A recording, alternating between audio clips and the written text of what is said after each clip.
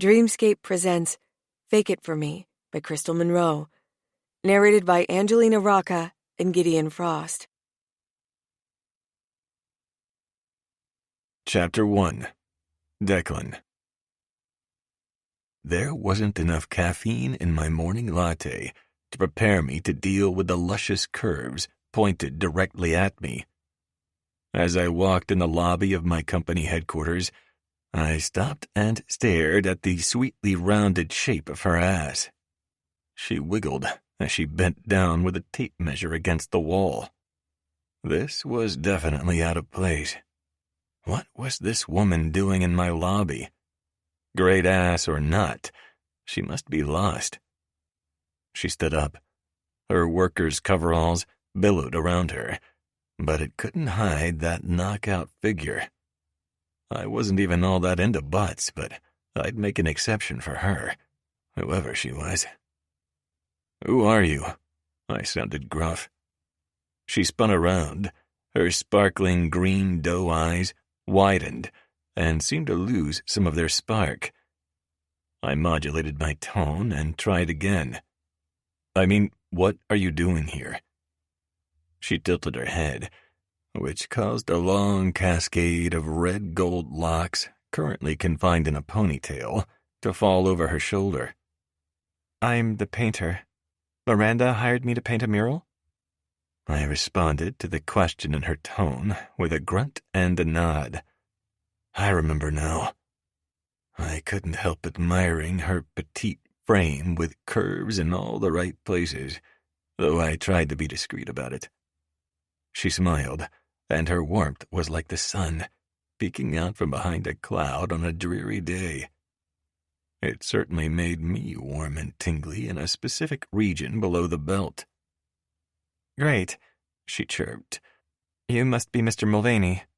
What kind of mural do you have in mind?"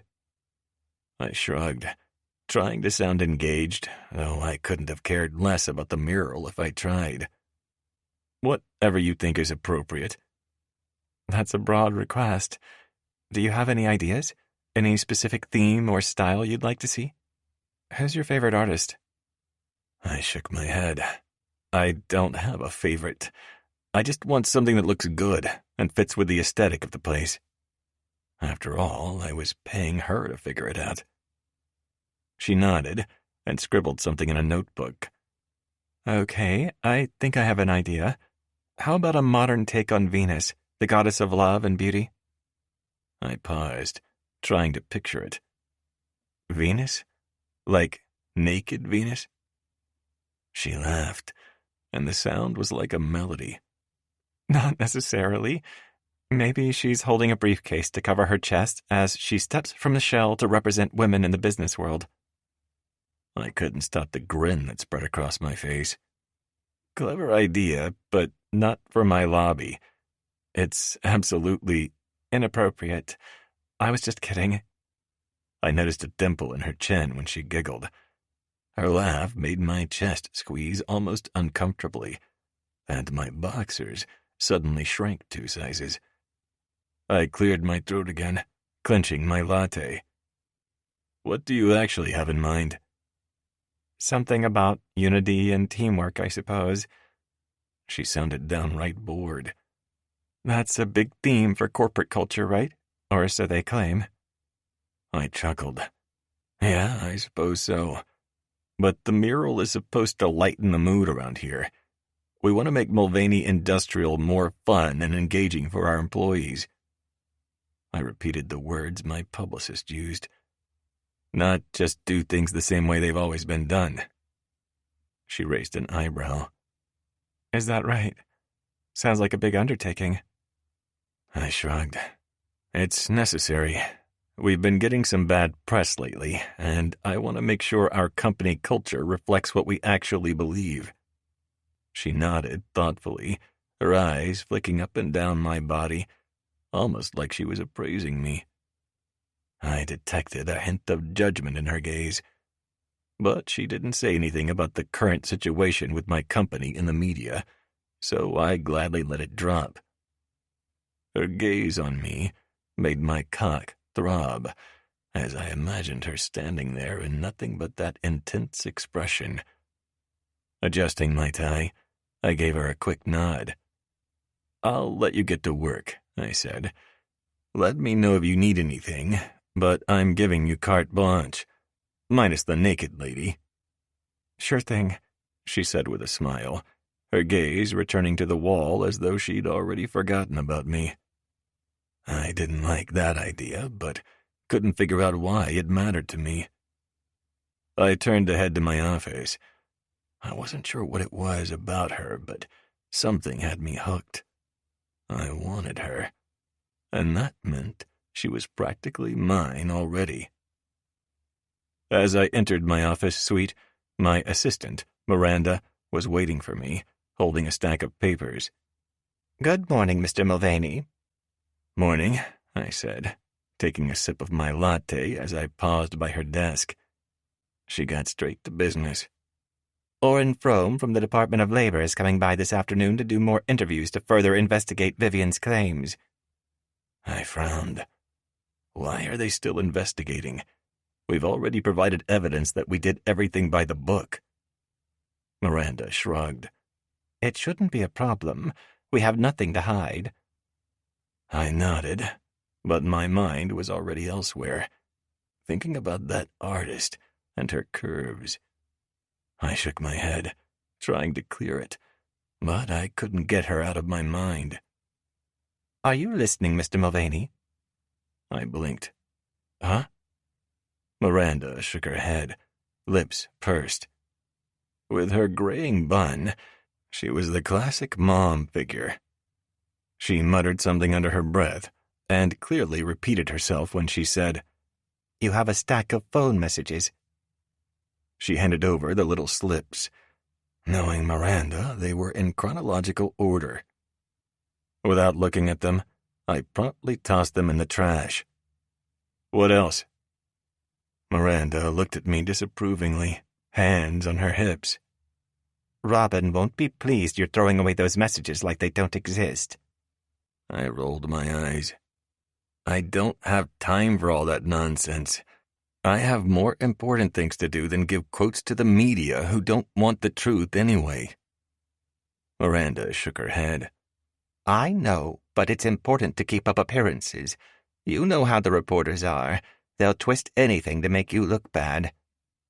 I snorted. It's too late for that. Vivian has already made me look bad, and every time I try to defend myself, they twist it to make me look worse. I pay Robin to be my PR manager, so she should manage those. I pointed to the trash. Miranda shook her head again, but didn't argue. She started sharing the morning reports, but I interrupted her. "Where'd you find the mural painter?" "Freya Clark?"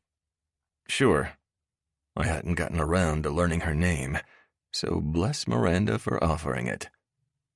With that muted red-gold hair, she seemed like a Freya. I wondered if she'd be a Valkyrie in bed.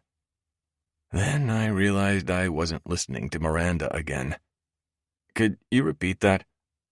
She sighed heavily with her brow scrunched. "I said I bought one of her paintings at a local festival, and it really moved me, despite its deceptive simplicity." Huh.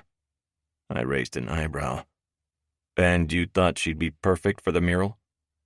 Miranda nodded. "I remembered her work and thought she'd be a great fit for what you want."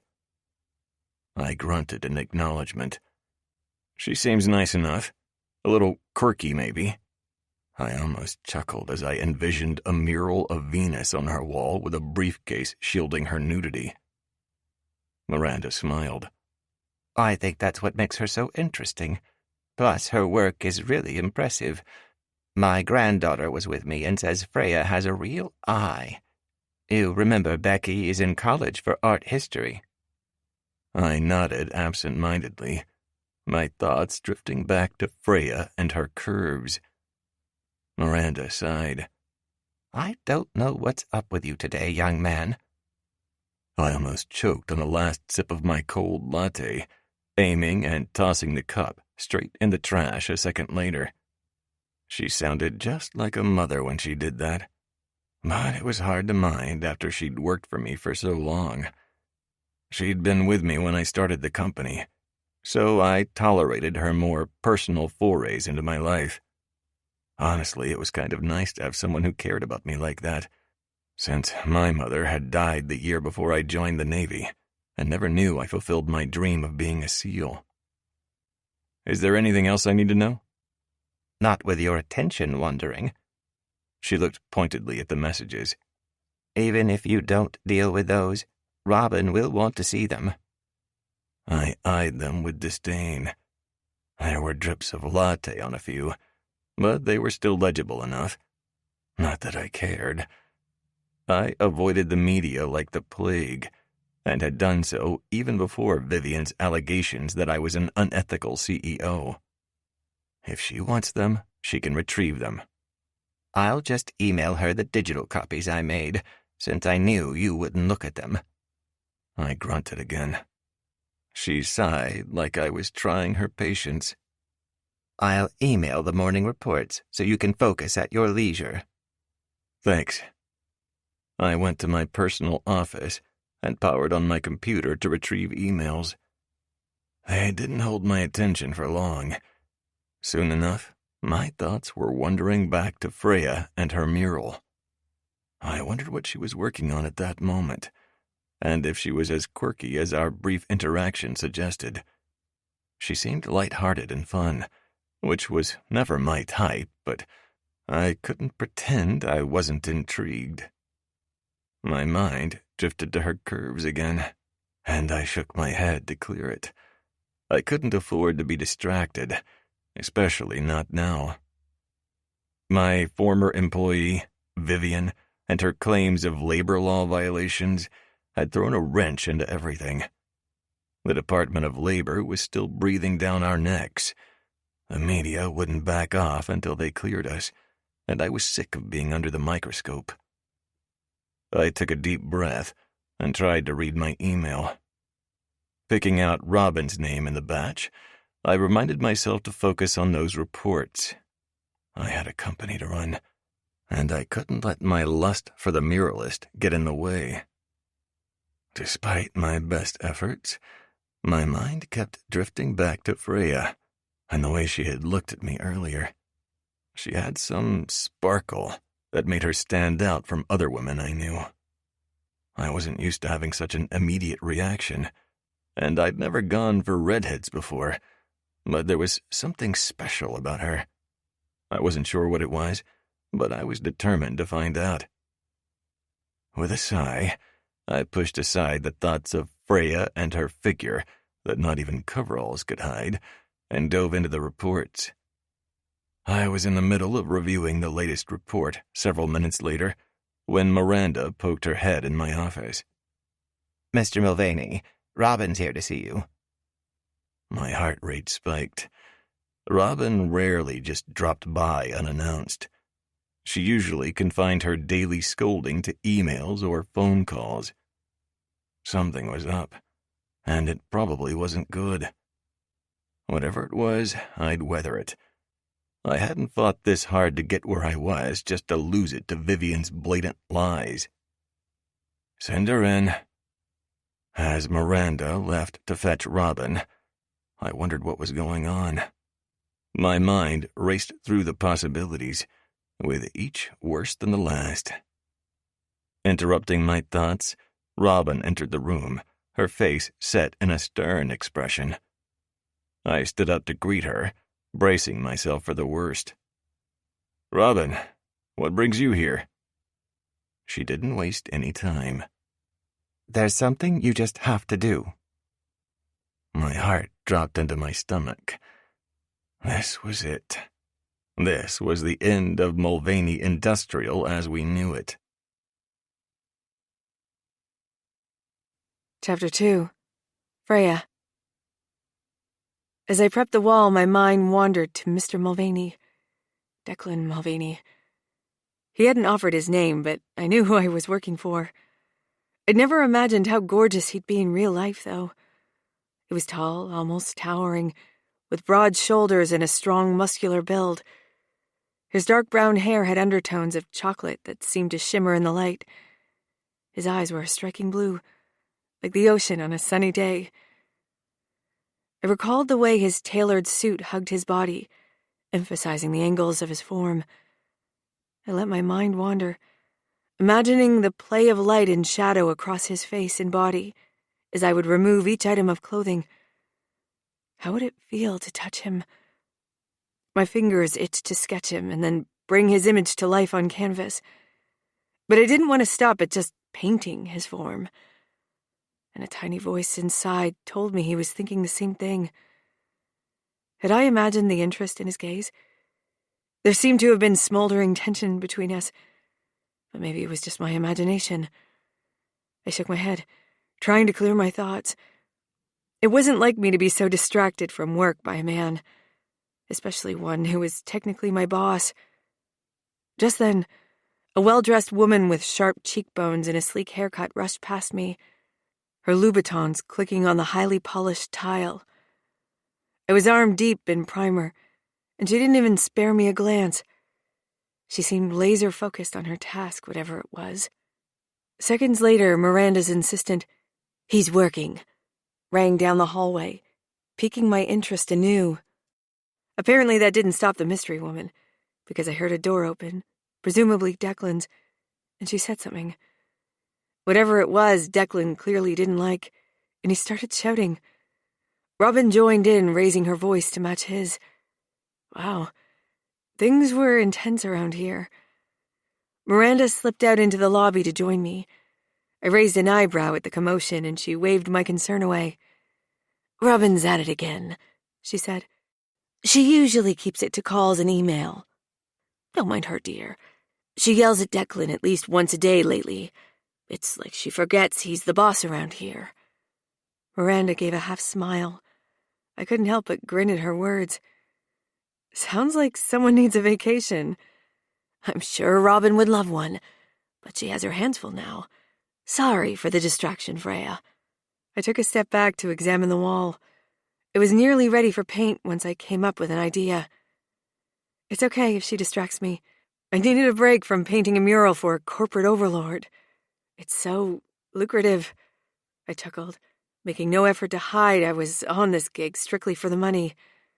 As an artist, it wasn't my dream job to paint a corporate lobby, but the idea of paying bills for another month was inspiration enough. Miranda laughed, taking a sip from her coffee mug. "You're a breath of fresh air around here. We can use that lately." My red-headed complexion easily gave away my blush, and I didn't know how to respond to the compliment. "So, Robin? Who is she?" It was none of my business, but I had a feeling Miranda wanted to indulge in a little gossip. So who was I to refuse? "Robin is the head of public relations. She's been with the company for a while, and let's just say she's not afraid to speak her mind." I nodded, intrigued. She sounds like a force to be reckoned with. Miranda laughed. "You have no idea. But Declan's as stubborn as she is. It's a wonder they ever compromise on anything. But enough about that. How's the prep work coming along?" I looked to survey my progress.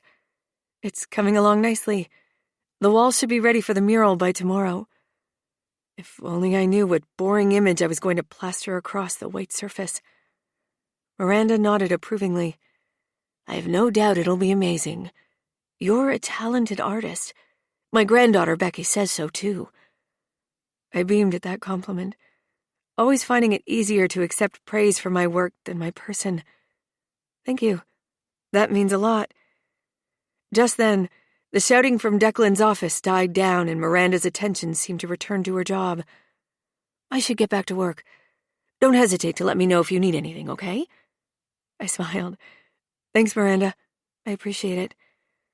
As she walked away, I couldn't help wondering about all the commotion in Declan's office.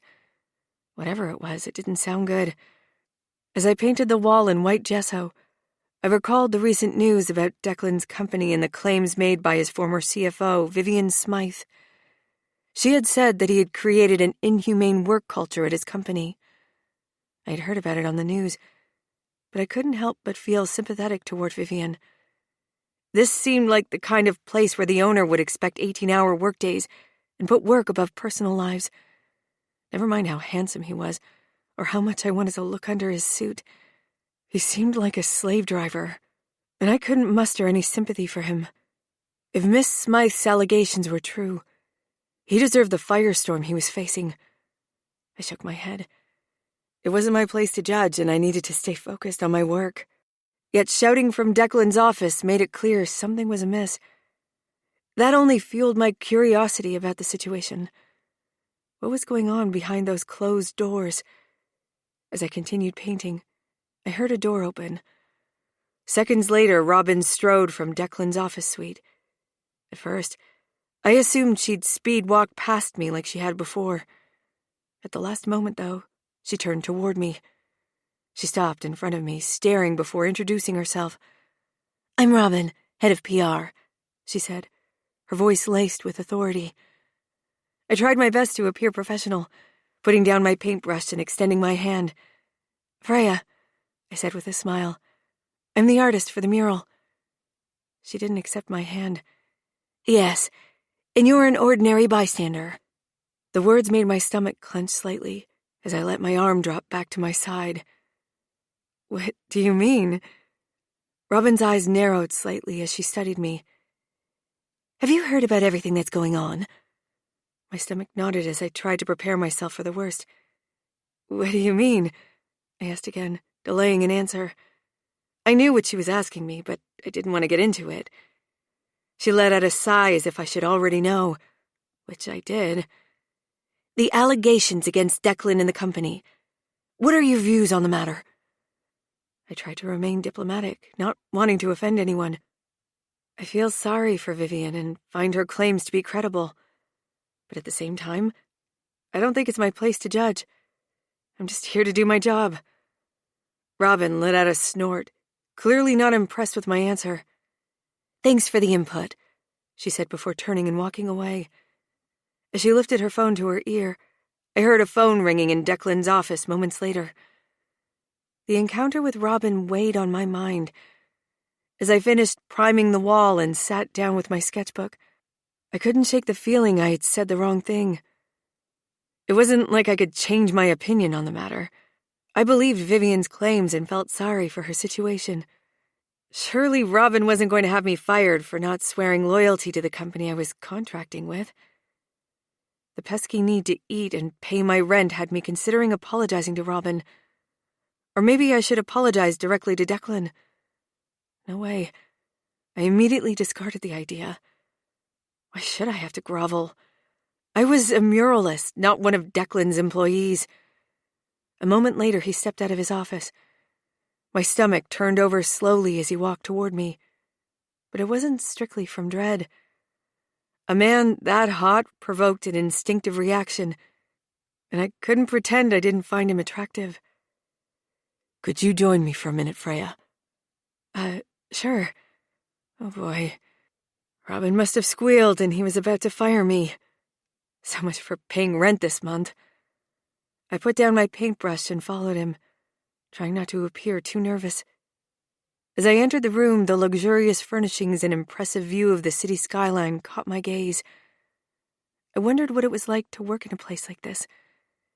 Maybe he put in 18-hour days because he couldn't bear to leave it. More likely, he was inspired by money. Nothing wrong with that. But money alone wasn't enough to satisfy me. I needed passion and creativity. I also needed to support myself. Painting corporate murals was a compromise that I was hoping would work for me. But I hadn't counted on my big mouth getting me fired the first day. Declan sat at his desk and motioned for me to take a seat across from him. "I have a problem. You might have heard about some of it?" I nodded slowly, preparing to get some kind of spiel about his innocence. I couldn't imagine why he'd care about my opinion, though. "Vivian claims we have a toxic work culture and emphasize work over life balance." "I've heard." I tried to remain non-committal. He grunted. "You and everyone else. It's affecting the company, and people have lost faith in both Mulvaney Industrial and me. They think I'm all about work and don't care about people under me. I looked down at my lap, squirming in my seat at his words. I wanted to be under him, badly. The thought was completely at odds with the topic, but I couldn't help imagining the feeling of his body on top of mine as I wrapped my legs around his hips. He was still talking, so I forced my attention back to him. The media has blown this up, and some investors are pulling out. Robin's insisting I need to show I'm a family man to repair my image. But I'm not about to get married and take it that far. He paused for a moment before continuing. But I do need to parade around a woman, and she thinks you'd be ideal. I was taken aback. What do you mean? I asked, confused. Declan let out a sigh. I need you to be my fake fiancé. It's just for appearances, but it'll help me repair my public image. He looked at me intently. I'm willing to offer you a large sum of money for your services. I sat in stunned silence, trying to process what he was asking me. Was he serious? You're joking, right? I asked, forcing a smile on my face. Very funny. I have to hand it to you. You have a very strange sense of humor. But you almost had me going for a moment there. He looked at me. I'm completely serious, Freya. I gulped. The sound of my name on his lips melted my insides. But why me? You just met me. Exactly. You have no connections with the company, outside of painting the mural. There's no bad press on you. No press on you at all. Your only internet presence is through your art. I blinked. You were scoping me out online? He shrugged. Of course. I have to make sure my fake fiancé is cut out for the job. I shook my head. This makes no sense. I'm sure you must have a ton of women who would be better suited. No, I don't. He eyed me. And I don't appreciate the insinuation. I slunk into my chair. Sorry. He sighed. It's Robin's idea anyway. She thought you'd be perfect for the job because you're not an ass-kisser. She knows I can't stand ass-kissers. Robin could tell that about me from talking to me for 2 minutes? He nodded. She's very good at reading people. No one would believe I was engaged to the type of woman who'd hang on to my every word. He leaned back in his chair, flicking his eyes over me. He looked amused. I have to hand it to Robin. Her instincts were spot on. I fidgeted, my mouth turning dry. This was crazy. He really thought I'd agree to some half-baked idea like this? I had to remind myself this was Declan, the powerful and wealthy CEO who seemed to get whatever he wanted. I had to turn down his offer. I'm sorry, but I don't think I'm the right person for the job. Declan leaned forward in his chair, his gaze intense. Think about it. This could be a life-changing opportunity for you.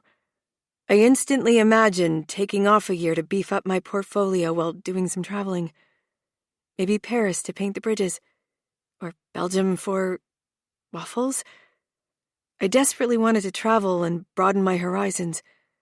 The possibilities were endless. And all I had to do was pretend to be this man's fiancé. It was like he read my mind. With the money I'm offering, you could take time to work on building up a larger portfolio. You could have your pick of any project you want after that. No more boring corporate murals. I couldn't deny the offer was tempting. The thought of having more time to focus on my art was appealing. But could I really go through with it? Could I pretend to be someone's fiancé for the sake of appearances? It would mean spending a lot of time with Declan, and he was already sex personified. If I wasn't imagining the spark between us, accepting his proposal might put me right in his bed. I couldn't decide if that was a pro or a con. Declan must have sensed my hesitation. You can still work on the mural, of course. This wouldn't interfere with that. I thought about it for a moment before finally nodding. Okay, I'll do it. Declan seemed astonished by my agreement, but he quickly recovered. Great. We'll have our first public appearance tonight. I'll take you out to dinner at a nice restaurant. So make sure you look the part. He handed me a credit card. Use this to buy whatever you need. I took the card and stood up, feeling a bit dazed. Okay, I muttered. What had I done? I walked out of his office and past Miranda, who called to me, but I couldn't answer. Leaving their office suite, I paused in the lobby long enough to clean up, deciding I was done for the day. I stashed my supplies in the storeroom Miranda had pointed out to me and changed my clothes in the bathroom. Outside on the sidewalk, the sunlight blinded me. Heading toward the stores where I'd find something appropriate to wear, I texted my best friend. Freya. Hey, wanna go shopping? Lenny. Girl, I can't afford to pay attention. Freya. This shopping trip is for a nice dress. Could totally use your fabulous eye. Lenny. Why do you need a dress? I could practically hear the shock in his voice, even through text. I didn't usually wear anything that wasn't comfortable and practical. After a brief hesitation, I texted a reply I knew would make him come running to hear all the details. Freya, I just got engaged. Chapter 3. Declan. Miranda had made reservations at a trendy restaurant in downtown L.A., currently getting a lot of attention. Several celebrities had been spotted there recently. It was the perfect place to debut our engagement. The moment I found out she'd made the reservation, I needed to get something special for Freya. Leaving work early, I noticed Freya was gone too. I walked down the block to a jewelry store I'd seen in passing but hadn't entered. Rochi's had an elegant air, and the atmosphere suggested you leave if you didn't plan to spend a lot of money. A clerk immediately approached me, but I watched another clerk eyeing a potential customer who'd entered before me, her nose curling faintly. She must have finally decided to help and approached. I didn't like the pretension, but I needed to get a ring quickly. The clerk was fawning and showed me a vast selection. I wasn't used to being indecisive, but I had no idea what to get Freya. I spent a surprising amount of time staring at the cold diamonds, trying to visualize one on her hand. None seemed to be just right. These aren't her, I said with a hint of frustration. Is your fiancée more unconventional? Asked the clerk. She's an artist. He made a sound of acknowledgement and went to a different case. When he returned this time, he had far fewer selections, but they were all unique and stunning. None of them seemed cold or formal like the diamond solitaires. It was strange that I was thinking so much about what kind of person Freya was and what would look nice on her. Why was she on my mind so much? We weren't really getting engaged, yet I wanted something she'd like. In the end, I went with an unusual asymmetrical pink sapphire surrounded by diamond chips. It was unique, just like her. When I arrived at her apartment, I was a little concerned about the neighborhood, for her sake. It was rougher than I'd anticipated. I immediately told the driver to be vigilant as I got out to meet her. I didn't want anything happening to her on my watch. Old seal instincts surfaced, making me alert for danger. As Freya came down the stairs, my concern immediately diminished. I couldn't think about anything except her. She wore a stunning little black dress that hugged her curves in all the right places. Her hair was styled in loose waves that fell perfectly around her shoulders, save for the front section, pulled back with a clip, and her makeup accentuated her features. She looked nervous, but she had no reason to be.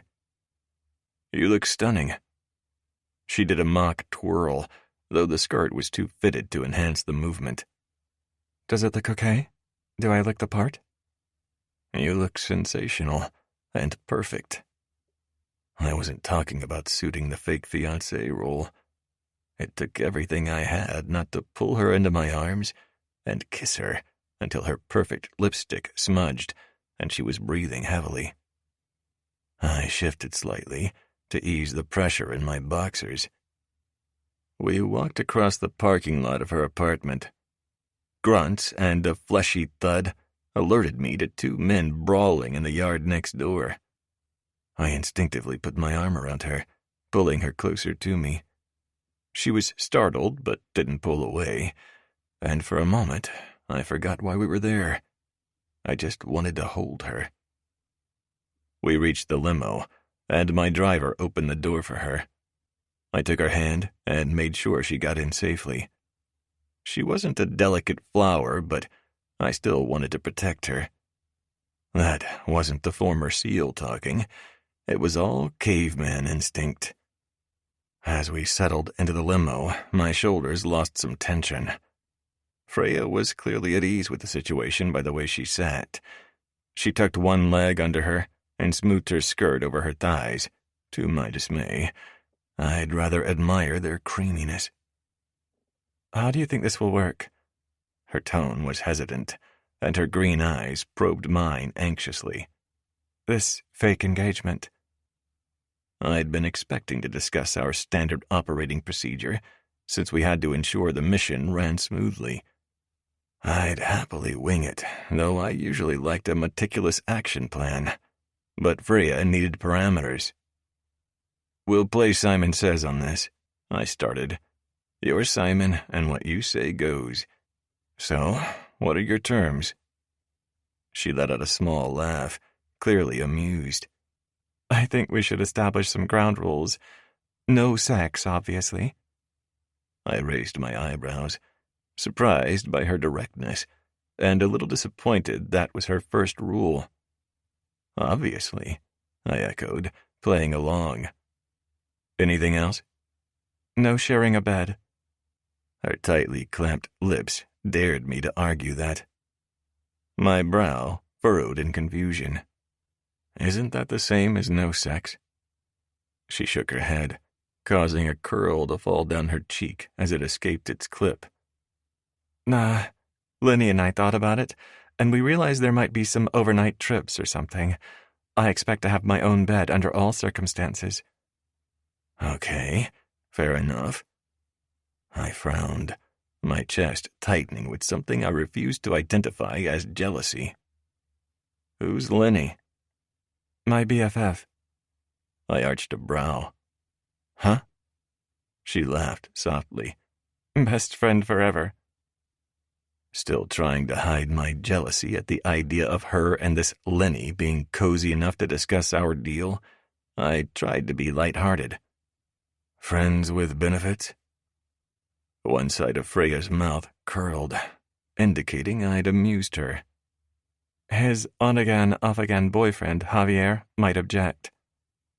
I let out a loud sigh of relief, which made me wince.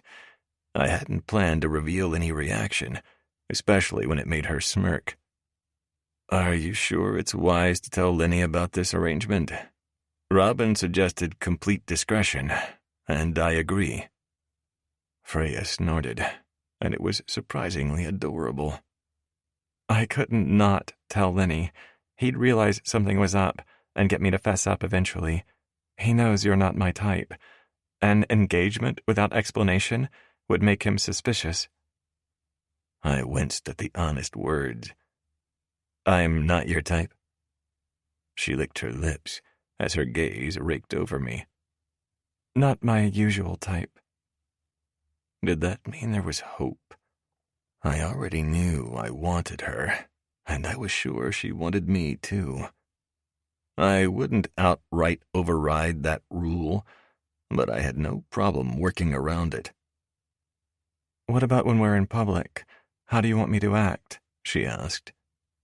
"Pretend you like me."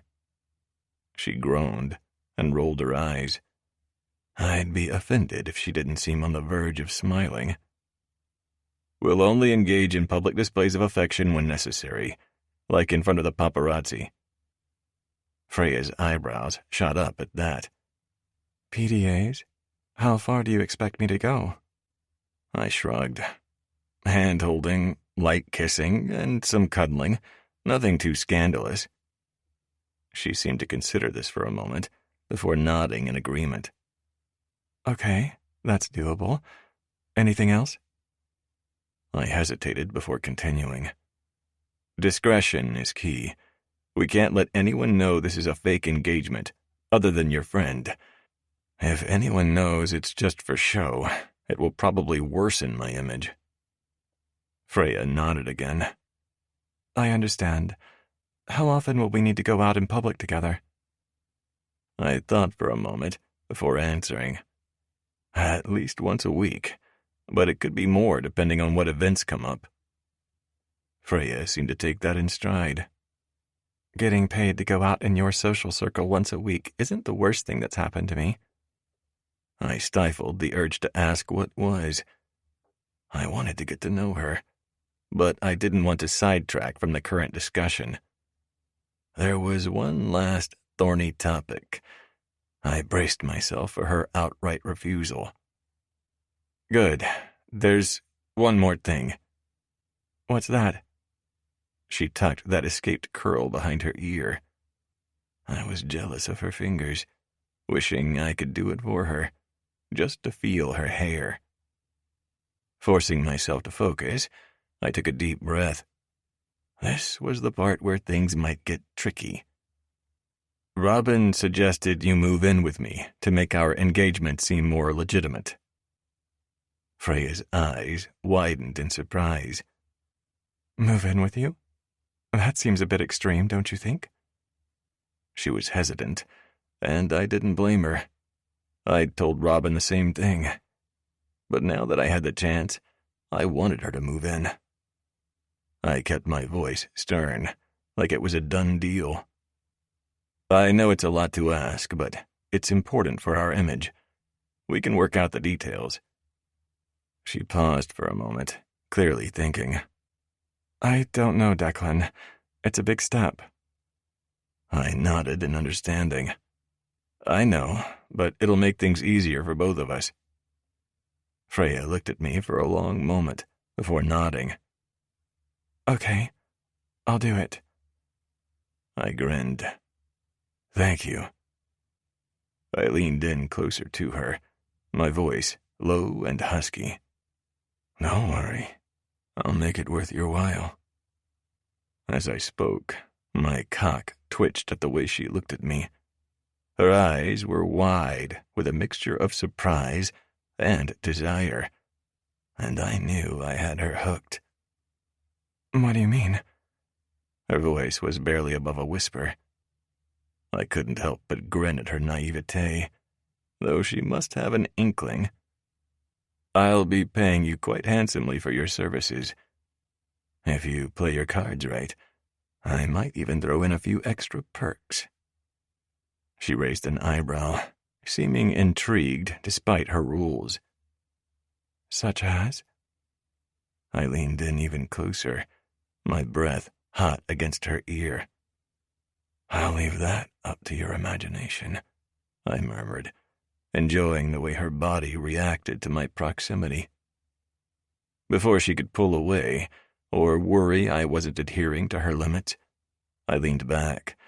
I reached into my pocket and pulled out the jewelry box, holding it out to her. Before we go in, I have something for you. Freya's eyes widened as she took the box. She opened it slowly, revealing the pink sapphire surrounded by diamond chips. Oh my gosh. Her voice was breathy as she stared at the ring. I hope you like it. I inadvertently held my breath until she smiled up at me. It's beautiful. She slid the ring under her finger. It was a perfect fit. It's something I'd pick for myself. She seemed reluctant to make the admission as she eyed me for a long moment. She was probably trying to figure out how I'd known her tastes. We arrived at the restaurant moments later, and it was as trendy and bustling as I'd expected. As we got out of the car, I made sure to hold Freya's hand, not just for the sake of the cameras, but because I wanted to. I wanted to be close to her, even if it was just for show. There was a small group of paparazzi gathered outside. I pulled her closer and placed a light kiss on her lips. She pulled away subtly, looking confused. Why'd you do that? I nodded at the paparazzi, who were surging toward us. We have to sell this, remember? It was necessary. Freya rolled her eyes, but I could see a small smile tugging at the corners of her mouth. It disappeared a moment later when one of the paparazzi thrust a microphone into her face, and lights flashed around us. "Who are you?" demanded the pushy paparazzi. My hackles rose, and I stepped forward to shield her. That protective instinct roared to life. I was supposed to be playing a role, but it felt real. I clenched my hands into fists when he refused to back off, about to punch his nose into his toes. Fake or not, no one invaded my fiancé's personal space. Chapter 4. Freya. When the paparazzi pressed in, my throat closed and my stomach churned. I didn't like having them so close, and I panicked. If I had to deal with this all the time, I wouldn't be able to handle our arrangement. I looked to Declan for help, and he stepped forward, shielding me from the paparazzi's intrusive questions. His shoulders were taut, and his stance suggested he was barely holding on to his control. For a moment, I forgot we were supposed to be playing a role. The paparazzi refused to back off, and I could see Declan's anger. He seemed ready to punish the man still demanding to know about us. Having an altercation with a sleazy reporter wouldn't help his image. Pushing down my instinctive fear, I intervened, gently taking his arm and leading him inside the restaurant. Once we were seated, his shoulders relaxed, and his breathing calmed. The tension started to dissipate, and I wanted to help him forget about that. "Tell me more about your company. What do you do?" He leaned in, his voice low and husky. "I'm the CEO. We specialize in software development for industrial clients. We've a few big projects in the works." I raised an eyebrow, intrigued. "Sounds impressive. What kind of projects?" Declan grinned, clearly enjoying the conversation. "I'm afraid that's classified information. I can't give away all my secrets just yet." I laughed, enjoying his playful banter. "I'll have to pry it out of you later, then." He leaned back in his seat, his eyes twinkling with amusement. "You're welcome to try." "What's really going on with your company and Miss Smythe?" It was blunt, but I'd like to know everything. I really wanted to assure myself I hadn't agreed to help a genuine slave driver. It seemed hard to believe, even after just a brief acquaintance, but I knew people could hide their dark sides from strangers. Declan's expression turned serious at my question. To be honest, Vivian has always been a bit of a loose cannon. She's a savant with all kinds of numbers, but she could be difficult to work with at times. I tried to accommodate her as much as possible, but there were limits to what I could do. "And what about the allegations against your company?" He let out a heavy sigh.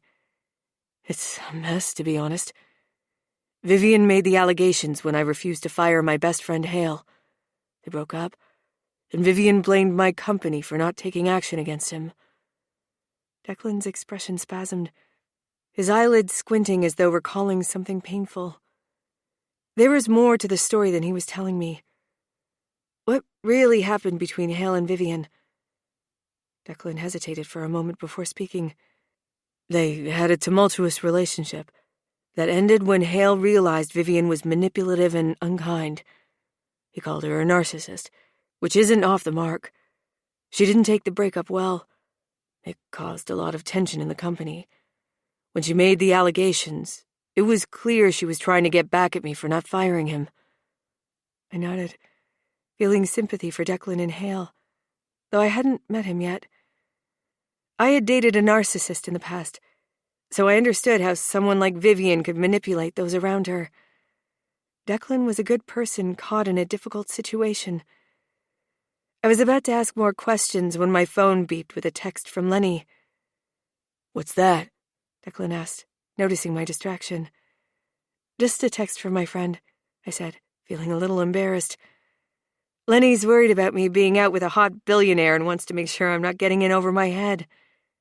Declan chuckled, clearly amused. "And are you?" I looked at him for a long moment, feeling a sense of attraction I couldn't deny. "Maybe a little." Declan leaned in, his eyes darkening with desire. "Good." His lips hovered dangerously close to mine. "Because I haven't even started with you yet." To distract myself from the intensity in his eyes and the sudden hardness of my nipples pressing against the fabric of my dress, I scanned the restaurant. I took in the decor and the people around us. That's when I noticed a famous actor sitting at a nearby table. I nudged Declan, trying to act nonchalant. "Isn't that—" I trailed off, not wanting to be too obvious. Declan followed my gaze and let out a low whistle. "Yep, that's him. Looks like we're dining with the stars tonight." I was a little starstruck as I watched the actor enjoy his meal. It was surreal to be in the same room as someone so famous, and I couldn't resist the urge to sneak a few glances in his direction. Declan caught me looking and grinned. "Don't worry, Freya. We'll have our own celebrity status soon enough. You're about to be famous, and I'm already infamous." His tone was rich with sarcasm, but he didn't seem bitter. I laughed. "I don't know about that. I think I'm better suited for a behind-the-scenes role." He reached across the table, taking my hand. "Or an under-the-table one?" He winked, but his voice was husky. The warmth of his hand made my heart skip a beat, and the image he put in my mind made my panties damp. I couldn't tell if he was serious.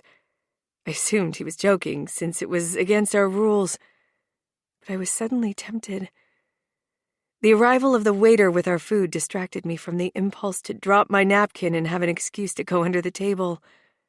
We dug in, savoring each bite. It was clear Declan was used to this kind of lifestyle, but he didn't make me feel out of place. He was charming and funny, and I enjoyed his company. After we finished our meal, he paid the bill before we headed outside. The paparazzi were waiting to accost us, and I stiffened. Unpleasant tingles shot down my spine as the panic I'd experienced before tried to overtake me once more. The same pushy pap was in my face again. He demanded to know who I was, and what my opinion was on Declan's work ethic. I slanted a glance at Declan, who seemed more in control this time. He moved me along, whispering, "I'm going to let them stop us for a moment. Feel free to answer some of their questions."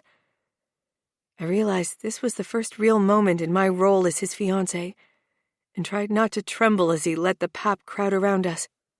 I looked at the nearest paparazzi when he shoved a mic in my face. At least this was a different one than the first abrasive jerk. "Who are you, and what's your opinion of the claims against Mr. Mulvaney?" I didn't give him my name, or who I supposedly was to Declan. Instead, I focused on the second question, letting my brain compose a natural-sounding reply. Declan is reevaluating his priorities and realizes he hasn't always promoted the healthiest work environment, I said with firm conviction. I want to thank Vivian for bringing that to his attention. Declan's hand on my back urged me forward and away from them, as the paparazzi continued to snap pictures and shout questions. It wasn't until one of them noticed my ring that things started to really get chaotic. "Are you engaged? Do you love Mr. Mulvaney? He puts his work first over people." "What's your name?" The questions rushed over me like a river, and I tuned them out. Declan took my hand and pulled me toward the car, also ignoring the paparazzi's questions while we climbed inside. As we drove away, confusion hit me. "Why didn't you announce the engagement?" I asked, turning to face him. "It would have been the perfect time." Declan shrugged. "I think it's best to leave them guessing for a bit. I'm not known for cooperating with the media." I nodded. feeling slightly relieved. I wasn't sure I was ready for the onslaught of attention that would come with announcing our engagement. If that small taste was a sample of what was coming. A deal was a deal, though. After getting to know Declan better, I couldn't renege even if the pap scared me. My phone buzzed and I looked at the message from Lenny. Lenny, are you dead? Did the billionaire kidnap and kill you? Freya, no, I told you he wouldn't. It'd be bad for his image. Lenny, crying laugh emoji. Has he ravished you yet? I slanted a glance at Declan, who couldn't read my phone. He was watching me, and the heat in his gaze sent pulses through my core. Freya, no. I told him no sex, but... Lenny, question mark, question mark, question mark. Freya, I think I've changed my mind. Chapter 5. Declan. She'd handled the ghouls gracefully, and with sincere charm. I was proud of her, and wanted to kiss her. If she hadn't been texting, I might have done just that. The intercom beeped, and I pressed the button. Yes, Richard? There are a few pap cars and a van following us, Mr. Mulvaney. I released the intercom button for a moment. Richard's warning had caught Freya's attention, and she put away her phone.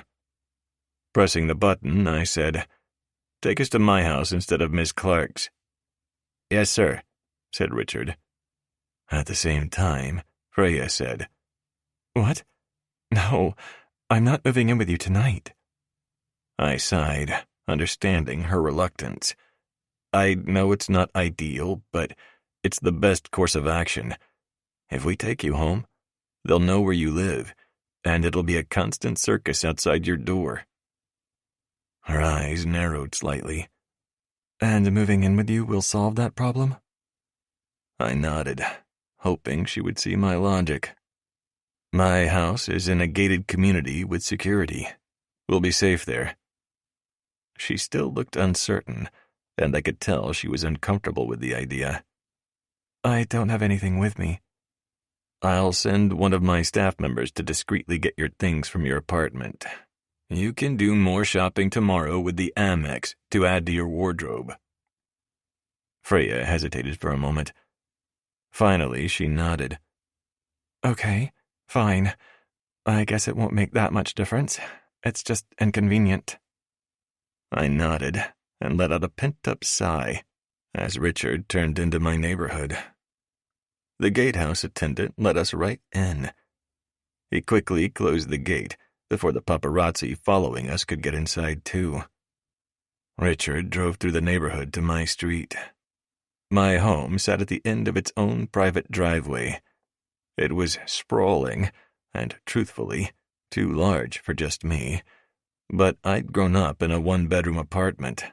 I'd lived with my parents and brother, sharing the fold-out sofa with him. When I had the money, I'd ensured I had ample space. As we got out of the car, I saw a few of the paparazzi cars lingering in the distance. The gate kept them out. "Don't worry," I whispered to Freya, taking her hand. "I've got you." She nodded absently, but didn't seem to be staring at the pop. Instead, her mouth was open slightly as she evaluated my house. It's gorgeous. She beamed at me. When you said gated community, I imagined it would be a McMansion, but this feels classic and timeless. I grinned, happy to upset her expectations of me living in a soulless dwelling. It's an older house that's been fully restored. It used to belong to a Hollywood director who had it built for his new bride in the 40s. How romantic. Taking her hand, surprised when she didn't pull away, I led her inside. I let out a sigh of relief as we passed into the safety of my home. It wasn't ideal, but it was necessary for our plan to work. As much as I hated to admit it, having Freya here with me felt surprisingly right. Don't get too misty-eyed. She ended up leaving him for another actor. He sold the house and never set foot in it again. Her eyes widened, and she gave me a sour look. Way to spoil the romance. I laughed and led her upstairs, finally making myself let go of her hand. We got to the guest room closest to my room. I tried to pretend I chose it at random, but I liked the idea of having her just across the hall. Here you go. It's not the presidential suite, but it's comfortable enough. Freya nodded, looking around the room. It's perfect. Thank you, Declan. I smiled. I'll leave you to get settled, and send someone to retrieve items from your apartment. Thanks. Her gaze remained on me until I exited her room and walked across the hallway to my own. I entered, kicked off my shoes, and started undressing. I took off the dinner jacket and tie, along with a cufflink. I was removing the second one when I remembered I wanted to talk to her about the paparazzi. Still fiddling with the cufflink, I walked back to her room and knocked before entering. I didn't wait for her to invite me in, and as I looked up from fastening the cufflink, my mouth went dry. Freya was standing in front of me, completely naked. Her ass was as glorious as I'd imagined. I got to fully appreciate it, since her back was to me as she rummaged through her bag. I froze, unsure what to do or say that wouldn't scare her. Her skin looked like porcelain in the dim light of the room. The curve of her back and the gentle slope of her hips drew my gaze. I swallowed hard, trying to keep my composure. After what felt like an eternity, she turned around, her eyes widening as she saw me. Declan, what are you doing here? I wanted to remind you not to talk to the paparazzi without consulting me first. My voice was a hoarse whisper. I can see you're busy. I'll just leave you to it. I told my feet to turn around and depart, but they had a mind of their own. I realized I was walking toward her instead of away. She was frozen, holding a towel to her front. She must have been about to shower and needed something from the room. My logical mind processed that, but most of my blood was going to the wrong head. I couldn't make myself stop or turn around. It was like being in a trance. She stared at me for a moment, but she didn't say anything. I would have left if she asked me to, but she just waited for me to reach her. When I stood before her, I pulled her into my arms. She didn't resist. Her green eyes were wide, looking both wary and full of desire. We said no sex. We did. We agreed we weren't going to do this. She spoke the words with no heat, like she was reminding herself instead of me. Yes. I lowered my head, giving her a second to pull back. When she didn't, I claimed her lips in a deep kiss and pulled her naked body against me. She moaned into my mouth, her hands roaming over my chest and up to my neck, pulling me closer.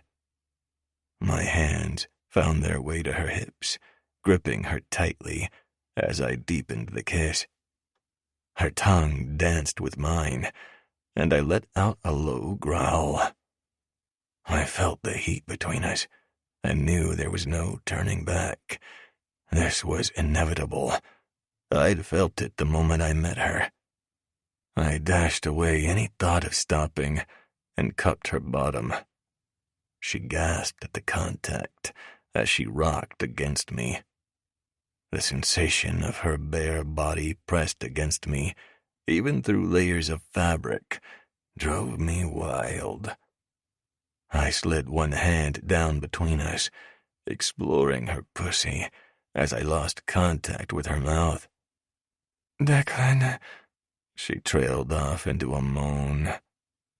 So wet. I pressed 2 fingers against her clit before flicking lightly. Seeing the desire in her gaze and flush in her cheeks made me want more. I wanted to own her pleasure, and mine seemed not nearly as important right then. I pressed a little harder while rubbing in a circle. My touch elicited another gasp from Freya, followed by a soft moan as I stroked and teased her clit. She writhed in my arms, a beautiful sensation that urged me on.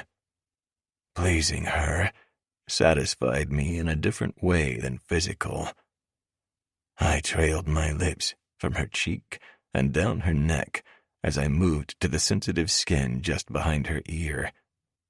I nipped at it, making her shiver in my arms. I let go of her ass, though I wanted to cradle it forever. Her breasts tempted me, so I moved my hands there. I teased her nipples with my thumbs. She arched into my touch, letting out a soft whimper. Those sounds of enjoyment made me grunt. I canted my hips, needing sweet friction. She was driving me crazy. I couldn't think straight. All I wanted was to be inside her. The strong desperation was new to me. I didn't know if I liked it, but I didn't fight it. I ran my hand down her back, caressing and exploring every inch of her body. Her breathing grew heavy as our movements became more urgent and passionate. My fingers teased and pressed against her clit until I pulled back as she trembled. I'm almost there. She was glaring at me. I laughed. I know. When her gaze narrowed and she looked angrier, I said, I want you to come. On my tongue, not my fingers. Her cheeks bloomed with fresh pink, and she blinked. Oh, I repeated in gentle mocking. No objections? no. That breathy whisper undid the rest of my restraint. I picked up Freya and carried her to the bed. She lay sprawled before me, legs open, and her pussy glistened with need. My mouth watered, and I couldn't hold out. I kissed my way down her chest, stopping to take a nipple into my mouth. I sucked and nipped at it, making her moan and writhe under me. Each time she responded, I gave her more. It felt like I was worshipping her. I repeated the action with her other breast, and then moved down her stomach, kissing and licking as I went. When I reached the apex of her thighs, I looked up at her. She was flushed, her breathing shallow. Can I asked, not wanting to push her too far. May I? She corrected with a grin. She was clearly struggling to speak to do so. Her breath was a series of shallow pants. You may. With a grin, I lowered my head, parting her folds with my tongue. She tasted sweet and salty, and I couldn't get enough. I flicked my tongue over her clit, making her cry out. I continued to tease her, alternating between licking and sucking. She was writhing and moaning uncontrollably. Her clenching thighs and shaking muscles told me her orgasm was close. I continued to drive her wild with my tongue, stroking around the slick nub. When I drew it into my mouth and sucked lightly, Her belly quivered. She let go, shuddering against me in pure ecstasy. She came hard, her whole body shaking with the force of it. I stayed with her, lapping up her juices and giving her time to come down from her high. Chapter 6. Freya. It seemed like forever before I remembered where I was. It felt so good, floating in that dreamy aftermath that followed an amazing orgasm. Not that I'd had much experience with amazing orgasms unless from a toy. Declan was the first man to ever make me come like that. I'd had shallow climaxes with other partners, but nothing like the one his mouth gave me. I couldn't wait to see what he could do with his dick. Smiling at him, I said, "You're wearing a lot of clothes for someone who wants to fuck me." He chuckled and stood up, discreetly wiping his mouth as he stripped off the rest of his clothes in record time. He was beautiful without them, and I admired his lean body. It wasn't just the artist in me. As a woman, I thought he was stunning. I was surprised to find scars when I looked closer. I figured he'd gotten them doing something ridiculously dangerous rich people did, like cliff diving, until I saw his tattoo. When I noticed the sealed trident on his bicep, my mind raced with questions. How long had he been in the service? What had he seen? What had he endured? I must have been staring too long. Declan cleared his throat, drawing my attention to the 2 scars on his chest. They were jagged and uneven, but they somehow only added to his rugged, handsome appeal. I got those in a particularly nasty op. "You were in the SEALs?"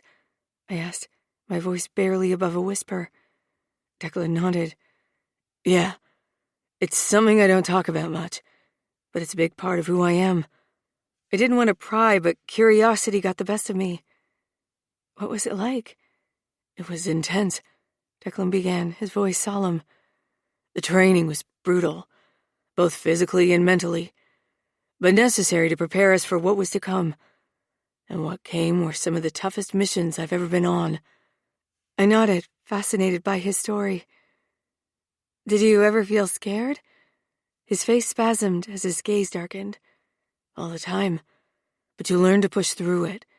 You trust your training and your team." Seeing the pride and pain etched into his features, I wanted to hold him. I can't imagine what that must have been like. It was a different world, but it's made me who I am today, and it's given me a deep appreciation for life and for the people I love. "I'm glad you made it back," I said, my voice barely above a whisper. I found myself even more drawn to him. The scars and tattoo only added to his attractiveness. His bravery and selflessness truly made him striking. I held out a hand. "Join me." He growled, and his cock jutted forward as though showing off. I licked my lips but was distracted when he lay down beside me. His hands moved to my hips, gripping them tightly as he lowered his mouth to mine. Our tongues intertwined, making my head spin. His hands moved to my ass and lifted me. I wrapped my thighs around his waist as he positioned himself between my legs, his tip teasing my entrance. I gasped as he entered me, inch by inch, until his complete length was inside me. I felt full and satisfied, with every nerve alive. He was huge compared to anyone before him. I was frozen for an instant, straining to accept his big cock. He moved slowly at first, rocking into me and letting me adjust to his size. Then, as the sensation inside me mounted, he began to increase the speed and intensity of his thrusts. I moaned when his movements created a deeper pleasure. Heat seared me, and my body tingled. My pussy clamped around him, trying to keep his cock, and my orgasm grew closer with each thrust. I clung to Declan as he thrust into me more deeply. His hips moved in a steady rhythm that had me panting and whining, almost begging for more. Waves of bliss radiated from my clit, and I dug my nails into his biceps. He moved his hands to my hips, gripping them tightly as he increased the intensity of his thrusts. I let out a whimper of protest when he suddenly withdrew, pulling away. "Don't you want to finish?" he grunted, holding me by the hips and easily flipping me over onto my stomach. 3 of his fingers plunged into my soaked pussy, making me gasp. "I want to make sure you can take me like this. I want to pound you hard. Are you okay with that?" His tone was gruff and full of need, but there was tenderness there, too. I had no fear as I nodded and rose on my knees, allowing him better access to my sheath. His cock pressed against my slick opening again a second later as he adjusted himself behind me. He thrust into me hard, and I shouted a wordless sound as pleasure shot through me. He was relentless, pounding into me over and over until I was on the edge of coming. I moaned as it crested, trembling and gasping beneath him. His thrusts became more urgent as he reached his own climax. Pulses of his cum filled me as he came. We stayed like that for a few moments before he finally pulled out and collapsed next to me. I curled up against his side, my head on his chest as we lay in silence. At some point, I must have dozed off because I woke with a startled jerk. I was glowing with satisfaction. But as I looked around the unfamiliar room, the reality of the situation hit me. I had slept with Declan Mulvaney. He wasn't my type at all, but the sex was fantastic. Declan rolled over and put an arm around me. "You okay?"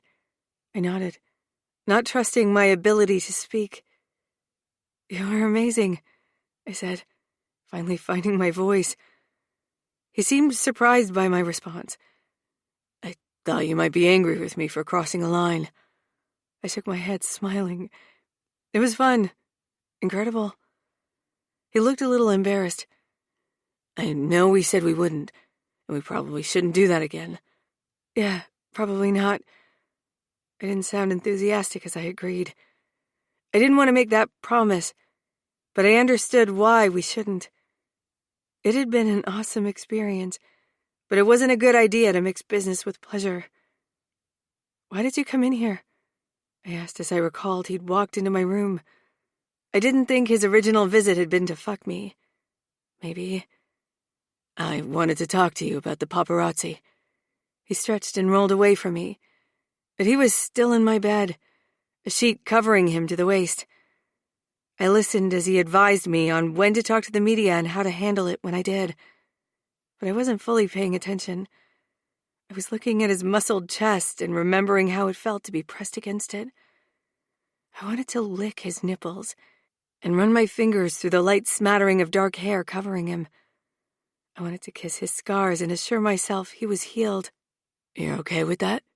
I blinked. "Huh? I mean, yeah, sure." He looked skeptical. I was hoping for a firmer commitment. My heart leaped into my throat. For a wild second, I thought he was suggesting making our engagement real. Even wilder was I considered saying yes.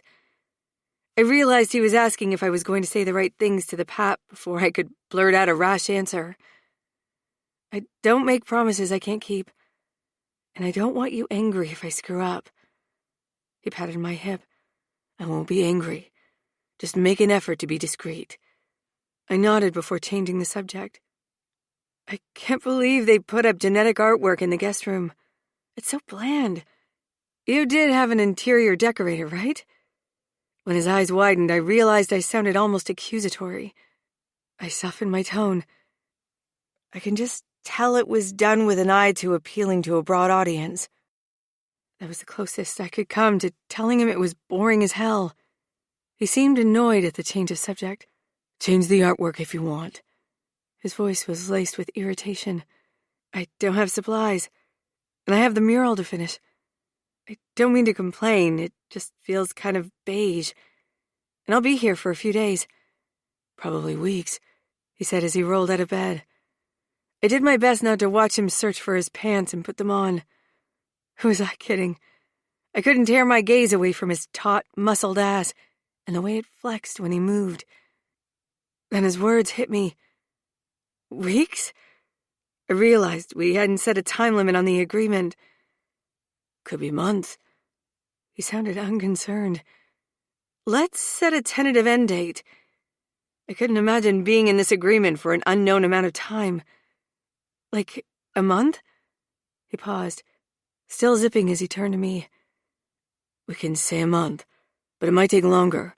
I'll pay more if it does. He seemed miffed. I frowned. I didn't ask for more.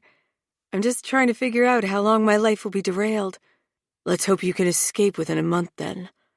He grabbed his shirt and sundries in one hand. Good night, Freya. Night, Declan. As he closed the door, I started to have a few more regrets.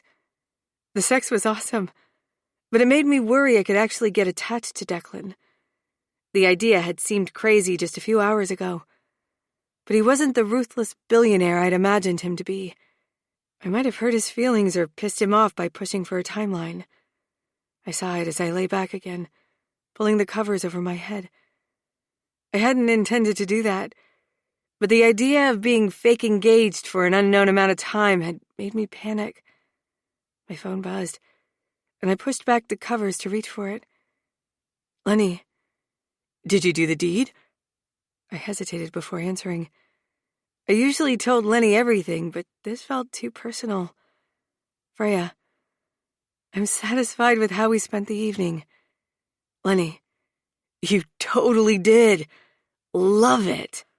I giggled and shook my head. Lenny, was it amazing?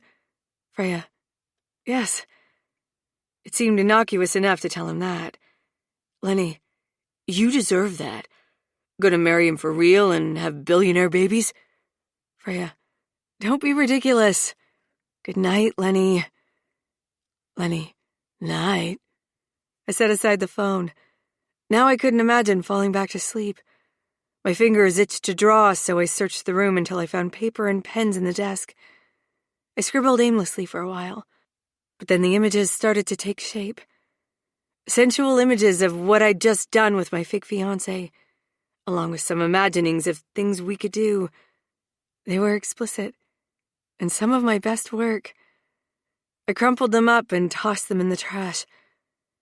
I didn't want to face him tomorrow and rehash what we'd done. I also didn't want to admit I was maybe getting attached already. What was I going to do? Chapter 7. Declan. I returned to my room after leaving Freya's, feeling a mix of emotions. Part of me was still reeling from the incredible sex. Another part of me was hurt by her insistence on setting a time limit for our fake engagement. It made me wonder if she was already looking for a way out. I couldn't help feeling a little angry at her. I was paying her a lot of money for what should be an easy job, and she was already pushing back. No, that was just my ego talking. I was the one who had pushed for this arrangement in the first place. I shouldn't get ticked off because she wanted to know when it would end. Not that I had a crystal ball to predict that. As I slid into bed, I was still disappointed. I'd hoped maybe there was something more than explosive chemistry between us. It seemed like Freya was more focused on the practicalities. I should admire that about her, since she was an artist. That probably wasn't normally in her wheelhouse. I shouldn't feel pissed that she wanted to bail already. I definitely shouldn't be wishing she was in bed beside me. By the next morning, I'd firmly decided what happened between us was a mistake. It was impulsive, and it could have dire consequences. Despite the incredible chemistry we shared, we barely knew each other.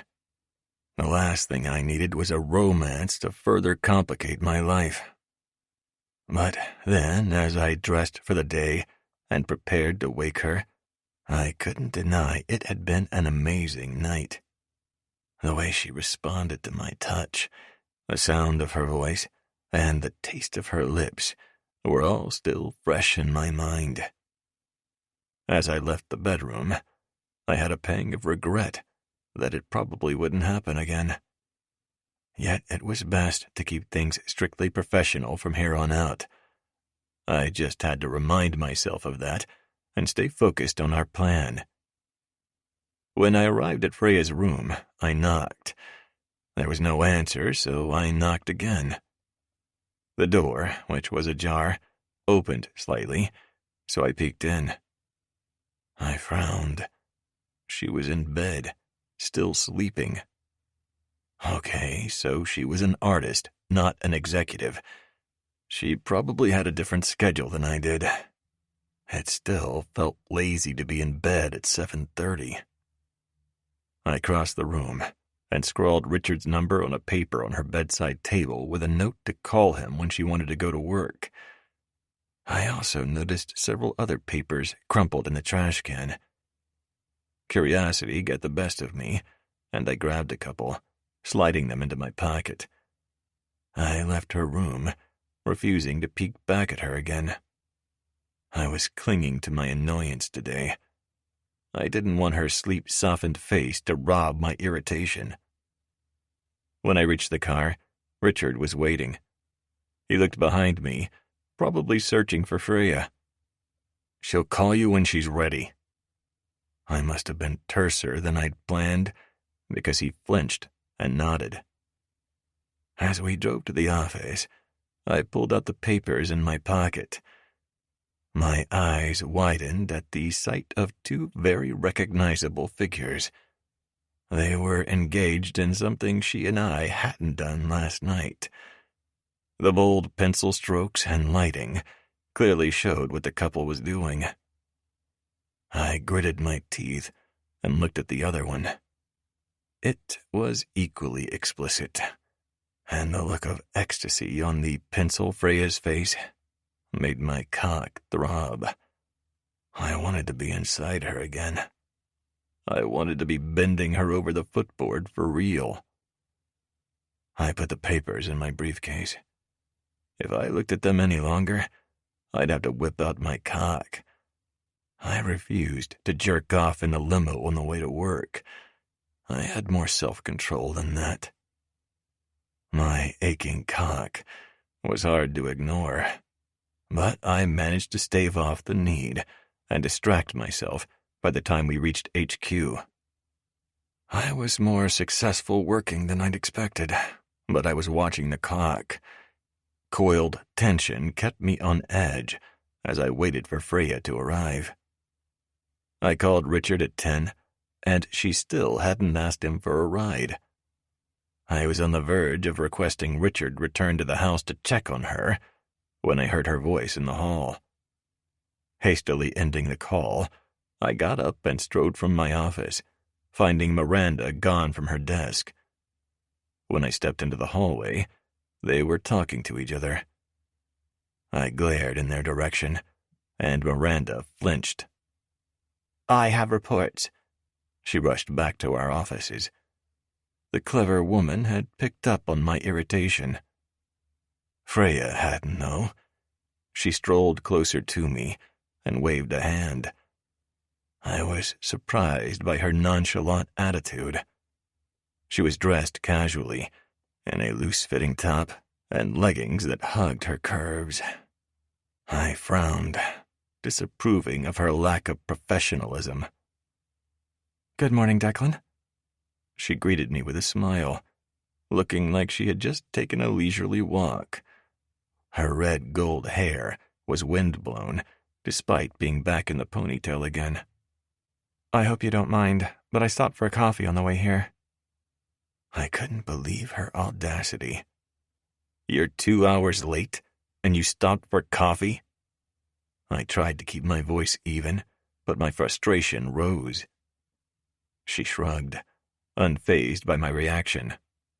"I woke up late, and I figured I could use the fresh air." She glanced at me. "I didn't know I had a schedule. I'm an independent contractor, remember?" I didn't answer. She was right, of course, but I'd had Miranda explain I wanted her to arrive at a reasonable hour. I watched her as she walked past me, heading toward her work area. She was so different from me, carefree and unconcerned about time management. How had I ended up spending the night with her? She wasn't my type at all. Even as I had the thought, a memory of her body against mine made my mind whirl. I quickly retreated to my office, not wanting to show my arousal to the world. I sat down at my desk, trying to focus on work, but my mind kept wandering back to Freya. Last night and today left me conflicted. On one hand, I was angry with her for being so irresponsible and carefree. On the other hand, I couldn't help being drawn to her. She was new and enticing. She lived so differently from me, but that made her more intriguing and infuriating. Miranda knocked and poked her head in the door, looking hesitant. Sorry to disturb you, but Mr. Stevens is on the phone. He wants to discuss the charity event. I nodded, grateful for the distraction. I'll take it in the conference room. I got up to go to the small conference room, where I could take the call without interruption. Miranda put it through the company line. As I listened to Mr. Stevens talk about the event Robin wanted me to attend, I found myself glancing out the wall of windows. If I craned my neck, I could see Freya in the hallway. She was talking to one of the maintenance workers. Her hands gestured animatedly at the blank wall. The man talking to her looked besotted and a little confused. The way he leaned into her space told me he was interested in her, not her artwork. I gnashed my teeth and let out a little growl. Mr. Stevens hesitated for a moment. I'm sorry, I didn't catch that. Decisively, I turned from the window to keep from staring at her. I was clearing my throat. Everything sounds good, and I'm glad you received Mulvaney Industrial's donation to the auction. Thanks, Mr. Mulvaney. We look forward to seeing you tonight. Moments after finishing the call, I allowed myself another peek at Freya. The maintenance worker was gone, which might have saved his job. I had the insane urge to fire him just for looking at her. She was putting paint on a large wooden pallet now. I watched her bend and pour. Sad the coveralls hid her shapely ass. I admired the way she moved, and how she seemed to be enjoying herself without a care in the world. I wondered if she was thinking about me. I quickly dismissed that idea. All it took was remembering her eagerness to put an end date on our arrangement. With a growl of frustration, I stormed from the conference room. Miranda gave me a wary glance as I strode past her. I slammed my door with unnecessary force and paced for a few minutes. My thoughts were in turmoil, but the worst part was, I couldn't decide why. What was I trying to work through? Why was I so angry? Was I secretly hurt? Of course not. That was ridiculous. I liked her, and the sex was incredible, but I wasn't getting attached. I refused to do something so foolish. I resolved to get back to work without thinking about her. That lasted for about 30 minutes, until I heard something that didn't belong. It took a moment to realize it was singing. With a frown, I pushed back from my chair and walked into Miranda's office. What's that? She's singing. I think it's an old Dolly Parton song. Miranda seemed unconcerned with the distraction. She has a nice voice. Huh. I grunted and walked back to my office. I tried to focus on work, but the sound of Freya's singing kept drifting in. It was distracting and irritating. Why did she have to sing? And why did it sound so damn good? I was still stewing over Freya's apparent lack of professionalism when Hale appeared at my office door, grinning like an idiot. What's so funny? I asked him, irritated. Word is, you're extra cranky today, my friend. I thought I'd save Miranda some annoyance and see if you want to talk. His expression darkened. Did Vivian find another way to make us miserable? I shook my head. No, it's not Vivian. It's this ridiculous deal I made with an artist to pretend to be engaged to me. I hadn't planned to share that with anyone, but fuck it. If Freya could tell her BFF, I could confide in my friend, too. Hale furrowed his brow in confusion. Engagement? What? How? I hesitated for a moment, but decided to tell him everything. A fake engagement. I hired an artist to pose as my fiancé to prove I'm a family man. Hale's eyes widened in surprise. Wow, Declan, that's something.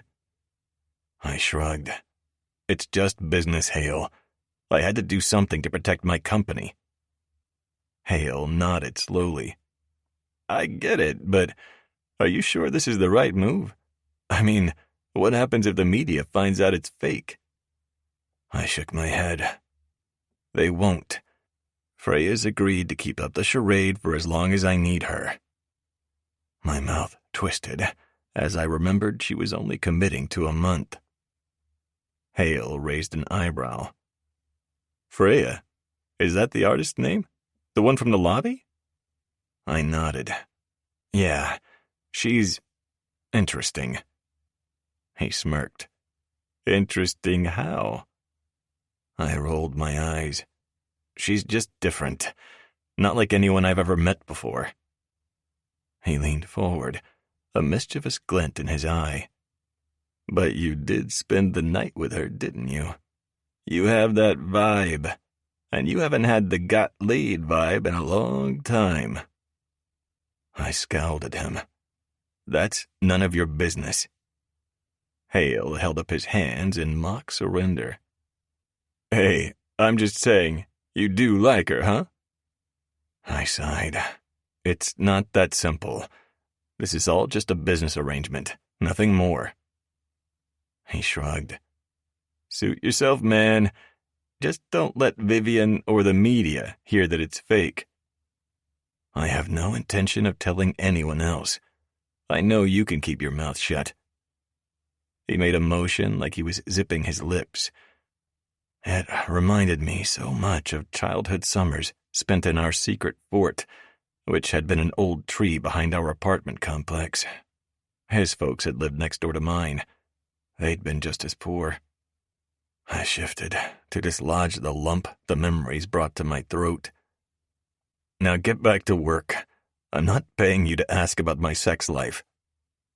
Good thing, or I'd be broke until now. He smirked and saluted me before heading on his way. I clenched my teeth when I heard him say to Miranda on his way out, He should be less cranky now. As the end of the day approached, I decided to call Freya in. Most of the employees had already left for the day, heeding my new rule not to linger after closing. Freya was still there, focused on her painting. I cleared my throat to get her attention. Freya, can you come into my office for a moment? She looked up, surprise etched on her face. Sure, Declan. I waited as she wiped her hands and followed me inside my office. Miranda had already left. I got straight to the point. There's a party tonight Robin wants us to attend. Freya looked at me skeptically. I can't leave the painting. I have a deadline. I raised an eyebrow, not buying her excuse. It's quitting time, Freya. Perhaps you should show up earlier next time. I could tell I had annoyed her, but I was annoyed with her, too. Could she really make everyone believe I'd fall for her?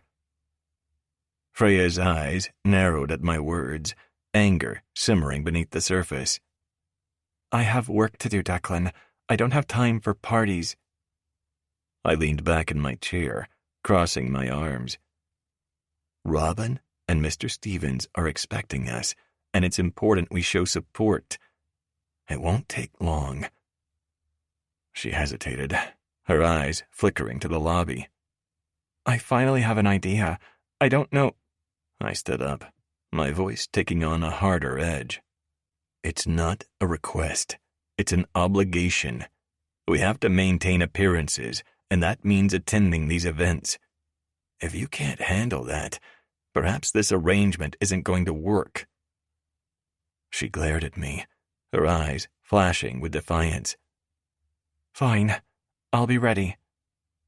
I nodded curtly, feeling a surge of satisfaction. It was important to establish I was in charge, and she needed to follow my lead. As she left my office, my gut twisted with a twinge of guilt. Was I being too harsh with her? I quickly pushed aside the thought. This was all a business arrangement, and she had agreed to do her part. I had to treat her like an employee, not a lover. Chapter 8. Freya. I sat in the limo with my arms crossed, staring out the window as the city rushed by. Declan hadn't tried making small talk, and I wasn't interested in chatting. My mind was back at his office building, with the unfinished mural waiting for me. It was frustrating to have been in the middle of a creative flow and be forced to leave for this stupid party. Irritation simmered within me. He must have sensed my mood because he barely looked at me. We rode in silence for a while, each lost in our own thoughts. I could feel his eyes on me, though, and it made me squirm uncomfortably. Was he angry with me for being so unresponsive? We arrived at his house, and I didn't wait for Richard to open the car door. I got out and ran inside since it wasn't locked. My mind was still on picturing the mural idea. I'd had a hard enough time summoning an idea or any enthusiasm for what I'd settled on. With being forced to leave, the idea was rapidly losing what little appeal it held. I rushed through a shower, scrubbing paint off my hands and face before washing my hair. Time seemed critical, so I didn't bother to dry it before rolling it into a fancy bun and fastening it with a clip. After applying more makeup than I liked wearing, I decided I was ready. Except for clothes. That would be helpful. I shook my head at the oversight and quickly selected another little black dress. I've gotten a few of them since I wanted to be appropriate for his lifestyle. They were boring, but they looked okay paired with an equally boring evening bag. After putting on the death trap high heels Lenny insisted I had to buy, I walked out of the room. I nearly killed myself going downstairs and joined Declan in the foyer. He appeared to have been waiting for me. My irritation flared again, but I was distracted by his cologne. The sharp tang of citrus and warmth of sandalwood teased my nose. I inhaled and found some of my anger departing. However, his anger seemed alive and well. He grunted as he helped me wrap a pretty shawl over my shoulders. I followed him from the house to the car. The silence lengthened as Richard drove us to wherever we were going. I looked out the window as the sun began to set over the city, casting an orange-gold hue on the horizon. We hadn't spoken much so far, and I was still feeling a little stung at Declan's earlier attitude. As we neared a lavish downtown hotel, Declan asked the driver to pull over. Confused, I looked at him, but he didn't say anything. Instead, he pulled me into his arms and kissed me. At first, I resisted, still annoyed and distracted by my earlier encounter with Declan. He persisted, and my brain soon felt like mush. His lips were warm and soft, and my heart pounded in my chest. I was lost in the moment, the world around me fading away. Declan pulled away slowly, his blue eyes looking intently into mine. "That was nice," he murmured softly, a small smile tugging at the corners of his lips. I could only nod as I tried to collect myself, my cheeks burning with embarrassment as I realized I'd forgotten about everything except him. I glanced away from him toward the horizon, where the sun was now setting. "Why did you do that?" I need you to appear to be into me, not be aloof. He sounded completely unaffected by the kiss. We need to maintain appearances, so it's important that we seem to be together and in love. I rolled my eyes, feeling a mixture of annoyance and frustration. I didn't like that he'd used a kiss to manipulate my mood. I had no complaints about the kiss itself, though. I'm sorry if I've been distracted, but work is occupying my mind. I can't just turn it off like a switch. Declan's expression softened. He reached out to cut my cheek. I know, but you agreed to this arrangement, and we need to make it work. Can you at least try to be present tonight? I sighed, knowing he was right. I'll try. We arrived at the hotel and waited our turn to get out as a long line of limos kept moving. It was awe-inspiring and intimidating. How was I supposed to fake it in front of these people? They'd easily see I didn't belong. We entered, and the rhinestones, sparkles, and genuine diamonds from clothes and jewelry blazing under the lights threatened to blind me. I blinked and stumbled, but he kept me upright. Declan steered me away from the entry and deeper into the hotel's ballroom. It was an elegant playground of the wealthy who wanted to flaunt that fact. I had no idea how to pull this off. Recalling he wanted me to be in love, I put my arm around his waist and cuddled closer. I laid my head on his chest and giggled like an idiot when he looked down at me. He looked concerned. Before he could ask or I could explain my efforts, we reached a tall, balding man. He stood in the center of the room surrounded by a group of people. His face lit up as we joined him. It's wonderful to see you again, Declan. And who is this lovely lady? Declan smiled tightly. This is my fiancé. Freya, this is Mr. Stevens. He's coordinating the party and auction for charity. I smiled at Mr. Stevens, trying to appear like I belonged among the glitterati. It's lovely to meet you, Mr. Stevens. Mr. Stevens took my hand and shook it warmly. The pleasure is all mine, my dear. We're glad to have you both here. We have some fantastic auction items up for bid tonight, including a luxury vacation package to the Maldives and a signed guitar from the Rolling Stones. Declan's eyes lit up at the mention of the Maldives. That sounds incredible. We'll definitely have to bid on that. Mr. Stevens nodded. Yes, it's a once-in-a-lifetime opportunity. All proceeds go to the local children's hospital. As you know, they saved my premature son. I shook my head. I hadn't heard that. He smiled. It was close. He was born at 23 weeks and is now 5 and thriving. Obviously a proud father, he took his phone from his pocket to show me a picture. The boy had blonde hair and big glasses, and he was grinning confidently. Congratulations. I'm glad he's all right. He smiled. I'd like to give back now. I nodded as Declan turned to me. We should make a donation, Freya. It's a good cause.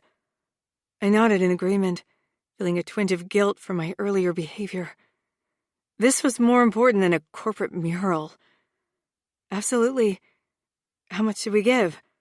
I tried to sound like I deserved input on that, and wasn't a fraud. I had no place spending Declan's money and wasn't about to suggest an amount. Mr. Stevens smiled. Any amount is appreciated. We're just grateful for your support. Declan reached into his inner jacket pocket and removed a folded check. He'd obviously come prepared. This is from me, us, not Mulvaney Industrial, which has made a separate donation. Mr. Stevens took the check with a grateful smile and slid it in his pocket. Thank you, Declan and Freya. Your generosity is much appreciated. As we walked away from Mr. Stevens, Declan turned to me. That's how you should be acting all night, Freya. Gracious, charming, and supportive. We're here to make a good impression. I nodded, feeling uneasy. How was I supposed to act like I fit in? That would make me someone I wasn't, because I obviously didn't belong here. I was used to being myself, and now I had to put on an act for Declan's benefit. It didn't feel right, but it was necessary. I held onto his arm and spoke when people talked to me, trying to be as charming and polite as possible. I couldn't help feeling like I was coming across as stiff and disinterested. I wished I could just be myself, but that wasn't an option. The weight of Declan's expectations bore down on me, constricting my chest. It was hard to breathe if I thought too much about how I was failing. I tried my best to act interested and engaged, but it all felt so forced. I didn't know how to be someone I wasn't, and it was starting to show. After mingling for a while, Declan pulled me aside into a spare room that housed cleaning products. His face was stern, and I knew I was in for it. I need you to take this seriously. This is important to me, and I can't just fire you and replace you with someone else now that we're official. You need to be present and engaged, not just going through the motions. I bristled at his words. I am taking this seriously. I'm doing what you want me to do, and it's not easy for me. I'm not used to pretending to be someone I'm not. Declan's expression relaxed, and he reached out to take my hand. I know it's not easy, but it's necessary. We need to make a good impression, and I need you to be with me on this. Can you try again? I nodded, feeling defeated. All my trying wasn't good enough. He just didn't want to accept that. I'll try, Declan. We fell into a tense silence for a moment before he leaned in to kiss me. At first, I resisted, but soon found myself lost in the sensation. We kissed passionately for a few moments before pulling away. I'm sorry, he muttered, his forehead resting against mine. I just needed to feel close to you. I nodded, feeling a mixture of emotions. It's okay. I understand. As we rejoined the party, I tried my best to be present and engaging. I held on to Declan's arm and talked when people talked to me. But I didn't think my performance was any better. I didn't know how to be what he wanted. I realized something was wrong when he stiffened. At first, I figured he was going to take me to the other room again. I wasn't going to put up with another scolding and stiffen my spine. Instead, a vivacious brunette woman approached like a linebacker. Her gaze was focused on us, and her high heels didn't slow her at all. She stopped before us and glared at him, and then me for a long moment. "What are you doing here?" asked Declan. I looked back and forth between them, wondering if this was an ex-girlfriend. Was I supposed to convince an ex of his we were in love? How? She'd know him better than anyone. I was about to blow everything. I just knew it. Chapter 9. Declan. Freya's grip on my arm tightened as Vivian bore down on us. I hadn't expected to see the woman who'd accused my company of labor violations and painted me as a heartless workaholic in the press at this event. It should have been beyond her means, with her being unemployed. She was the main reason I had felt the need for a fake fiancé in the first place. My stomach twisted with dread as I braced myself for a confrontation. I had no idea you would be here tonight. Vivian's eyes darted to Freya before returning to me. I could say the same. And who is this? Her tone was icy, and her brown eyes narrowed with suspicion. Freya is my fiancée. She snorted, clearly not buying it. You expect me to believe you would look up from your work long enough to fall in love? Her gaze flicked over to Freya, and I could see the faux sympathy in her eyes. Honey, you don't know what he's like. You're seeing the dollar signs, but you should run. I bristled at her words, feeling defensive as Freya gasped. Freya loves me for who I am, not for my money or status. Vivian scoffed, her lip curling in disdain. Right, and I'm sure you're just as devoted to her. Freya awkwardly squeezed my arm. Of course he is. She didn't sound convincing, and I gritted my teeth. Staring at Vivian was making my temper soar. I needed to diffuse the situation before it got out of hand. I didn't want to ruin the event or add more fuel to the media firestorm. A confrontation with her could only end badly. We're here to support Mr. Stevens' charity auction, if you'll excuse us." I took Freya's arm and began to lead her away. But Vivian wasn't finished yet. "Don't think you can just sweep this under the rug, Declan. I know what you're capable of, and I won't rest until justice is served." With a final glare at us, she turned and stormed off. I let out a breath I hadn't realized I was holding and turned to Freya, who was looking at me with concern. "Are you okay?" she asked softly. "I'm fine.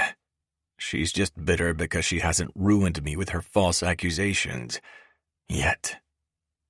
Freya frowned, her eyes scanning the room.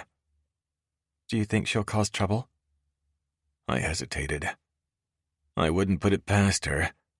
If she can orchestrate a scenario to make herself look like a victim, she will. "Should we just leave?" I sighed. Why not? It's not like this performance is convincing anyone anyway. You can barely stand to touch me. Then you overcompensate. You're coming across as fake. I kept my tone measured, but it was heated. Her lips clenched, and she nodded. She held my arm like a limp fish as we worked our way toward the exit. I saw Robin approaching, but shook my head. She followed my gaze to Vivian, and obviously decided me leaving was the way to go. Richard came with the car shortly after I called him. It wasn't until we were almost home that I realized Freya hadn't spoken a word. Once we arrived home, we got out of the car and walked into the house in silence. As soon as the door closed behind us, the tension building up inside me exploded. I was frustrated with Freya for not being able to maintain her performance at the party. The words burst out of me. What was that, Freya? You were all over me one moment and then barely spoke to anyone the next. You were coming across as fake, and it wasn't convincing anyone. Freya's face flushed with anger as she turned to face me. "I'm sorry if I'm not meeting your expectations, but I'm not a robot, Declan. I can't just turn my emotions on and off like a switch. You're putting too much pressure on me to be someone else, and it's not fair." I'm not asking you to be someone you're not. I ignored a prickle of guilt. I'm asking you to take this seriously. We need to maintain appearances, and your behavior tonight wasn't helping. "I was trying, okay?" Freya's voice rose, and her green eyes flared with frustration. "I don't know how to act around these people. I don't come from the same world as you, and I can't just pretend like I do." I let out a deep breath, my anger dissipating slightly. I hadn't considered how overwhelming this must be for her. I understand that, but we need to work together to make this work. We have expectations to meet, and we can't afford to let anything slip. Freya rolled her eyes. "And what are your expectations exactly? That I become a socialite overnight? That I forget who I am and where I come from just to appease your image?" That's not what I'm asking, I said, trying to keep my voice level. But we need to work on your social skills. We need to be able to convince people we're in love, and that means acting like it. "I can't just act like I'm in love with you, Declan," she said, her voice shaking with emotion. "It's not that simple." I sighed, feeling like we were going around in circles. I'm not asking you to love me, Freya. I'm asking you to act like you do. Can't you at least try? Freya didn't say anything for a moment, and I thought the conversation was over. After a second, she whirled away and stormed off to her room. I resisted the urge to follow her, knowing it wouldn't help anything. Instead, I went to my study and poured myself a drink, trying to calm my nerves. Before I could take a sip, I heard her footsteps on the stairs again and had to investigate. As I approached the foyer, I saw a large canvas bag, and it looked crammed full. When I reached her, she held out the ring I had given her earlier. I can't do this. Her voice trembled, and she blinked rapidly. I can't work the way you want me to. My chest tightened at her words. A sense of loss swept over me. It had nothing to do with my image. You agreed to this arrangement. I'm paying you to be my fiancé, and you need to act like it. I tried, but I can't give you what you want. Your directions and overbearingness make me anxious, and then I make more mistakes. I'm sorry, but I can't be your fake fiancé. I hesitated, not sure if I should apologize. I wasn't used to making mistakes, or at least I didn't see them often if I did. After a moment, I realized she deserved an apology. I had been so focused on maintaining appearances that I had forgotten she was a person with her own feelings and needs. I'm sorry. You're right. I've been treating you like a corporate employee, and I should have recognized your delicate sensibilities. Her eyes narrowed, and she glared at me. She seemed poised to start a different argument. I flinched, understanding my wording hadn't been that great. I didn't mean it that way. Finally, her glare softened slightly, and I could see she was considering my words. She let out a sigh. Okay, apology accepted. The hand holding the ring dropped back to her side. Relief flooded through me, and I nodded. Thank you. And we're still on for sailing tomorrow with the employees, right? She nodded and turned toward the stairs. I'll be ready, she called without looking back. As she walked away, my stomach curled with dread. Had she really accepted my apology? Or was she just saying that to avoid further conflict? I didn't know how to handle her temperament. She was so different from me. I was sure trying to be the boss would only push her away even more. Being her friend might work, but it left me vulnerable to emotions I didn't want. I didn't want to get attached to my fake fiancé. As she disappeared from my sight, I wondered if I had made a mistake in selecting her.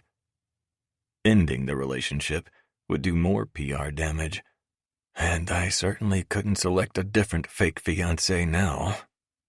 I didn't want to, even if I could. Freya was my complete opposite, and nothing about us made sense. Yet I wanted her to be the one by my side. Just for this crisis, I assured myself as I returned to the study. I reclaimed my abandoned drink and tried to calm my thoughts. Despite everything, I couldn't stop thinking about her. She was completely unsuitable for me, but she was damn intriguing nonetheless. I needed to figure out how to handle her properly if we were going to make this arrangement work. Tomorrow, we were scheduled to go sailing with the employees. Maybe the fresh sea air would clear my head and help me find a way to connect with her. Right now, I was mired in uncertainty and a growing feeling this arrangement might not be as simple as I had thought. Chapter 10. Freya. It took a few minutes to process my anger at his insensitive comments. He'd said I had delicate sensibilities, like it was so much better to be a corporate drone. I dug into the desk for paper and a pen. My hand took over, quickly sketching my fake fiancé. It was a total caricature, with his overly large head, not just from ego but by design. I gave him horns, a tail, and a wicked grin. In one hand he held an engagement ring. The other hand held a contract labeled Eternal Damnation. I grinned. feeling satisfied with the drawing and less angry. It wasn't really that bad, but he had pressed all my buttons tonight. I snapped a picture of the drawing and texted it to Lenny. Freya, the billionaire is a moody bastard. Just FYI. Thinking about bailing. Lenny, no. You're gonna make this relationship real. I insist. Freya, what? Why? Lenny, I want to write a book about it. I laughed out loud. Freya, as a writer, you're an incredible sculptor. Lenny, tongue out emoji. Seriously, you okay? Freya, yeah, we're just not the same. I saw how much tonight. I don't know if I can be what he wants. Lenny, if you aren't enough for him, he's not good enough for you. I smiled at his encouraging answer. Freya, I'd agree if it were a real relationship. This is just money and pretense. Lenny, and sex. Wink. With a shake of my head, I texted a reply. Freya, amazing sex. Lenny, I knew it. Freya, yeah. I glanced at the clock. Freya, I have to get to bed. We're sailing tomorrow. Puke emoji. Lenny, what about your seasickness? Freya, there's probably some Dramamine in this place. I'll ask the housekeeper in the morning. Lenny, take care. Freya, you too. I put away my phone and moved to the bathroom to get dressed for bed. I dreaded tomorrow, and not just because I wasn't a good sailor. I was afraid he'd have more expectations I couldn't fulfill and would just disappoint him again. I didn't like him yelling at me, but it was irritating to realize I was equally upset about disappointing him. When did his emotional well-being become my problem? With a grunt of frustration, I buried myself under the covers, willing myself to stop thinking.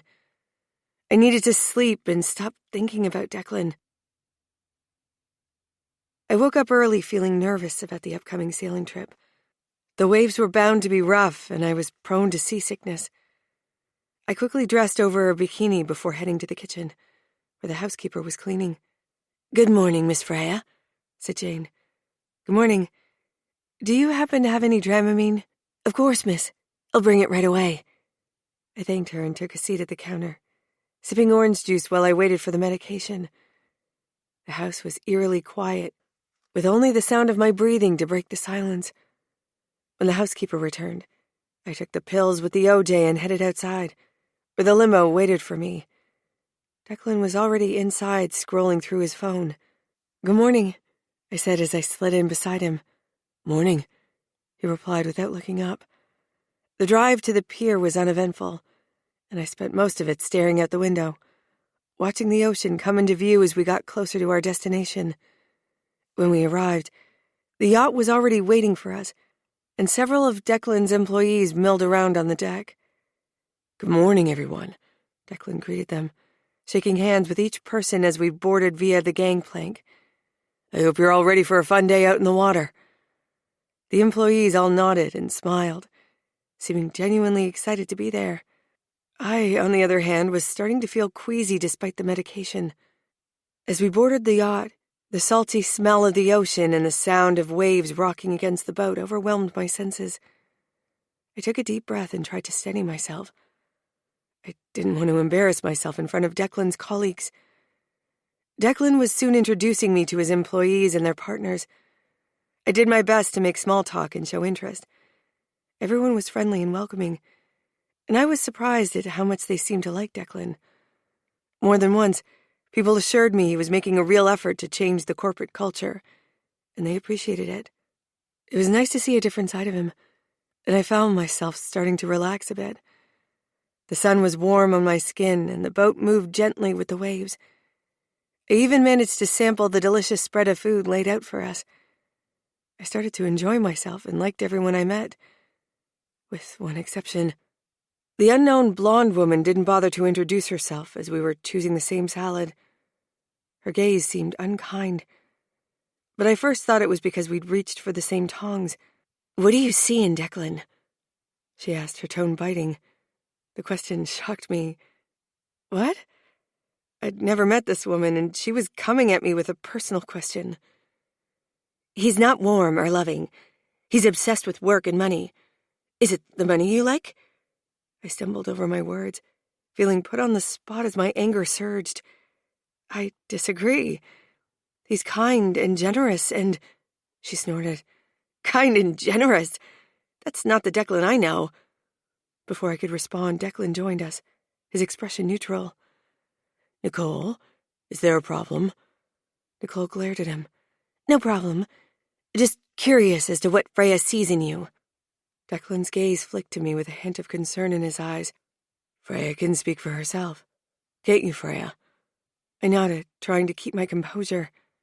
Yes, I can. Nicole didn't wait for my response. She abruptly excused herself, and I breathed a sigh of relief.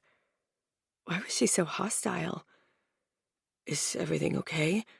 Declan asked me, his tone softer than before. I hesitated before asking, Can I ask you something? Of course. Who's Nicole, and what's her problem with me? It's me, not you. Declan sighed, running a hand through his hair. Nicole Wiggs is Vivian's friend, and she's inclined to think poorly of me. She doesn't believe anyone could genuinely like me. I frowned. That's unfair and ridiculous. You're likable. A surprising number of people disagree with you. He winked. Some call me cranky, like Hale. I shifted slightly, evading his gaze. They aren't necessarily wrong, but there's more to you than a grumpy billionaire. It was the closest I could come to admitting I'd judged him too. Now I was seeing other facets of his character that left me unsure. Who was he really? Grumpy? No doubt. Yet there was tenderness in him. It was damn confusing. As the day wore on, I found myself relaxing around Declan's colleagues. They were much easier company than last night's fundraiser. We sailed along the coast, taking in the stunning views and enjoying each other's company. As the sun began to set, we headed back to the shore, exhausted but content. I was disappointed the day was over. Despite everything, I had enjoyed myself and had even managed to get along with Declan. I'd been able to relax and be myself. I hadn't felt the need to fit in with his rich friends. Most of his employees seemed to like me. I hoped he'd be more satisfied with today's performance.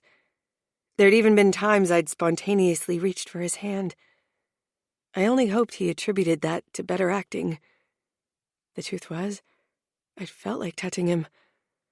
As the yacht pulled back to the dock, everyone seemed to be in good spirits. Even Declan, who was typically reserved, seemed to have enjoyed himself.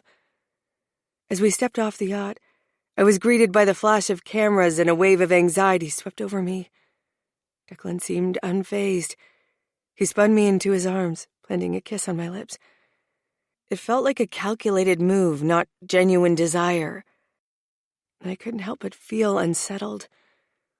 When he released me, the paparazzi were snapping pictures of us. Robin leaked the details of the trip, said Declan, pointing to the photographers. I had to do something to keep up appearances. I forgot to warn you. I nodded, not sure what to say. I shouldn't object to him and Robin arranging a leak. It strengthened the story. I just didn't like how it made me feel used. Why couldn't I just think of this arrangement as a job? That should be simple enough. But there was nothing simple about the situation. The ride back to his house was quiet, with both of us lost in our own thoughts. When we arrived, I was surprised to see several boxes of my possessions had been delivered from my apartment, including my painting supplies. I forgot all about showering before joining Declan for dinner as planned. I dove into my supplies, eager to start painting. As I set up my easel, my worries started melting away. I lost myself in the colors and brushstrokes, letting my mind wander. It was a welcome break from stressing about what I meant to Declan and what he meant to me. Chapter 11. Declan. I gave her more than an hour to return, but when she didn't, I grew concerned. I reheated the dinner the housekeeper had left, but it had gone cold by the time I climbed the stairs to Freya's room. I knocked, but there was no answer. Tentatively, I opened the door, and the sight of Freya, absorbed in her painting, held me transfixed. She almost glowed as she worked. She was beautiful. She was also so focused that she barely moved when I called her name. Freya? What are you working on? She jumped at the sound of my voice and spun around to face me. Oh, hi, she said, clearly startled I was there. I stepped farther into the room, drawn to the canvas she was covering. It depicted a stunning image of the ocean, with the waves crashing against the shore. The colors were vibrant. I could almost feel the salt spray on my face and hear the waves. Did the cruise inspire you? Freya turned back to her painting and nodded. Yeah, it was amazing out there. I don't sail because of seasickness, not usually anyway, so it was all new to me. I had to capture it. I admired her skills for a moment, before frowning. You didn't tell me you get seasick. A wave of guilt rolled over me. Are you all right? She smiled, and that dimple in her chin appeared. Yes, the Dramamine worked pretty well. I think being able to relax also helped. I'm glad to give you some inspiration, then. I still wished she had said something. I wouldn't have taken her onto the ocean if I'd known it caused illness. Speaking of inspiration, she turned to me, excitement in her eyes. Can I paint you? My eyes widened, and I took an instinctive step back. Me? Why would you want to do that? You're gorgeous, and perfectly proportioned. In spite of the complimentary words, she seemed to be eyeing me almost clinically. It would be a shame not to immortalize you. I have photographs. She scoffed. Carefully arranged to portray just what you want. I'm talking about painting the real you.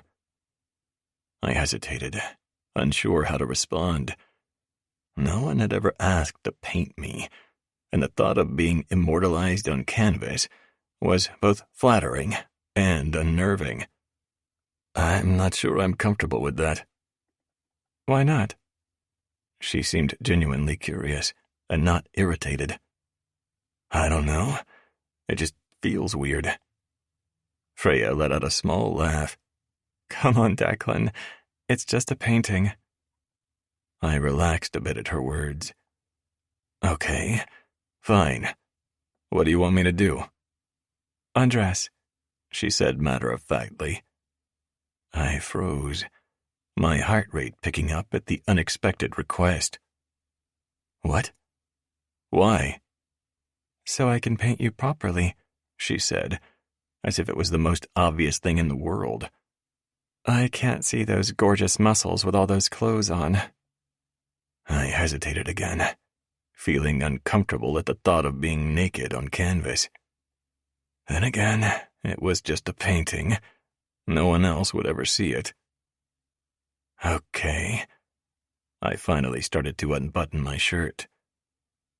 As I undressed, I felt Freya's gaze on me. It was almost clinical, like she was examining me for the best way to paint me. I tried to ignore the feeling of vulnerability, reminding myself this was just a painting. Once I was down to my boxers, Freya gestured for me to take them off too. My heart raced as I complied, feeling completely exposed in front of her. As I stood there naked, she hesitated, looking me over. Then, as if on impulse, she set aside the palette of paint and stripped off the t-shirt she'd worn earlier on the yacht. I watched, confused and entranced, as she removed her shorts next, leaving her in just a bikini. She must have really gotten wrapped up in painting to not have changed after the yacht trip. What are you doing? My voice sounded raspy. My throat was dry, and my palms were sweating. She gave me an enticing smile. It's only fair we're both naked. You're going to paint me while you're naked too? My eyes widened as she untied the strings of her bikini top, dropping it carelessly. Her breasts sprang free. They were perfect and lush. I'd seen them before, but I spent a moment just staring now.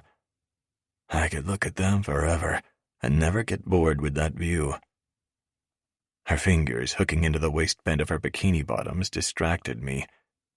I watched them slide down her legs an inch at a time. My eyes followed the movement, entranced, as she stepped out of the bottoms and stood in front of me, completely naked. Her nipples hardened in the cool air, and her light pubic hair was trimmed in a neat triangle. Freya took a step closer to me, her bare skin brushing against mine. Her hands moved over my body, examining every curve and angle.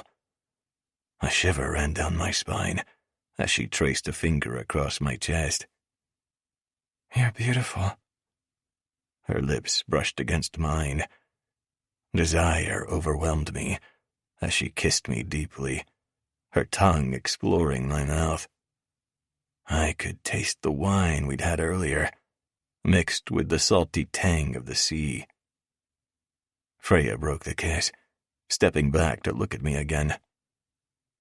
I want to paint you like this, naked and exposed. Her words made my stomach clench. I nodded eagerly, no longer unsure about the idea. She picked up the palette of paint again, dipping a brush into a smear of black paint. With delicate strokes, she began to paint my body, her fingers tracing over every inch of skin. The brush only skimmed select areas. What are you doing? I almost choked out the words. Painting you? My cock throbbed harder as she painted, the sensation of her brush on my skin making me tremble. Freya clearly sensed my arousal, and she smiled as she painted my thighs. You like this? She asked, her voice low and seductive. I nodded, unable to speak. She continued to paint me, her brush moving over my chest and down my stomach.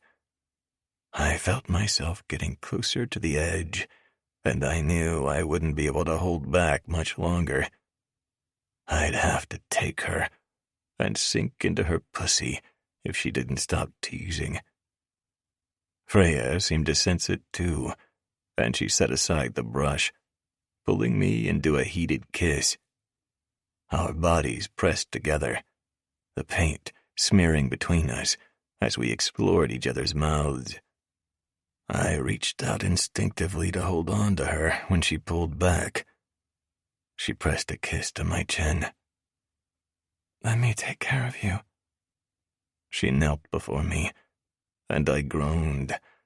I expected to feel her mouth on my cock. Instead, the cool whisper of a paintbrush tickled my calf, making the muscle twitch. Freya's eyes were filled with mischief as she ran the brush up my thigh and then moved to the other leg. It was slow, teasing torture, and my desire built. Eventually, she replaced the brush with her lips, her tongue lapping at my skin. I gasped, pleasure coursing through my body as she worked her way up to my cock. She took it in her mouth, her tongue wrapping around the shaft, her lips drawing me in. I shuddered, my vision blurring as I gave myself up to the pleasure. Her hot, tight mouth encompassed me, taking my cockhead straight to the back of her throat. When she swallowed, I moaned. I grasped her hair and bucked my hips as she licked and sucked. Each sensation pushed me closer to the edge. She kept up the rhythm as my balls tightened and my cock grew harder in her mouth. I wanted to stay in this moment forever. But eventually, the pleasure reached a crescendo. When she looked up at me, I couldn't hold back any longer. I gasped, my whole body shaking as I let go, pumping my release into her pretty mouth. She held me there, swallowing my juices until my cock stopped throbbing. Freya pulled away with a satisfied smile, and I crumpled to the floor on my knees, completely spent. She stood up, admiring her work. I glanced up at her, feeling warmth in my chest I hadn't felt in a long time. It was suspiciously like an emotion I didn't want to label. "You're beautiful," she said, and I smiled. When she seemed to be looking for her palette, I wasn't taking any chances. I tugged her hand, pulling her down on the floor beside me. "Your turn." My voice was literally an insistent growl. She didn't protest, and probably didn't want to. She just lay against me, licking her lips. I bent to kiss them. With my hands, I explored her body and massaged her curves. I felt the fire burning inside me and wanted to give her the same pleasure she'd given me. I caressed her body, my fingers finding their way to her pussy. She gasped as I touched her clit, her body arching against mine. I teased her and caressed her, moving my mouth to her neck to nibble it. I continued to worship her, increasing the intensity until she was trembling against me. I moved my hand faster and faster, and she let out a cry of ecstasy as she came. We lay there, panting, and I held her close, relishing in the afterglow of our shared bliss. As I looked at her, it hit me that this was more than just a physical connection. We had something special. "Thank you," said Freya, her voice barely a whisper. Her hand went between us, and her eyes widened. I groaned when she palmed my cock. It was already hard and ready again. She inspired me to heights I hadn't seen since I was young. "I want you to fuck me." No. Her eyes widened, and she frowned. "No?" This time, we're going to be slow and tender. Last time, I'd fucked her in a frenzy, but I was more in control this time. This time, it was all about her. I wanted to make it special. I kissed her deeply and slowly, taking my time to explore her body. As she moaned against my lips, I moved my hands over her curves, letting her feel my passion while I stayed in control. I made sure to give special attention to all the sensitive places around her breasts and nipples. I moved down her body, licking and nibbling as I went, until I reached her pussy. She gasped as I licked her nub, and I continued to tease it with my mouth as she squirmed beneath me. My tongue explored every inch of her inner walls, making sure not to leave out a single spot. She was moaning louder now and gripping the carpet tightly. Knowing she was enjoying herself made me want to please her even more. Still tonguing her sheath, I moved my hand to her clit and lightly massaged it, sending her over the edge.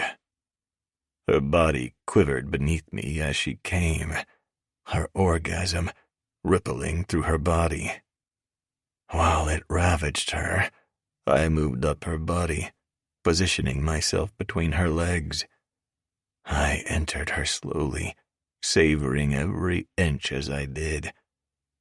I kept my thrusts gentle and steady, letting her feel the full length of my cock inside her. Her wet heat engulfing me pushed me close to coming. I breathed through it. She moaned as I filled her, and my dick spasmed with ecstasy, even as my chest felt tight. It was a visceral, emotional reaction to her pleasure. Seeing her come undone was more important than my own orgasm. I moved slowly, letting our bodies rock together in unison as I explored her depths. My thrusts were gentle, and she got wetter with each movement. She wrapped her legs around my waist, moaning and tossing her head. I increased the intensity, pushing her closer and closer to the edge. Her breathing grew heavier, and her moans louder as she neared her climax. And then it was there, the wave of sensation that swept over us simultaneously. I clung to her as we both shuddered in unison, savoring the feeling even after it had passed.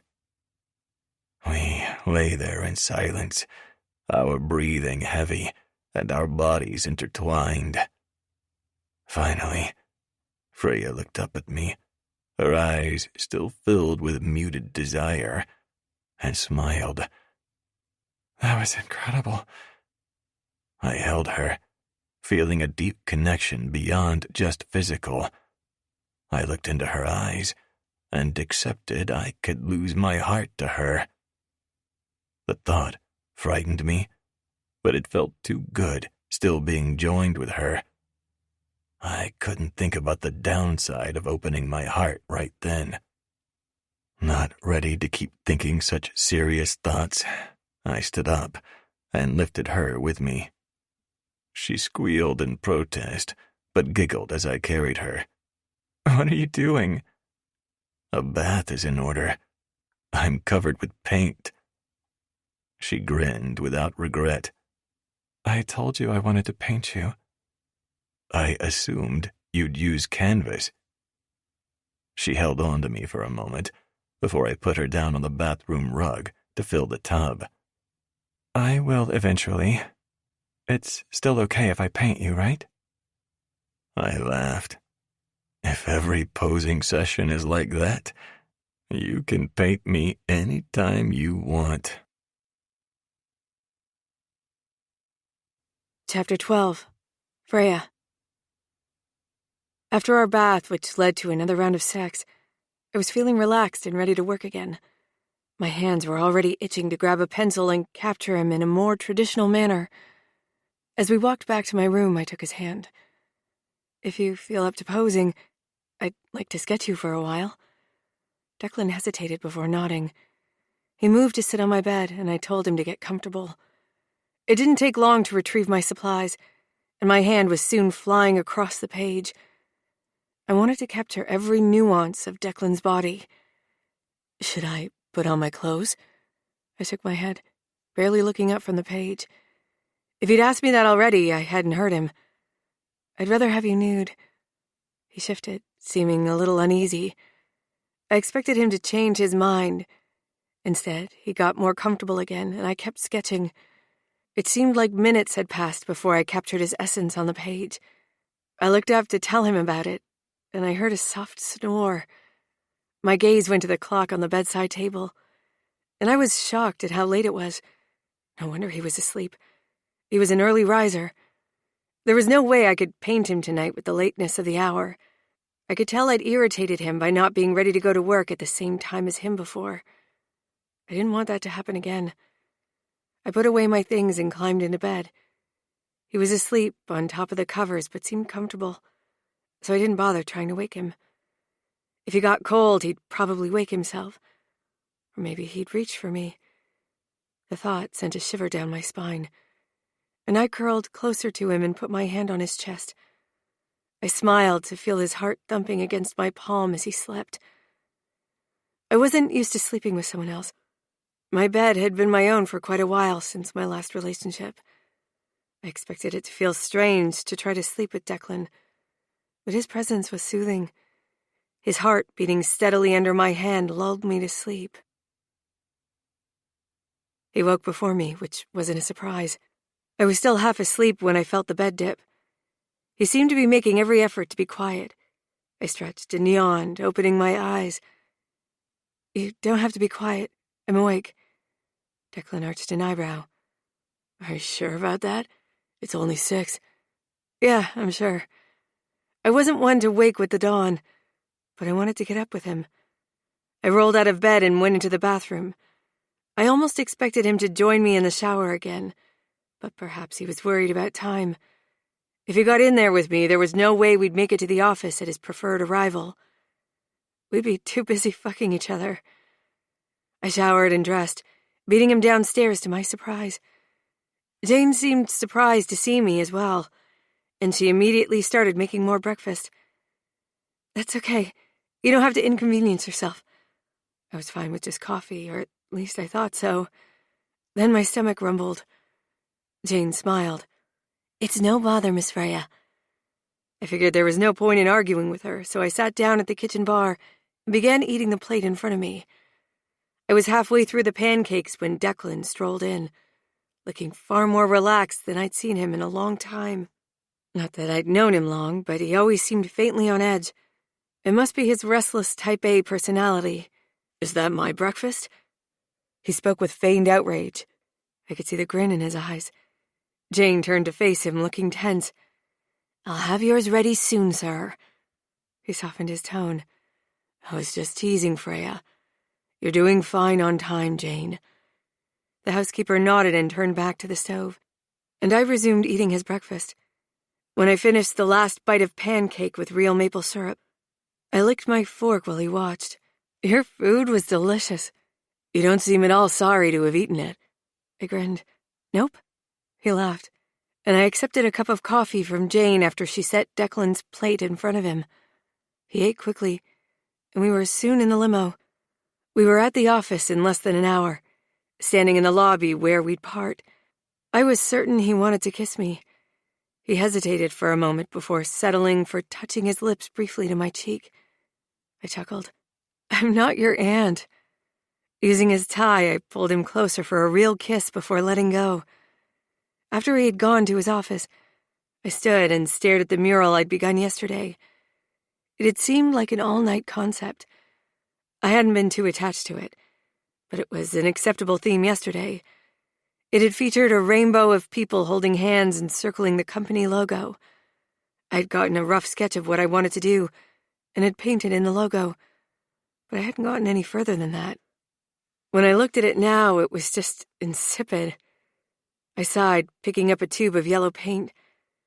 I squeezed some out on the clean palette waiting for me and picked up a heavy brush. I intended to fill in the nearest figure, but I lost interest within 3 or 4 strokes. The longer I stared at it, the more I hated the concept. Decisively, I set aside the palette and reached for the large can of gesso. I would have enough left to cover yesterday's attempts and start over without having to go to the art store for more. I was in the process of brushing over what I'd started when Declan joined me. A quick glance at the clock told me I'd been working for about 45 minutes. He held out a cup of coffee for me, and I took it with an appreciative nod as I stepped back. He turned to look at the wall then, and his brow furrowed. "I thought you had more done than that." "I did, but I'm getting rid of it. It's such a boring concept, Declan." He frowned. "But you spent hours on it yesterday." "Yeah, but I hate it today. This isn't me. I have to find a way to balance artistic integrity with commercial appeal." He still didn't seem to get it. "I can't imagine wasting all those hours that you did yesterday, though. Couldn't you have incorporated a different design with what you had?" Could you split half a customer's file and combine it with another customer's file and have a product that made sense? I couldn't keep a sharp hint of impatience from my tone. He blinked, but at least he seemed to give my question some thought. I see where that wouldn't work. It just seems a shame to lose what you had. It was nice. I don't want to make nice art. I want to make art that speaks to people. All I care about is a nice picture that increases the aesthetic vibe around here. I had to tamp down a surge of frustration. Taking a deep breath, I centered myself before attempting to explain. I could give you that, but I wouldn't be true to myself as an artist. I don't want to have my name associated with something of which I'm not proud. Do you see what I mean? He seemed to think about it for a moment before nodding. Crystal clear. Like I said, you have carte blanche. Except for the naked lady, I added with a small smile, starting to feel better now that I had his support. He wanted his mural finished, but he didn't seem to mind that it might take me an extra day or two now. I guess I'm okay with the naked Venus, but I do have a different restriction now. He gestured me closer as he looked around. I arched a brow, leaning closer. You just can't put me naked on the wall, he whispered, obviously not wanting anyone else to hear the silly banter. I giggled in spite of myself. That would certainly give your employees insight into a different side of you. He shuddered. I don't think I want to be that free and open with my employees or our customers and vendors. For just a second, I envisioned making the painting I planned to put on a smaller canvas of him larger and on the wall. My mouth watered at the thought of such an expanse to work with, but he'd never go for it. There were probably decency laws or building rules that would have forbidden him from doing it even if he liked the idea. When I looked at him, he was watching me closely. I gave him a large smile. You have nothing to fear. I'm not going to paint you on the wall. The logo is about teamwork, not just you. I winked. He breathed an exaggerated sigh of relief. I look forward to seeing whatever else you come up with. I nodded, taking a moment to drink from the cup, which turned out to be a latte before applying gesso to the wall. I had it back to a blank slate by noon, and now I just needed to figure out what I was going to put on it. My phone rang then, and my stomach clenched with unease at the name on the caller ID. Chapter 13. Declan. The more time I spent with Freya, the more I wanted. As lunchtime came closer, I spontaneously asked Miranda to make reservations to my favorite place nearby. I finished up the last of my work I couldn't leave undone before grabbing my phone. As I nodded to Miranda on the way out, she gave me a bemused look. I rushed out into the hallway, planning to ask Freya to have lunch with me. It never occurred to me that she wouldn't be there, and I skidded to a halt when she wasn't. I stared at the space for half a second before it really sank in that she was gone. My immediate thought was she'd walked out. I had no reason to think that, but I felt instant doom. I was irritated with myself, and then I was irritated with her. She could have at least told me where she was going if she was leaving. I knew that was unreasonable.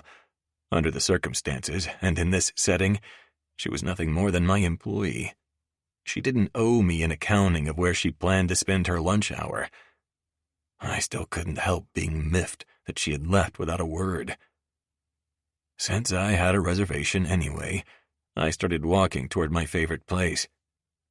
The phone in my hand tempted me to call her and ask where she was.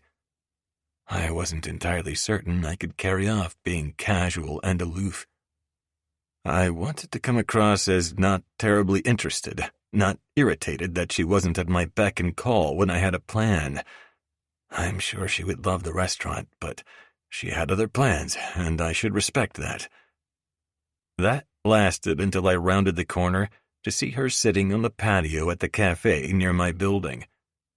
Someone shared the table with her. I couldn't see who it was from this angle, but he was definitely male. Jealousy rose in me, sharp and bitter. I wasn't accustomed to feeling that way, and I veered toward them. As I got closer, I noticed Freya's left hand was conspicuously bare. It made me suspicious. I rounded the table and saw a man around her age sitting there and gnashed my teeth together. I wanted to pull him out of the seat, shake him, and tell him she was mine.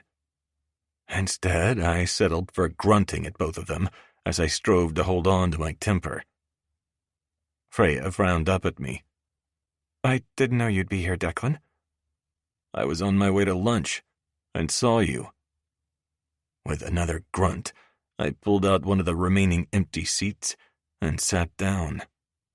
I'll just join you instead. Freya looked like she didn't want that, and her male companion seemed a little wary. I turned my focus on him. I'm Declan Mulvaney. Who are you? I didn't offer a hand. He looked somewhere between nervous and amused. I'm Ross Clark. That's great. Who are you to Freya? He's my brother, said Freya, with a hint of irritation. You might have guessed we're siblings by sharing a last name. Her tone was short, and her words were a little snarky. It was obvious I had overstepped and made certain assumptions. I had to focus on regaining control of my jealousy and stop coming across like a Neanderthal. I took a deep breath and said, "It's nice to meet you, Ross. Freya has mentioned you." Total lie, but it seemed the polite thing to say. Freya glared at me, as Ross seemed surprised. "Really? Who are you?" he asked. He's my boss, Freya spoke quickly. Briefly, I wanted to contradict her and claim her as my fiancée, but I had no right to do that.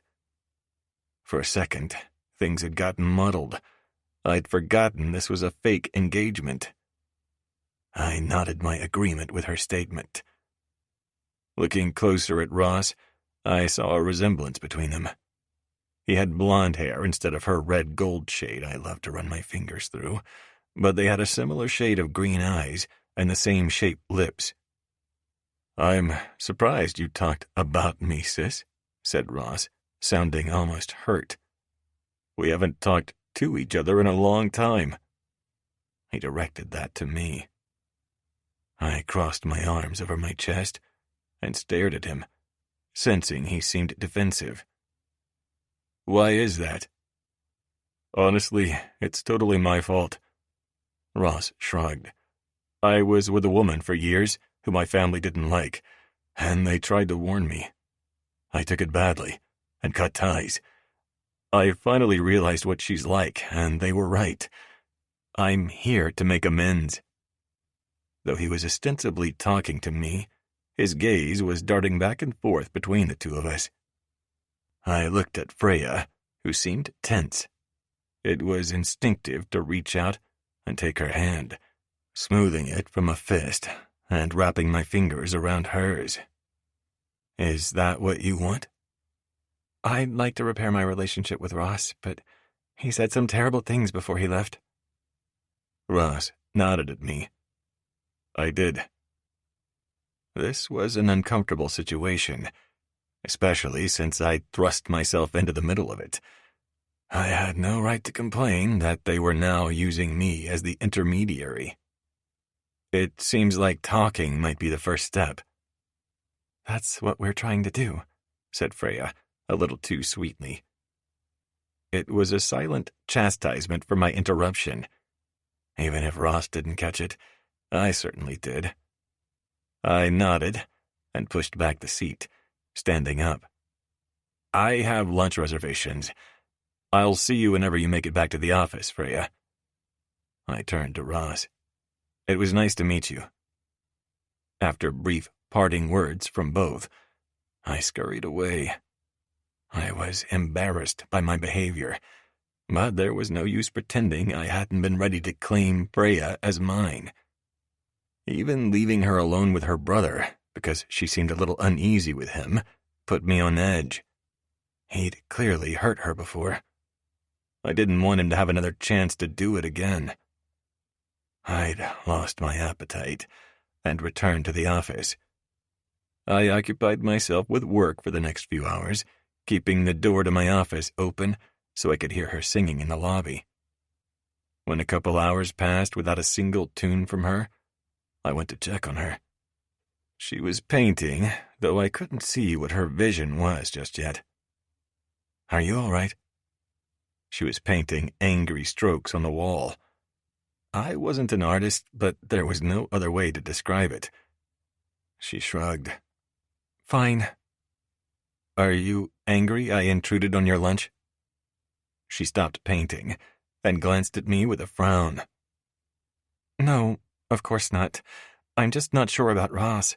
He seems to want to reconnect with us, but he also told me he'd happily get back with Holly if she changes. It's not my business what he does, but I'm worried about him.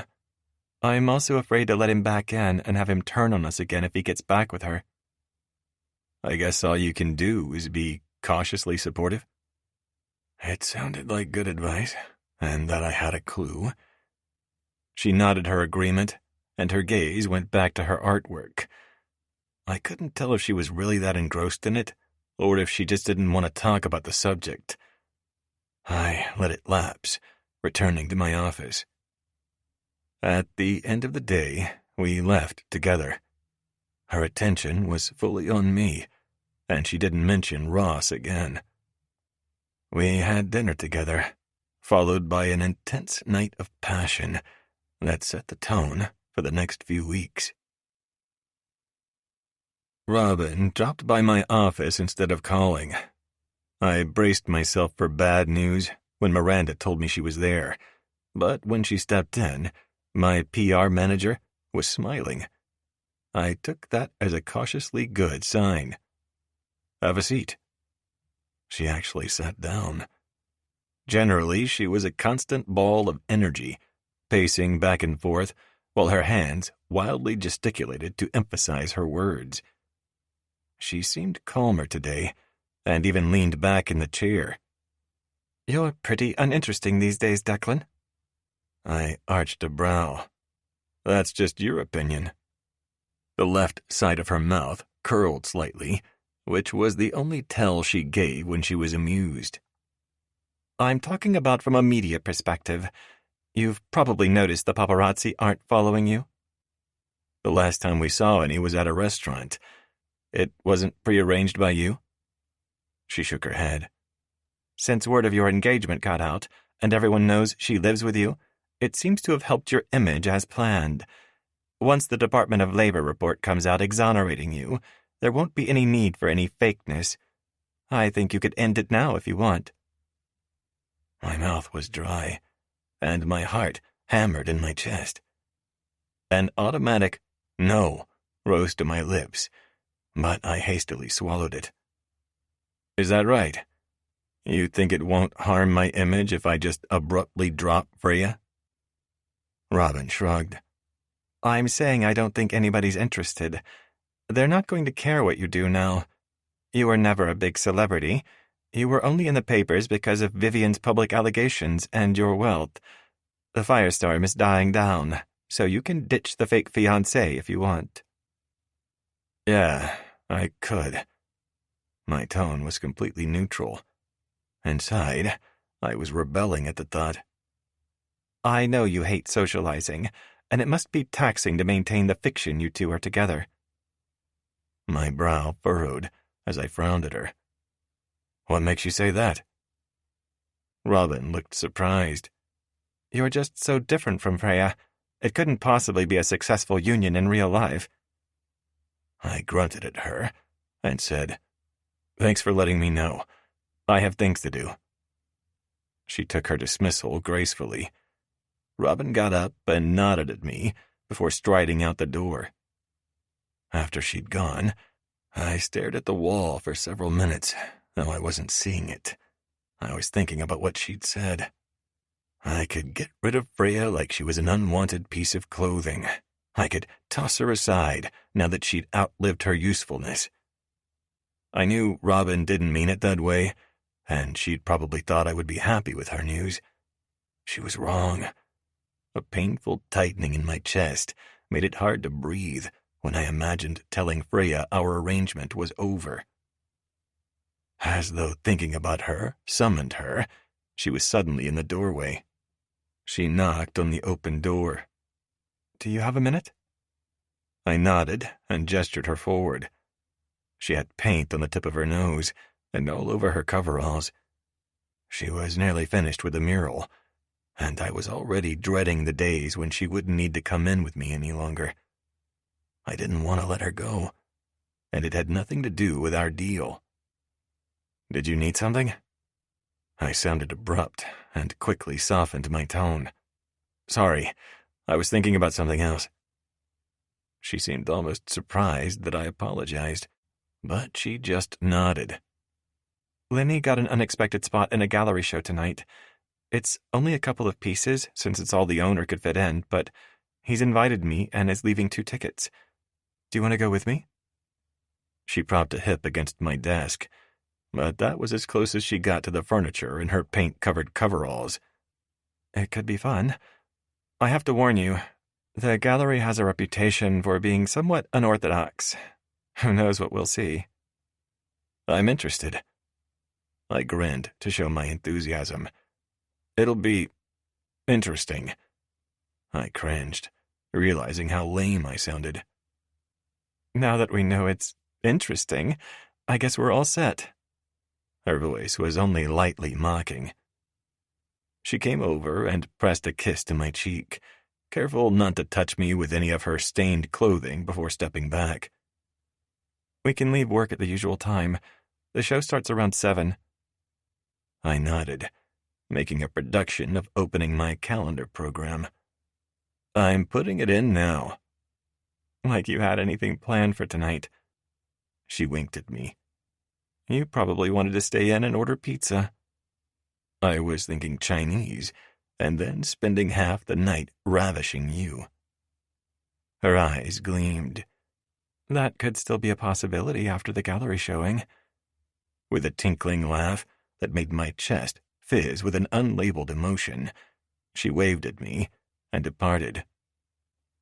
I wasn't eager to attend the gallery showing, since art was never my thing, but I was happy to be with her. After the workday ended, we went back to my place, and I dressed semi-casually, not sure what one wore to an experimental gallery. Apparently, my jeans, polo, and dinner jacket were perfectly appropriate, because she didn't say anything when she came downstairs. I stopped and stared for a moment, stunned by the vision before me. When we went out, she tended to wear black dresses. Tonight, she was vibrant in a daffodil yellow bodycon dress that ended mid-thigh. It was all I could do not to reach over and slide my fingers under the hem, testing how tightly the dress fit against her body. I wanted to strip it from her, but I made myself behave. We reached the gallery a short time later, and it was colorful, yet shocking. All the displays were adult-themed, featuring a variety of sex positions on various media. My eyes widened as Freya led me through the gallery, her arm through mine. She didn't blink at anything around us. Either she'd been there before, or it wasn't particularly shocking to her. I wasn't a prude, but it was certainly surprising to see this. I was still staring at a mirror etched with vulgar positions when I heard a screech of excitement to the left. I spun instinctively, wanting to protect Freya.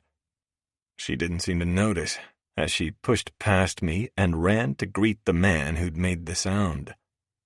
He hugged her, and she hugged him back. After he pressed air kisses on her cheeks, they turned to face me.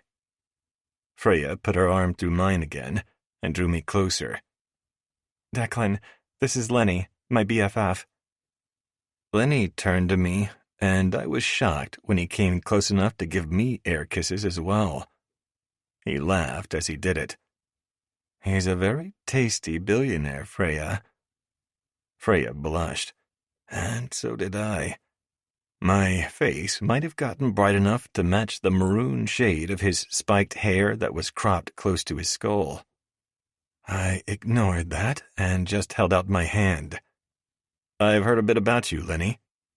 When he accepted the more conventional greeting of a handshake, I added, "I know how important you are to Freya."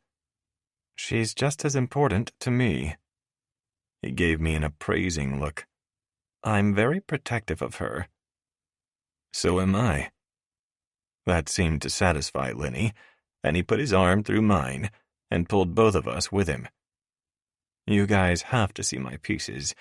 I had a heck of a time picking which two to put in, but I settled on these. He waved his hand at two floor vases. At first glance, they were just black vases with white paint. As I got closer, I saw the other colors, and it became clearer to me. My mouth dropped open. His vases were decorated with a combination of people involved in sex acts. But that wasn't even the strangest part. I picked out oddly matched time periods in the partners. The closest vase was painted with a depiction of a 50s housewife with a pharaoh plowing her from behind. What do you think? Lenny was mostly asking Freya, and he was holding his breath for a second. I think the balance and symmetry is amazing. You've done such beautiful work with the clay. I can hardly see the brushstrokes. I love your social commentary. I checked out after that. I kept a polite expression and nodded occasionally or said, "Huh." But I didn't understand how the vase made any social commentary. It made no sense to me. And while it was an interesting piece, it wasn't the kind of thing I would buy and put in my house. I tried to imagine Lenny or even Freya working in my world. It was a place of numbers, analysis, and logic. Neither one of them would make it a week in a corporate setting. Freya was already straining under the confines of creating a mural for my corporation. This kind of setting wasn't mine. I didn't feel comfortable here, and I didn't understand the purpose. In my world, everything had a purpose. What was a useful function of a 3-foot-tall vase with images of people having sex? All the other artwork was equally odd and controversial. My gaze darted around the room, but my attention wasn't really on any of it. I remembered having conversations here and there, but nothing that made much impact on me.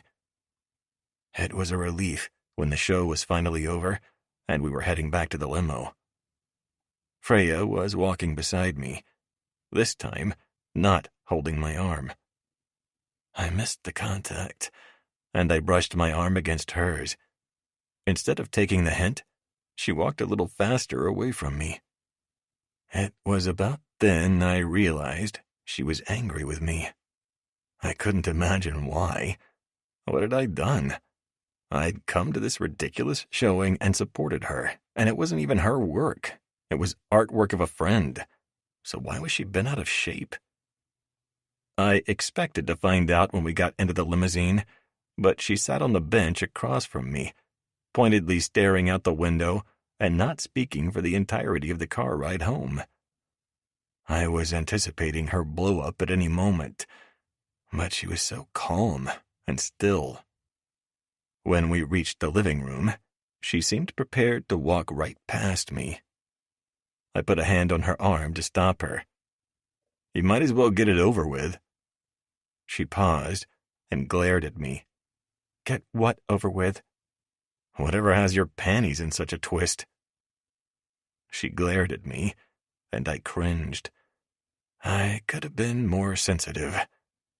I thought about apologizing, but I was happy to see any reaction after the cold and distant way she'd been holding herself since we left the gallery. Fireworks were imminent, and I was almost gleefully waiting for them. I'd rather have her angry and shouting than silent any day. Chapter 14. Freya. You could have just refused to come, I said, my voice laced with irritation both from his abrasive words and earlier attitude. What are you talking about? His brow furrowed, and he seemed genuinely confused. It was obvious you didn't want to be there and you considered all of us beneath you. It's not true. I let out a humorless laugh. You could have fooled me. Do you have any idea how much effort I put into my art and how much it means to me? And you couldn't even pretend to care for one evening. Declan started to scowl. Hang on. It wasn't even your work. It was Lenny's. My blood was boiling at his words. Did he not understand the significance of the show to me? It doesn't matter that it wasn't my own work on display. I was still a part of that community. It doesn't matter whose work it was. I was there to support my friends, and you couldn't even be bothered to show a little bit of interest in something important to me. He looked taken aback, as if he couldn't understand why I was so upset. I'm sorry, Freya. I just don't understand the whole art thing. It's not my area of expertise. I shook my head in disbelief. It's not about expertise, Declan. It's about showing support for the people you care about. You could have asked questions, talked to people, or tried to learn something new. Instead, you just stood there with that superior look on your face, like you were too good for all of us. Declan looked uncomfortable again, shifting in his shoes as if trying to find the right words to say. I'm sorry if I gave you that impression. It wasn't intentional. I just don't relate to being motivated by the muse like you are. Business requires dedication and hard work, not waiting around for inspiration to strike. I couldn't believe what I was hearing. He didn't even understand what art was about, and he was insulting me and everything I stood for. You don't get it, do you? Art is about more than just waiting for inspiration. It's about expressing yourself, about creating something meaningful out of nothing. It takes just as much dedication and hard work as any business venture, if not more. And you couldn't even pretend to care for one evening. He looked hurt and confused, but I didn't care. He had no right to come to the art show and insult everything that mattered to me and my friends. I'm not speaking to you for the rest of the night. My voice broke for a second, shaking so hard with anger. Declan's face fell as my words hit him. He looked like he wanted to say something, but seemed to think better of it. I turned away from him, refusing to meet his gaze. I couldn't believe how he could be so insensitive and dismissive of something that meant so much to me. I practically ran to my room, slamming the door behind me. I needed space to process my emotions and figure out how to deal with Declan's behavior. Part of me wanted to scream at him, to make him understand just how much he'd hurt me. Another part of me didn't want to fight. I was too exhausted from trying to make him understand my perspective. I'd been overly tired for days. I flopped down on the chaise lounge, trying to calm my racing thoughts. I needed to talk to Declan about how his words had made me feel, but I didn't have the energy for it. Maybe it was better to just let things cool down for a while. I lay back on the chaise lounge, feeling morose and defeated. I couldn't believe Declan didn't understand me or what was important to me. I was about to text Lenny, but the room began to spin, and a wave of nausea hit me. I sat up, feeling dizzy and disoriented. Suddenly, I had to get out of there. I needed some fresh air and space to clear my head. I stumbled toward the door. But before I could even make it out of the room, another wave of nausea hit me. I was going to be sick. I ran for the bathroom, my heart pounding in my chest. I barely made it to the toilet before I began to vomit, heaving and gasping for breath. I had never felt so sick in my life. It was as if the weight of the world was crushing down on me and I couldn't escape. As I sat by the commode trying to catch my breath, I realized with a jolt that I had missed my period. I couldn't believe it. Had I been so stressed that I had missed it entirely? Or was there a physical rather than emotional reason? My mind was racing with questions and possibilities, but I couldn't bring myself to face the truth. I was too scared of what it might mean. I sat there for a few more minutes trying to regain my composure. When I finally felt well enough to stand up, I washed my face and rinsed my mouth with water. I looked at myself in the mirror, feeling lost and confused. My thoughts were jumbled and chaotic. and I couldn't make sense of anything. How was I going to tell Declan? Was I really pregnant? What was I going to do? As I stared at my reflection in the mirror, I felt like I was looking at a stranger. Nothing made sense anymore, and I didn't know where to turn. I needed to talk to Declan about what was going on, but I didn't know how to approach the conversation. Maybe it was better to wait until I had a better idea of what was happening with my body. I couldn't stand the uncertainty of waiting until tomorrow. I needed answers, and I needed them now. I quickly gathered my things and walked downstairs, pulling out my phone to call for an Uber. As I waited for the car to arrive, I was in a daze. I couldn't believe I was about to take a pregnancy test. It all felt so surreal. The car arrived and I climbed in, giving the driver the address of the nearest pharmacy. I sat in silence, my mind racing with thoughts of what might be. When we arrived, I asked her to wait. I ran inside the store, scanning the signs above the aisles to find the right one.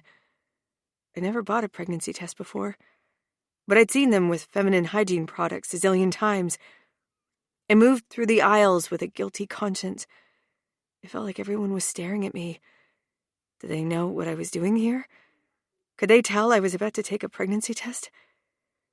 I found myself standing in front of the pregnancy test aisle, staring at the different boxes and their promises of accuracy and reliability. I didn't know what to choose or what to look for. My hands were shaking as I reached for a box and read the instructions on the back.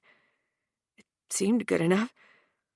I made my way to the counter, trying to keep my composure as I paid for the test. The cashier gave me a smile, but I couldn't bring myself to return it. As I walked to the bathroom at the back of the store, my heart pounded so hard I could feel it in my throat. Once inside with the door locked, I tore open the box, and my fingers fumbled with the test.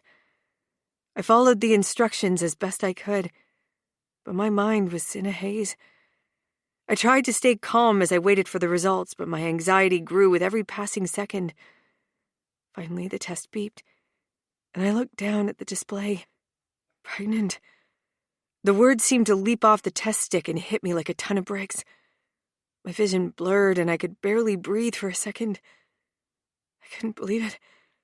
I was pregnant. Suddenly, I was going to be sick again. I stumbled to the toilet and vomited, my stomach convulsing with fear and anxiety. This wasn't how I'd imagined finding out I was going to be a mother. As I sat on the closed toilet seat, a wave of emotions washed over me. Fear, excitement, confusion, and disbelief all fought for space in my mind. I didn't know what to do next, how to tell Declan, or what the future held for me and this tiny life growing inside me. All I knew was that my life was about to change forever, and I wasn't sure if I was ready for it. I tried to catch my breath, feeling like my whole world had been turned upside down. How would Declan respond? Was he going to be supportive, or would he be horrified? The thought of his reaction made me sick to my stomach again. Would he be angry? Would he blame me?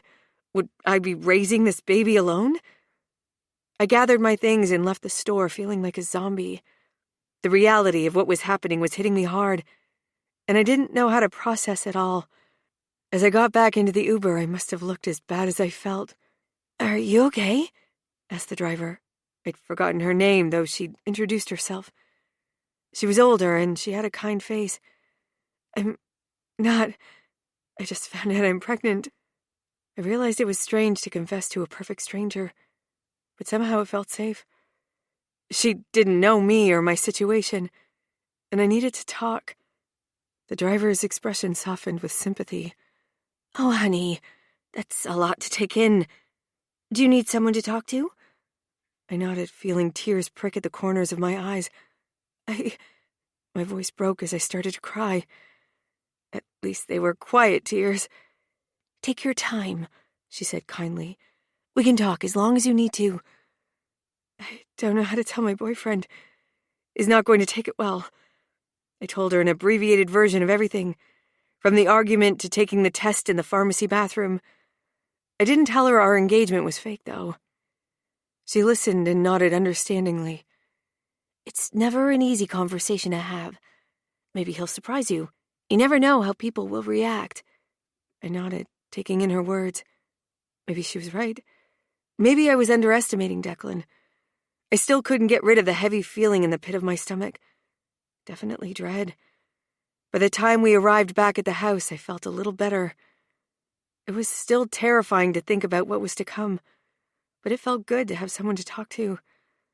"Thank you," I said to the driver as I climbed out of the car. "You have no idea how much this helped." "Anytime," she said with a smile. "Take care of yourself, okay?" I nodded, grateful for her kindness. As I made my way back into the house, I was spared having to tell Declan right then in my current emotional state, because he wasn't in sight. I assumed he was in his room. It sent a pang through my chest to imagine him in there alone. Yet I couldn't face him tonight. For the first time in weeks, I went to the guest room and tried to sleep alone. It was a restless night.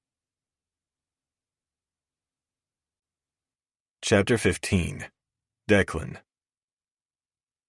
The moment my eyes opened the next morning, Freya's words came back to me.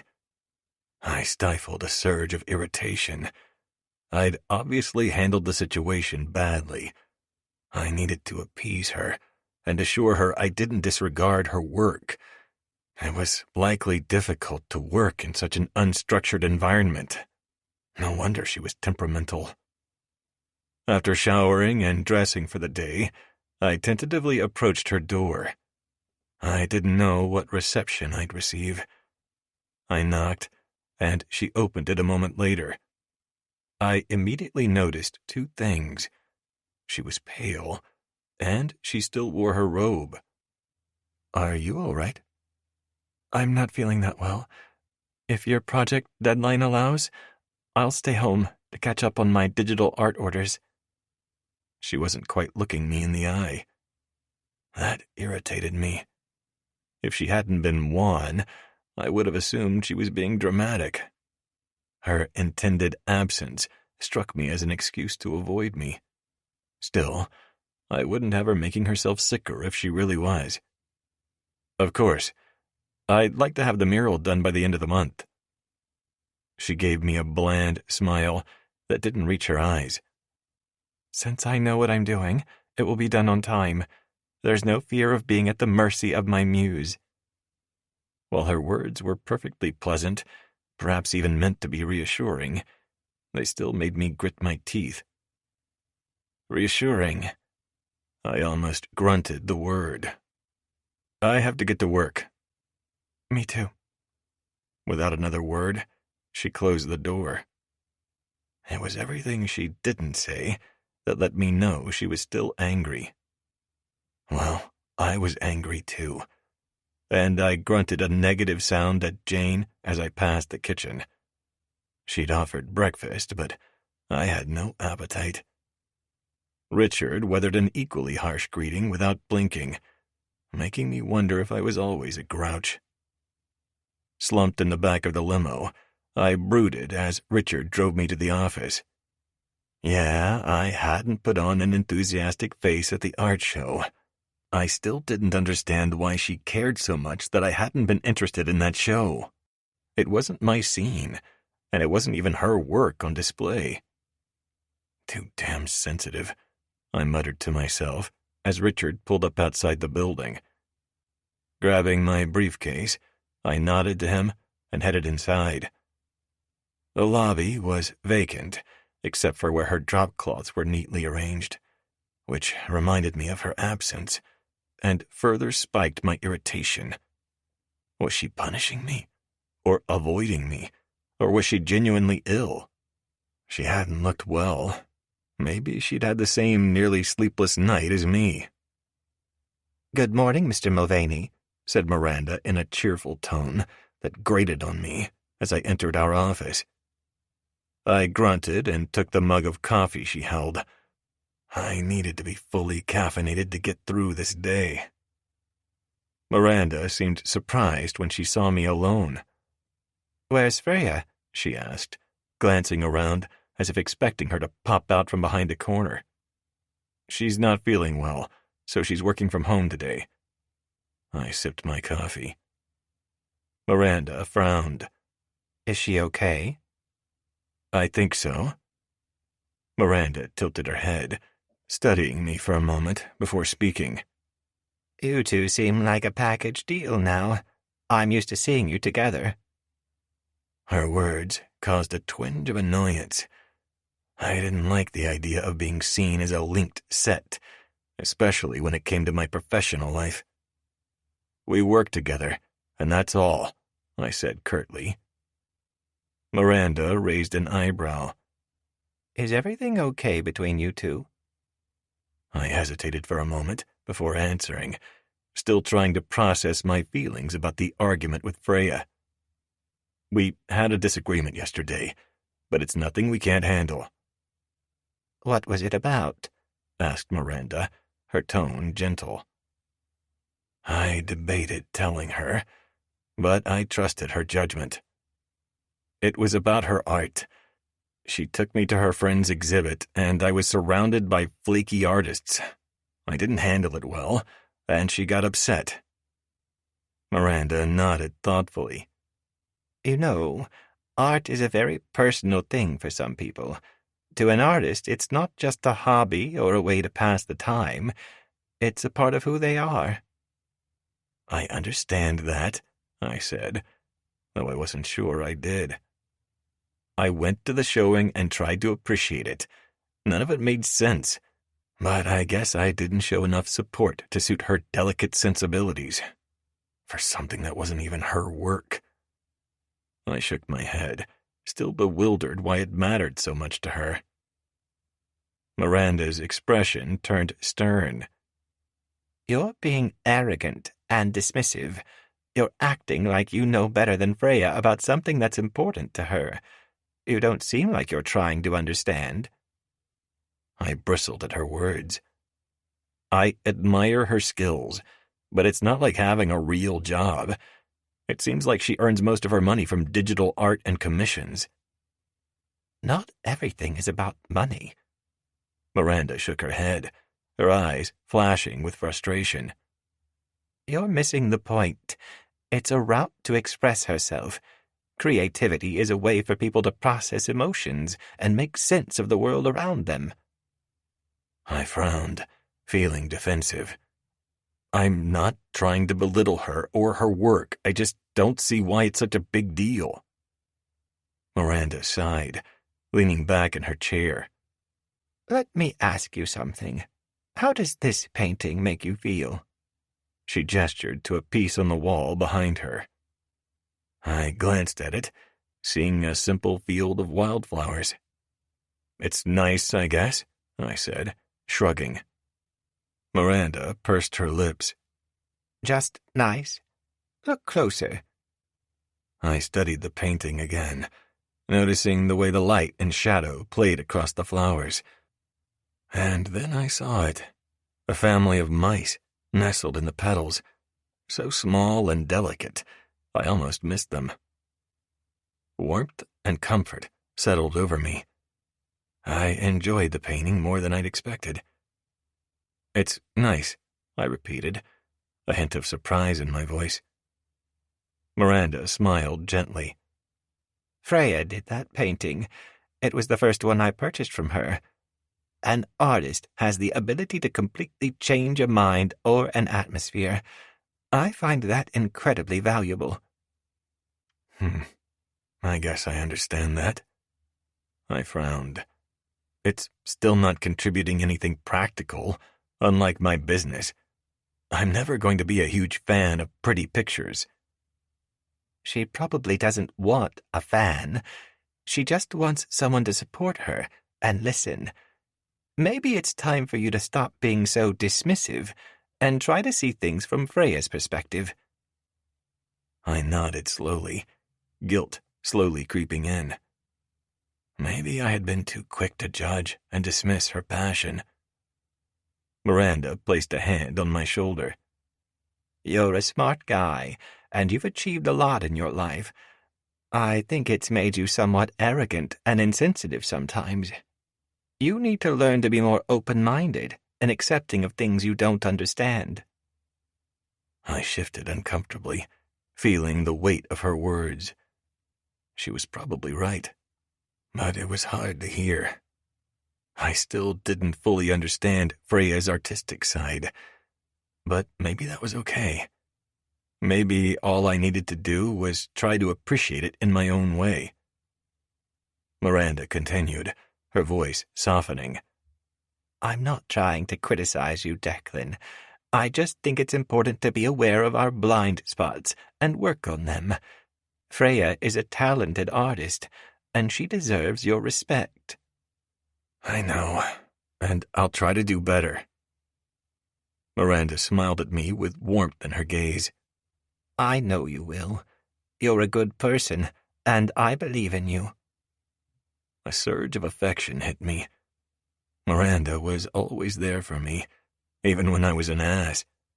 She had a way of cutting through my bullshit and getting me to see things differently.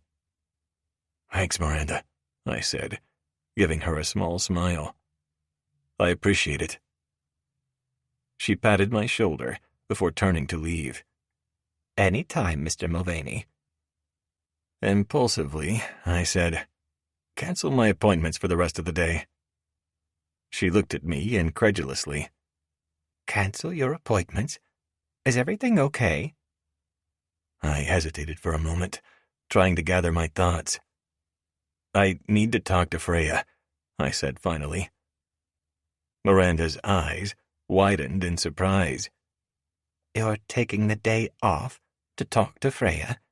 That's unexpected. I nodded, my stomach twisting with a mixture of nervousness and determination. I need to make things right with her. I hurt her, but I want to show her I support her passion. And maybe rekindle her passion for me once we got over this disconnection. Miranda smiled, a hint of pride in her gaze.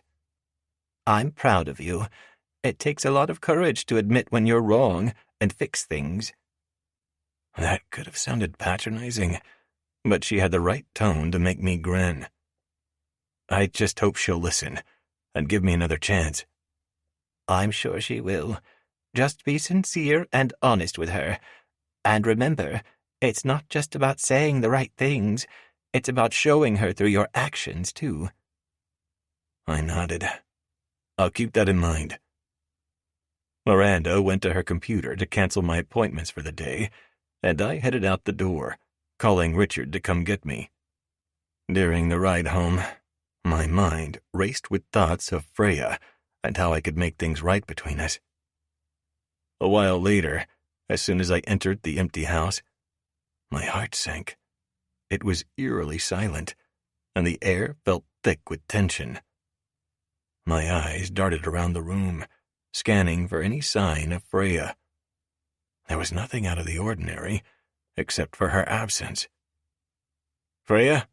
I called out, my voice echoing in the empty space. There was no response.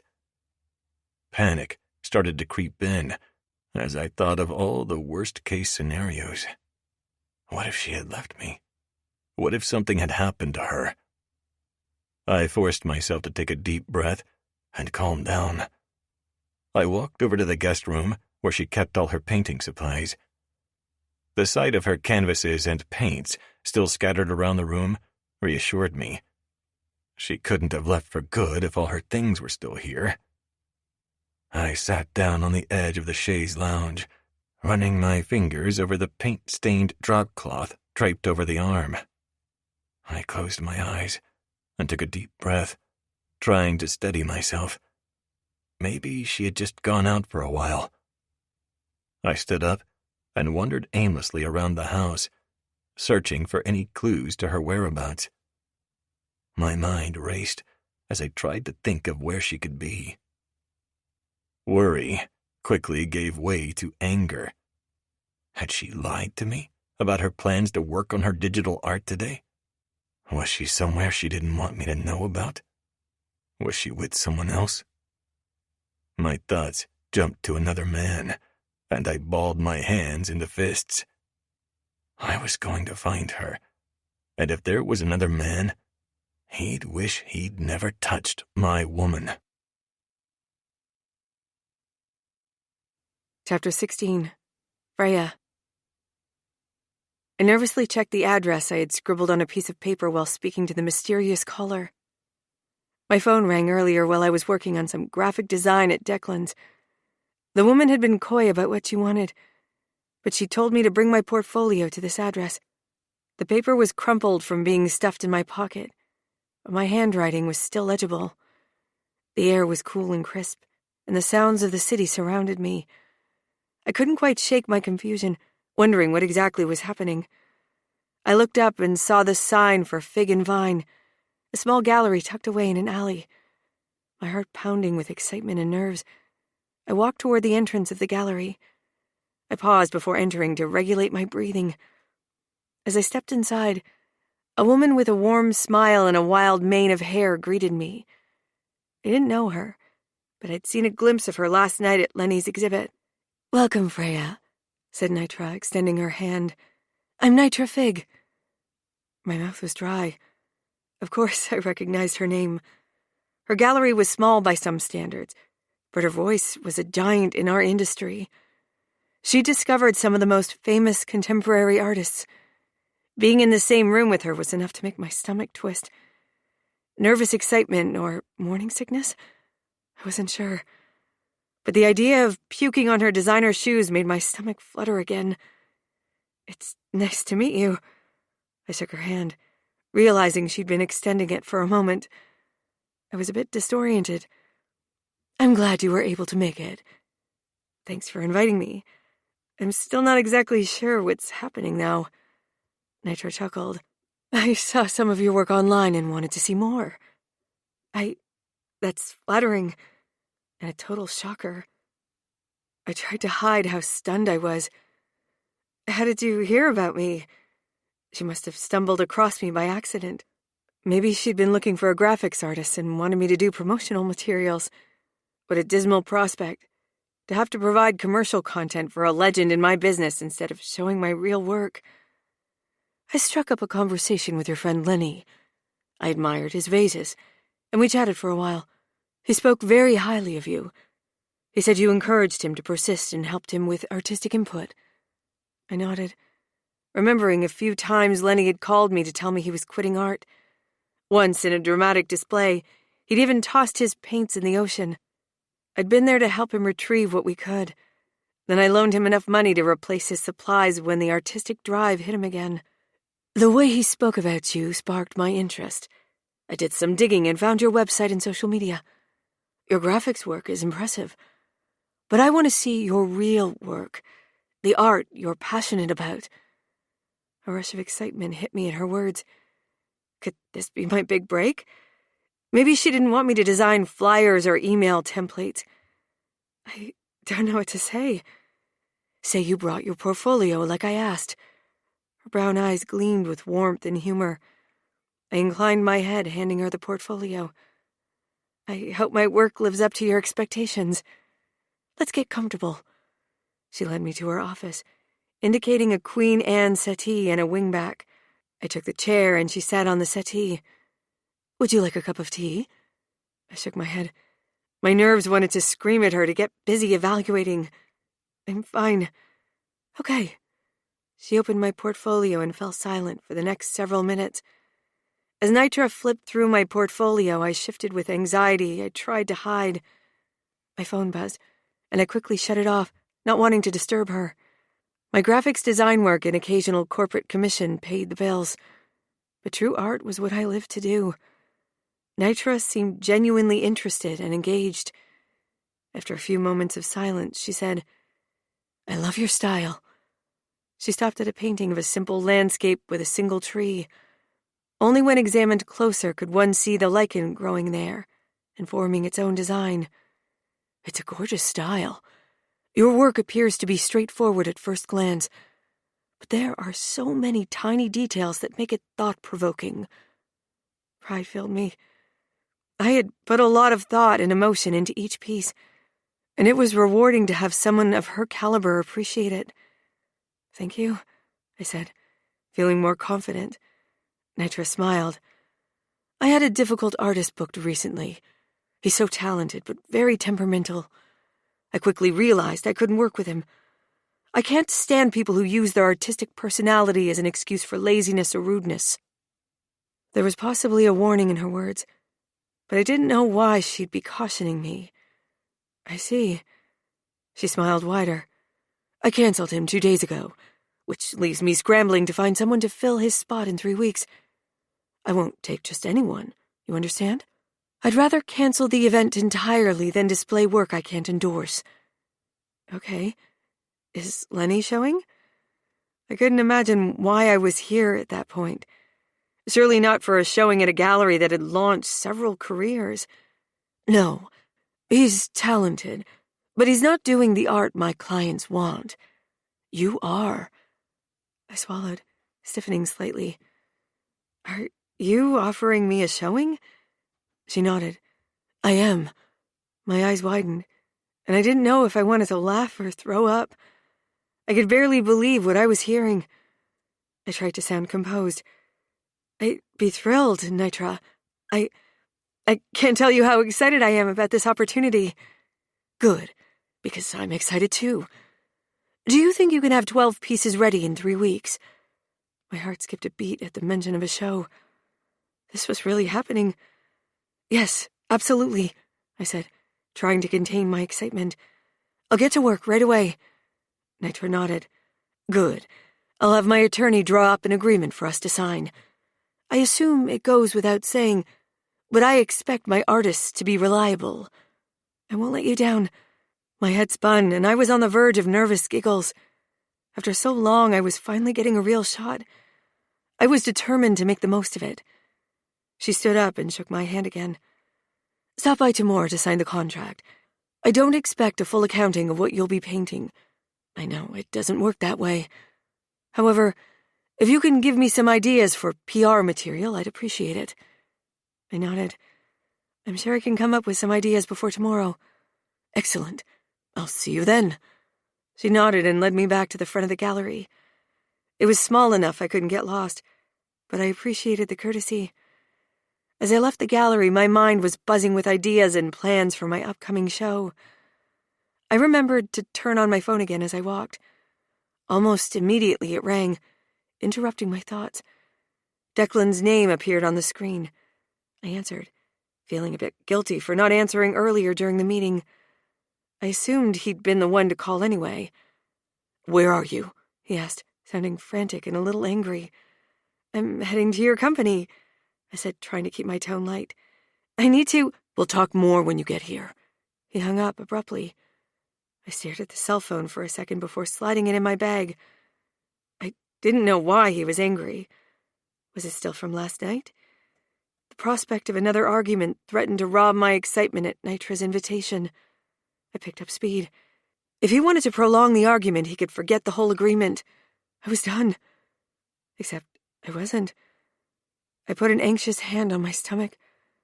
As crazy as it seemed in my excitement over Nitra's offer, I'd forgotten about the baby for a moment. I couldn't just cut all ties with him. I still had to tell him about the pregnancy. We had to figure out what this held for our future, if we had any future together at all. Distracted and still holding my stomach, I barely glanced at the crosswalk. The light was in my favor, so I stepped out onto the street. Stop! Yelled a woman behind me. I looked up to see a car barreling my way. With horror, I realized the driver wasn't intending to stop for the red light. I braced myself. Chapter 17. Declan. Richard was probably confused by my summoning him to go back to the office. I hadn't thought to ask Freya to come home. It seemed easier to meet her at work. The mid-morning traffic wasn't terrible, and he dropped me off in front of the building less than 20 minutes later. I rushed inside, looking for Freya. I expected to see her at the mural, but she wasn't there. I went to our offices, and Miranda looked up. I thought you were taking the day off? Freya's meeting me here. I looked around. Is she here? I haven't seen her at all today. Miranda looked somewhere between confused and concerned. Worried, I reached for my phone. I dialed Freya's number again as I headed to the lobby. I was going to go on foot to find her, but I heard her ringtone coming down the hallway. I hung up as she came into view. I wanted to yell at her for not leaving a note earlier, but I stopped. She was pale and shaking. I rushed toward her. "Are you all right?"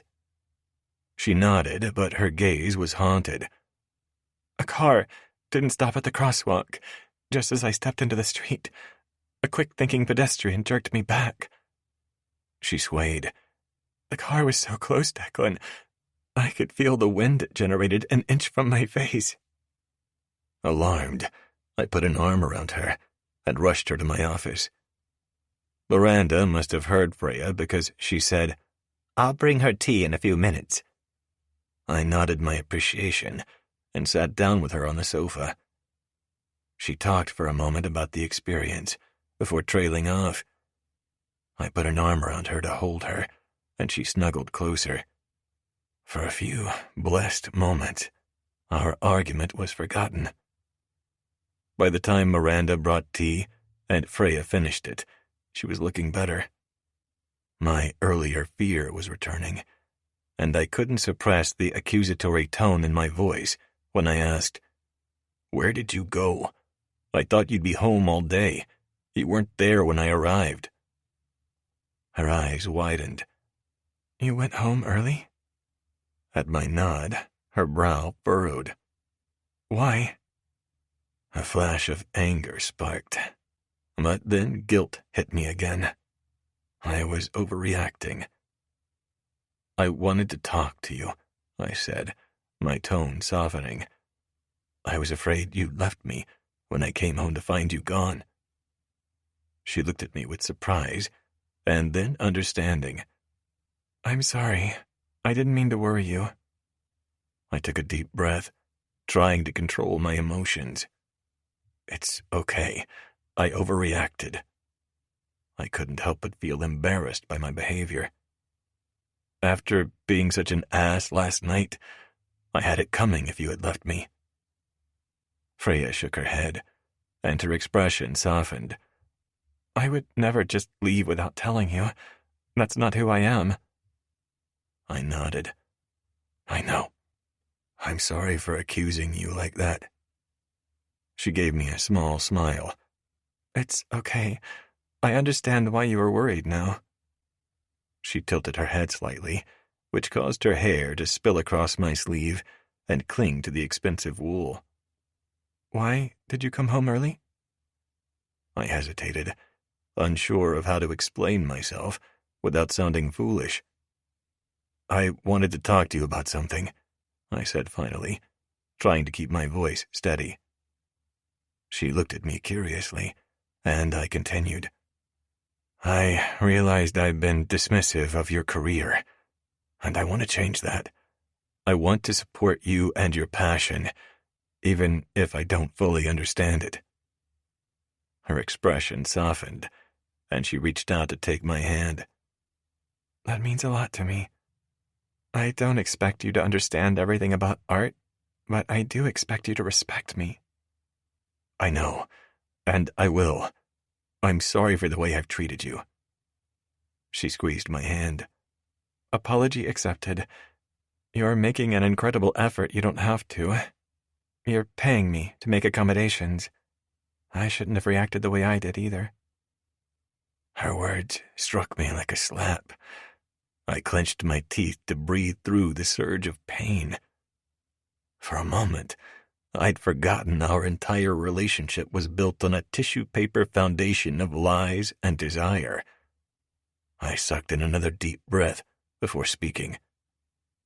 "Maybe we're more than fake engaged?" I tried to sound casual. Her green eyes sparkled and became warmer. I think we might be. There was a hint of something in the air, but I didn't know if I was ready to talk about emotions. I was still coming to grips with feeling something real for her. Instead, I diverted the conversation. "Where did you go this morning?" My tone was one of friendly curiosity rather than angry accusation this time.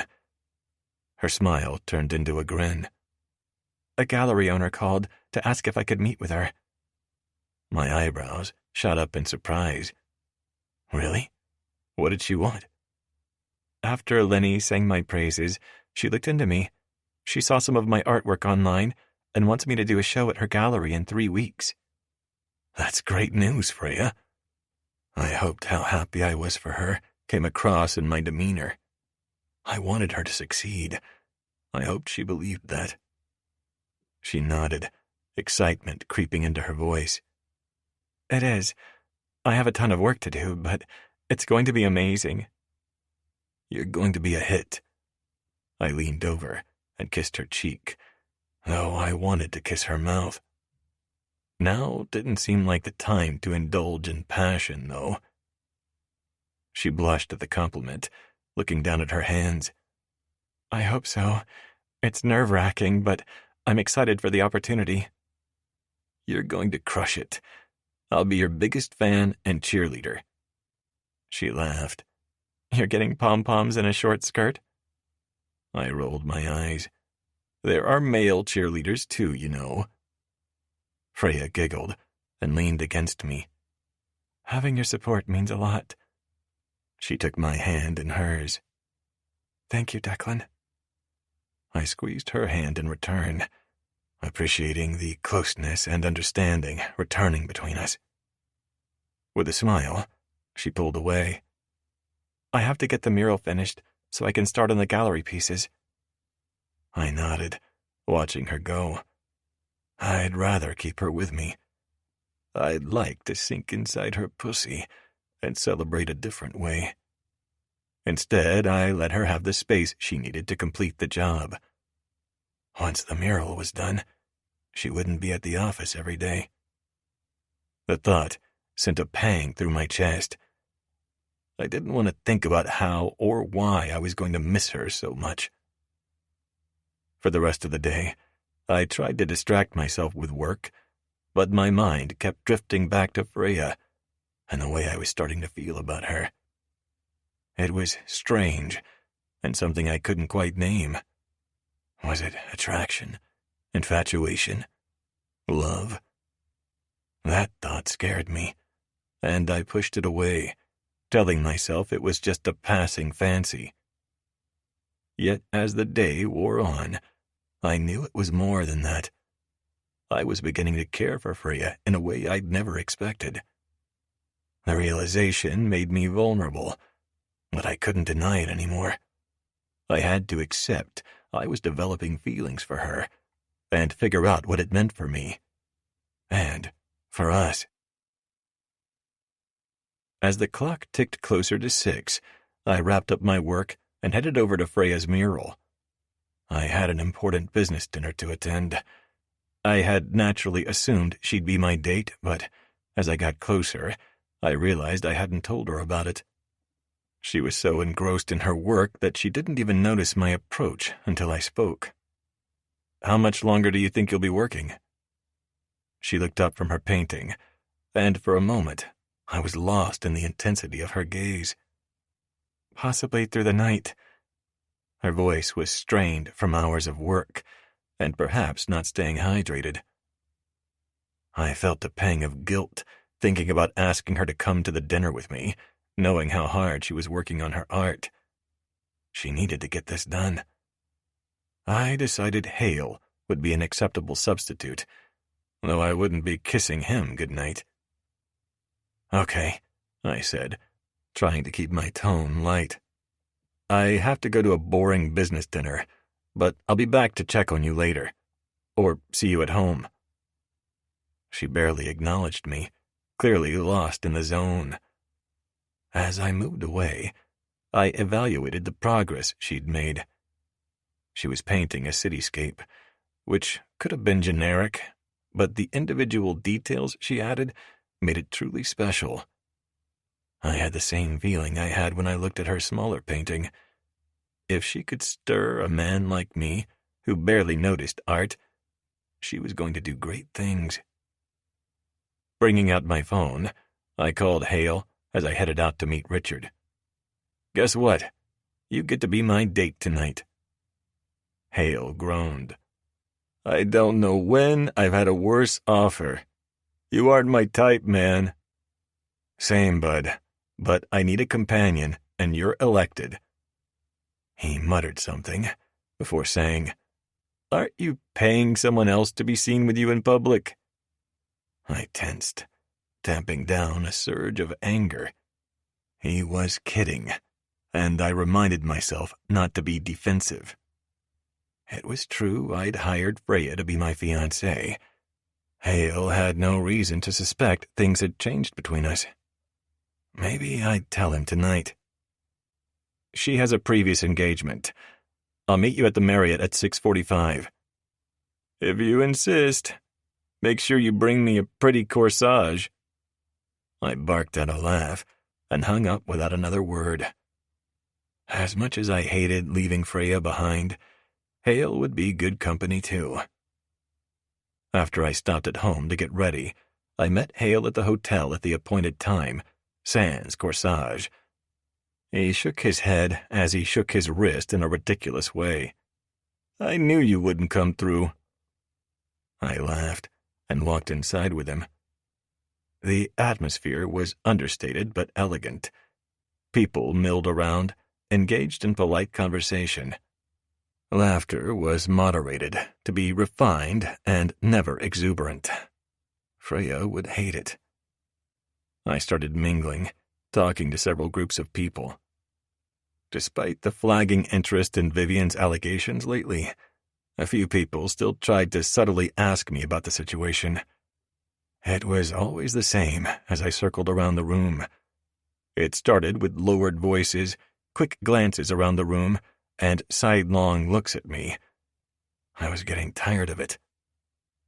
As I took a sip of my drink after what felt like hours, though we'd only been there 15 minutes, a woman I didn't recognize approached me. She was young and pretty, with long blonde hair and big eyes. Mr. Mulvaney, may I speak with you for a moment? I lowered my drink and smiled politely. She seemed too young to be in business, but one could never tell. I didn't want to insult a potential client. Of course. How may I help you? Her voice was barely above a whisper. I was just wondering if you could tell me anything about the allegations against you. I know it's none of my business, but I'm just curious. I fought the urge to roll my eyes.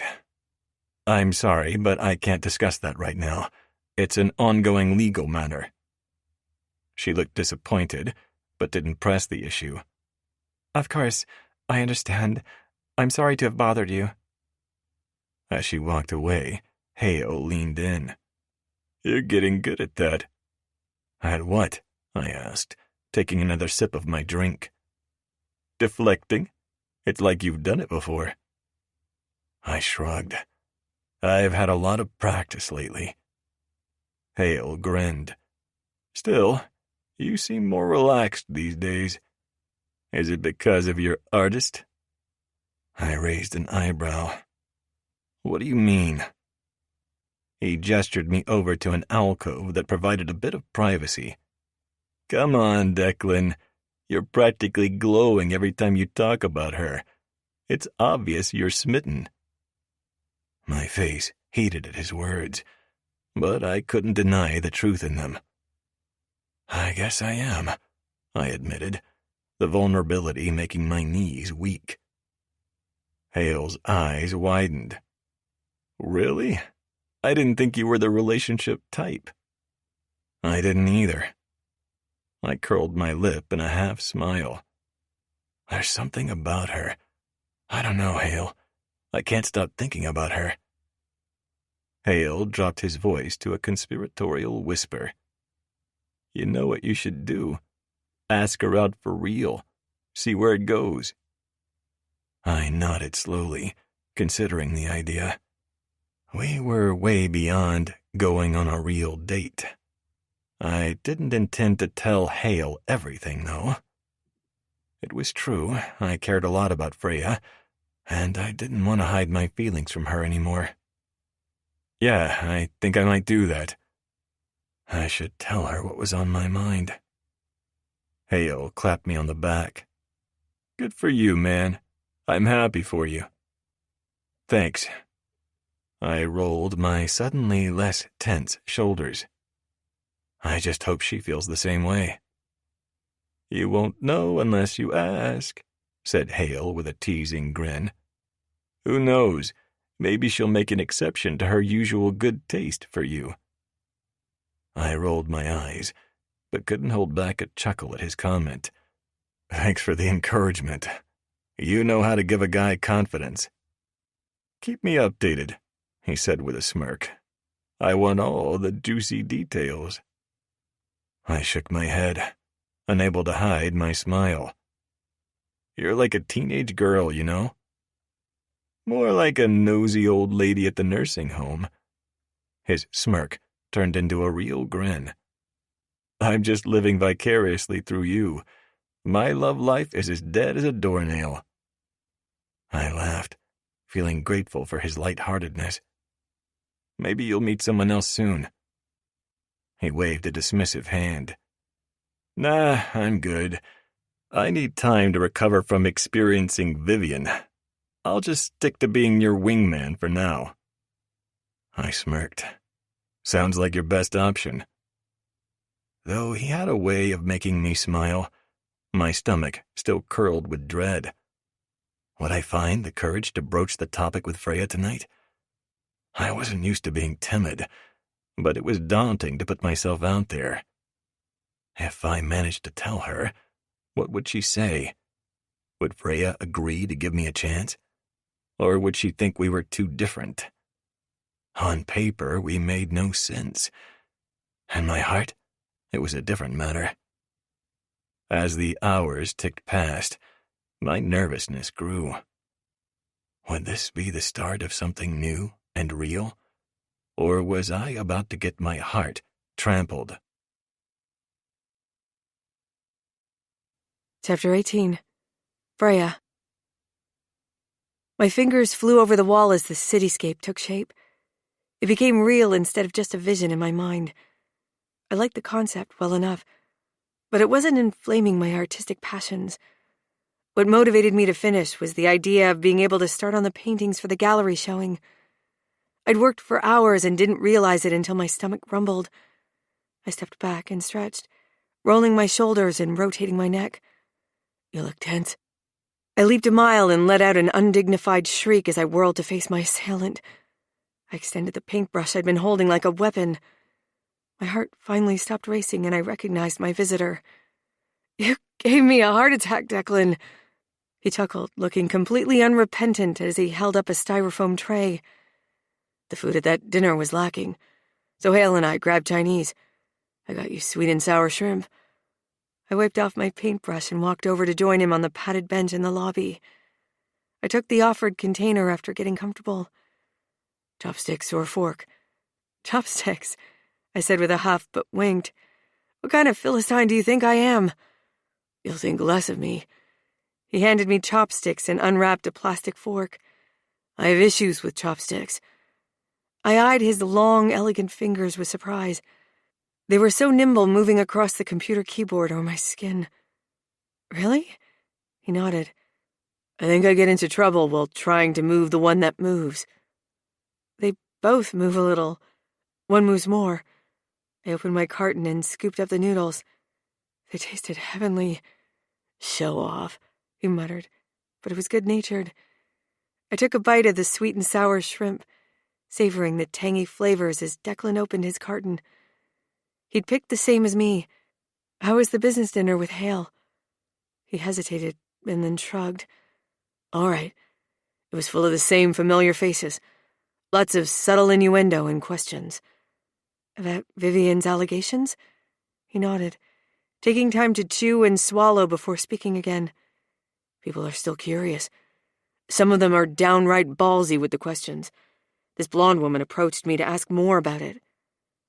That set my teeth on edge, and a streak of jealousy I hadn't known I had reared its head. Maybe she was using that as an excuse to approach you. She probably wants to take you to bed. He blinked and then shook his head. Nah, it just felt like blatant curiosity. Besides, I doubt she was older than 20. That's half my age. It probably doesn't matter to her. You're a sexy beast. I was struggling to wrestle the jealous tiger back in its cage. My attempt to sound lighthearted probably fell flat. He didn't seem to notice, though. I could see people whispering and heard some speculation about Mulvaney Industrial, but it was fewer people than I expected. His voice was thoughtful as he processed his thoughts. Maybe Robin is right. I leaned closer. Right about what? To my surprise, his expression closed and his tone was terse. It's nothing, Freya. Just forget it. I frowned. My curiosity piqued. She must have said something. He hesitated and then said, She indicated we aren't as interesting as we used to be. I nodded slowly. Does that mean you don't need me anymore? My stomach churned at the thought. Regardless of where our agreement ended, we'd be bound together by the baby. I still wasn't ready to bid farewell to our fake arrangement. He scowled. Of course not. Things are dying down, but there is still gossip. We stay the course for now. He spoke decisively, as though daring me to argue. I didn't because I had no wish to do so. I was content with the arrangement for now, and it gave me a little more time to figure out how to tell him I was pregnant. As I took another bite of the shrimp, my stomach spasmed while a wave of nausea surged. I put down my chopsticks with a grimace, feeling slightly embarrassed. I need to take a break, I said, my voice soft. Are you all right? I think I ate too quickly. His gaze was filled with concern. Do you need anything? Water, maybe? I shook my head and managed a shaky smile. No, I'll be fine. I might even finish it later, but I should get back to work. His expression reflected disappointment. I'll leave you to it. Impulsively, I put a hand on his wrist. Please, stay and talk to me. I won't distract you. I shook my head. Now that I know what I'm painting, the fill-in work is mostly muscle memory. I won't have to really focus again until I add the tiny details. Okay. He continued eating as I returned to the mural. I picked up my brush and got back to work. As I painted, calm settled over me. The vibrant colors of the cityscape developed in a way that was both beautiful and awe-inspiring. It didn't look like corporate art. It's lovely. I looked up at Declan, surprised to see how seriously he evaluated the work. Thanks. I'm not just saying that. I gave him a soft smile. I know. I'm insanely talented, and you finally realized it. I could barely stifle a laugh to get out the last word. I have. My mirth fled at his intense expression and somber tone. For a second, I wanted to go to him. I knew if we started touching, I'd never finish the mural, so I forced myself to continue. As I painted, Declan finished eating before he asked, How did you get into art? I've always loved to paint and draw, even as a child. Ross was a surprise baby when my folks were in high school. They both dropped out when their parents disowned them and worked menial jobs. I remember how much they hated them and struggled to make ends meet. I knew then I wanted to do something I loved that would never feel like work. What are your parents doing today? I felt a moment of defensiveness, unable to imagine how much wealth his family had. He was likely to look down on my parents. I stiffened my spine, knowing I wouldn't put up with that. They're both over-the-road truck drivers. Dad got his CDL about a decade ago, and Mom decided she wanted to go with him. She got hers as well. Quit her nursing aide job, and they've been off and running since I graduated. He smiled. I used to want to travel when I was a kid. I thought driving a big rig would be awesome. I blinked, shocked. You did? How did that go down with your prep school crowd? He gave me a scolding look, and I realized my tone had been snarky. I mean, you obviously didn't go that route. He shrugged. My parents were pretty poor, too. We lived in a one-bedroom apartment. My brother and I shared the fold-out couch. Hale was my neighbor and my best friend. My hand trembled. and I had to stop painting as I processed the incongruity of what I'd imagined his childhood to be versus what it was. I didn't expect that. When I got older, I wanted to make a lot of money. I'd outgrown the big rig dream and realized business was the way to go. I had a head for it, along with the technical ability. And here I am. And you brought Hale along for the ride. He grinned. He's my best friend, like I said. No wonder Vivian's lies didn't get her far. He nodded, but didn't reply to that. Do you ever get tired of struggling for your art? I mean, wouldn't it be nice to have a guaranteed income? I instantly shook my head. It's not always easy, but it's worth it to be doing something I'm passionate about. Declan nodded in understanding. I can see that. It's important to do what you love. I smiled. Exactly. I completed a few more strokes before asking, what about your brother? What about him? Is he like a best friend since Hale is like a brother? I teased. He laughed. No. Dawson and I are close, like brothers, though we don't spend as much time together these days. You're too busy. I stated it as a fact. He made a scoffing sound. I'm always busy, but I make time for family. He's the one who's busy. Dawson and his wife, Heidi, have 5 kids. My eyes widened as I looked at him in surprise. Wow. Declan nodded. They had 2 boys and decided they wanted a girl. Heidi was having trouble conceiving, so they went to the doctor. He implanted 2 eggs during IVF, and one of them split. So they have identical twin girls and their brother, all born 18 months ago, plus a 3- and 5-year-old. The thought of trying to keep up with 5 babies under the age of 5 made me uneasy. Just be one, I told the baby silently. No wonder he's not available to socialize. They don't have a nanny? They do, but they both like to raise their kids. That's a little foreign in the circles he and I and Hale navigate these days. Will you hire a nanny when you have kids? I held my breath, asking so much more than that, even if he didn't know it. He hesitated. I don't know that I'll have kids. I stopped painting for a moment, looking at him. Really? I thought you'd be the family type. He shook his head, looking away for a second. I've always been busy with work, and I never really thought about it. Now it feels that time has passed. Why? He sighed, meeting my gaze. I'm not getting any younger. It's not like I can just decide to have kids tomorrow. And even if I did, I don't know if I'd be any good at it. I'm always occupied. It's not exactly a recipe for being a good parent. I thought about how he'd learned from his actions and was now being supportive of my art.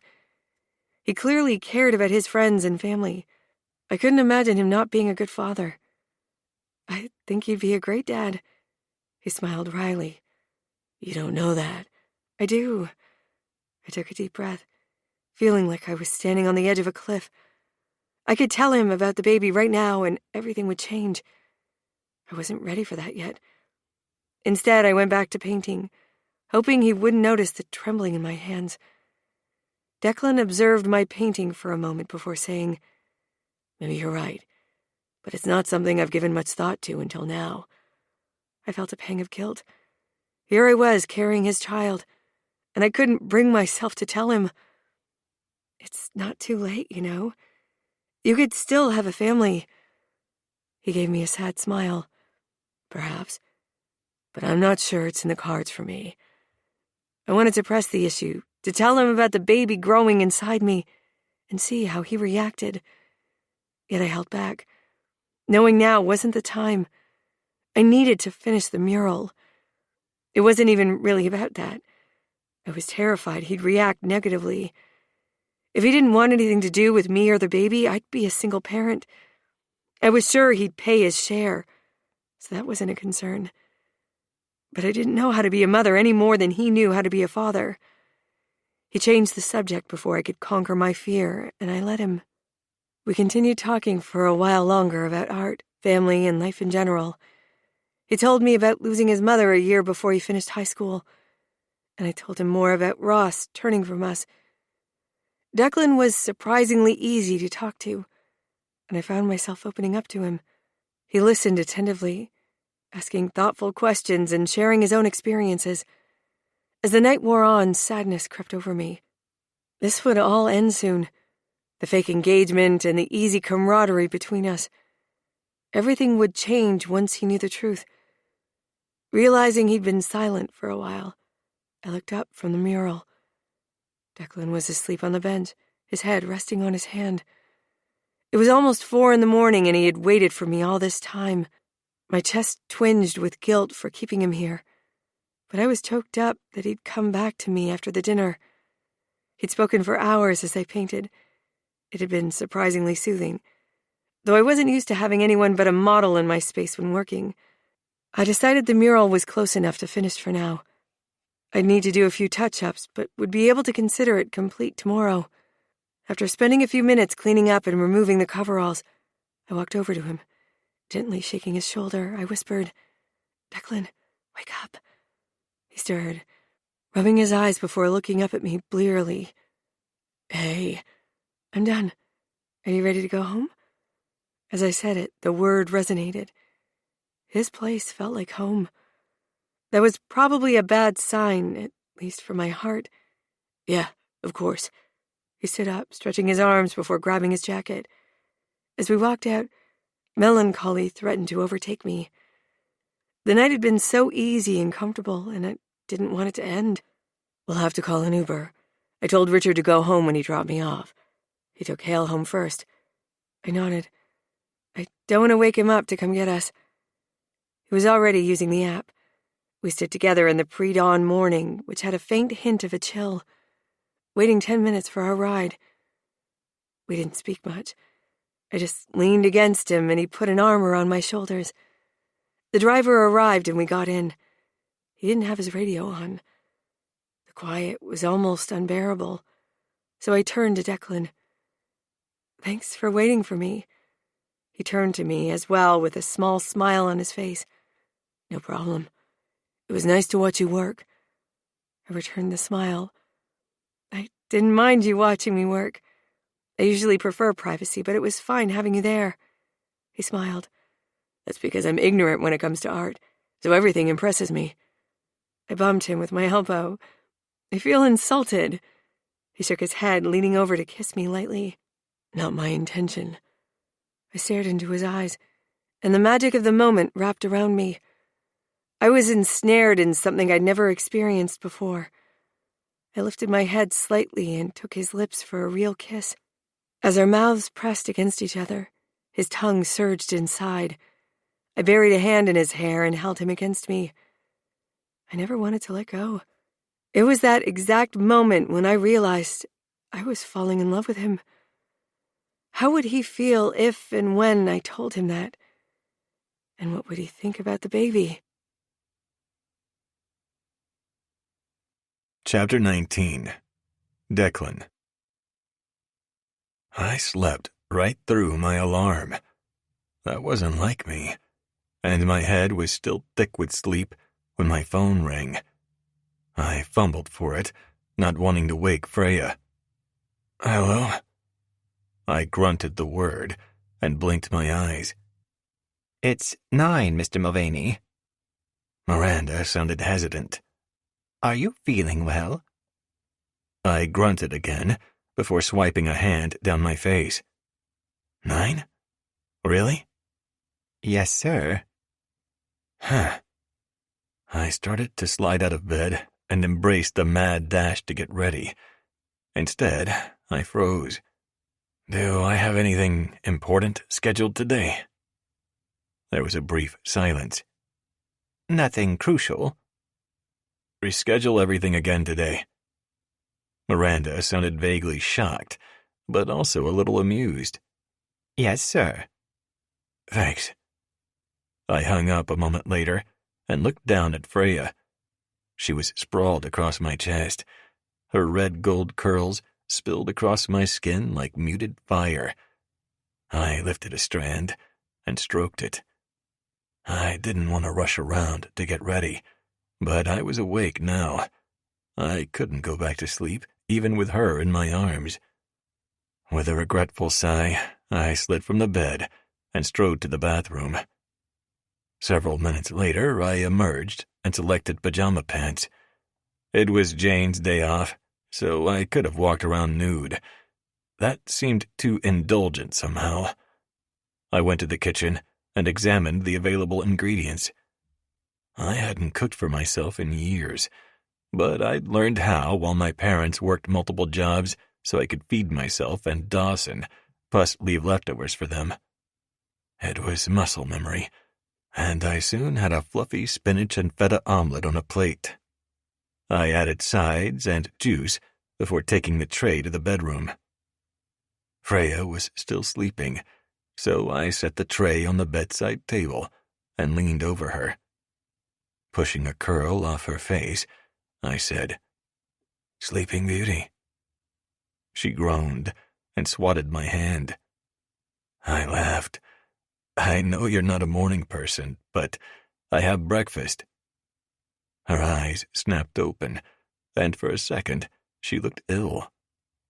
Freya pushed me aside and ran for the bathroom. I followed, hovering nearby, but not so close as to violate her privacy. "Are you okay?" I called through the closed door. Water ran for a moment before she opened the door. She looked a little pale, but seemed better. "I'm fine. I think it was the shrimp." I frowned. I had eaten the same thing and had no ill effects. "I feel okay." She shrugged a shoulder. "You mentioned breakfast?" She must be okay if she was ready to eat. I took her arm and led her to bed. Waiting until she'd settled, I returned with the tray and put it on her lap. She stared at the food piled high.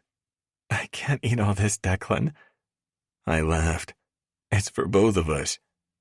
Freya looked relieved. "That's a good thing. I thought Jane had gone crazy." I joined her on the bed, handing her a glass of juice. I grinned. I made breakfast. Her blink of astonishment was a little annoying.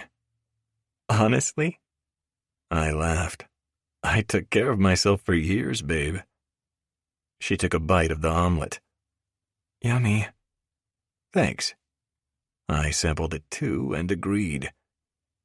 We chatted as we nibbled, talking about nothing in particular. When she'd finished her last bite, and I ate the rest of the toast, I moved the tray back to the table. She glanced at the clock and gasped. "Oh my, you're so late."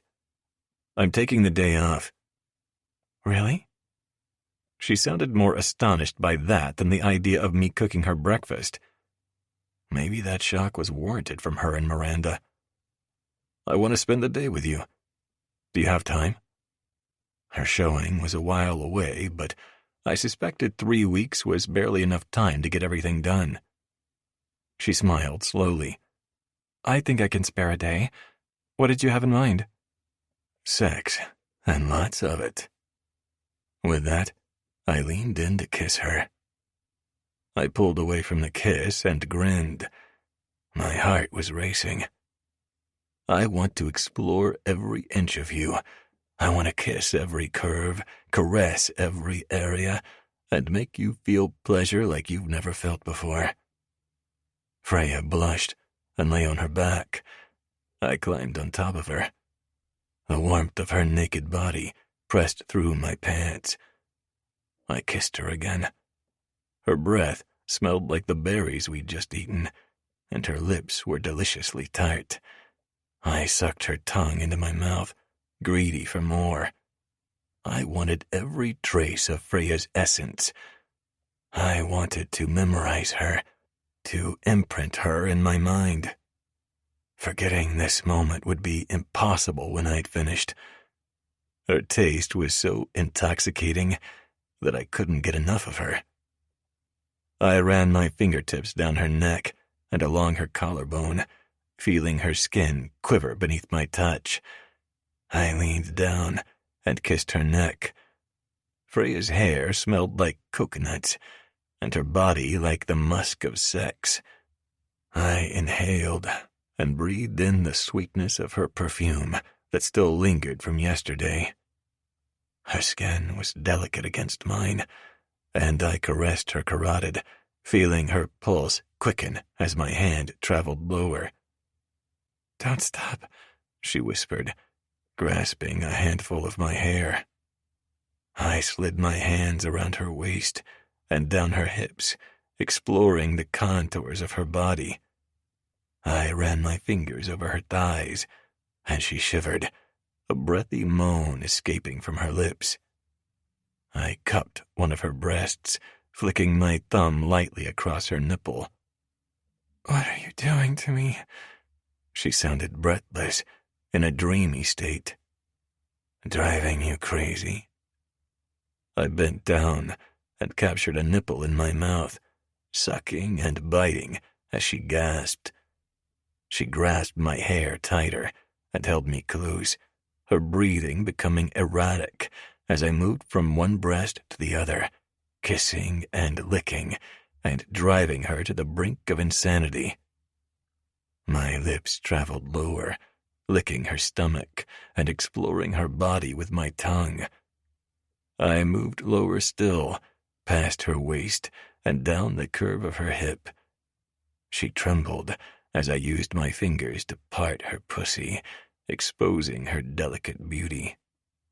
She whimpered and lifted her hips as I lowered my head. I touched my lips to her mound.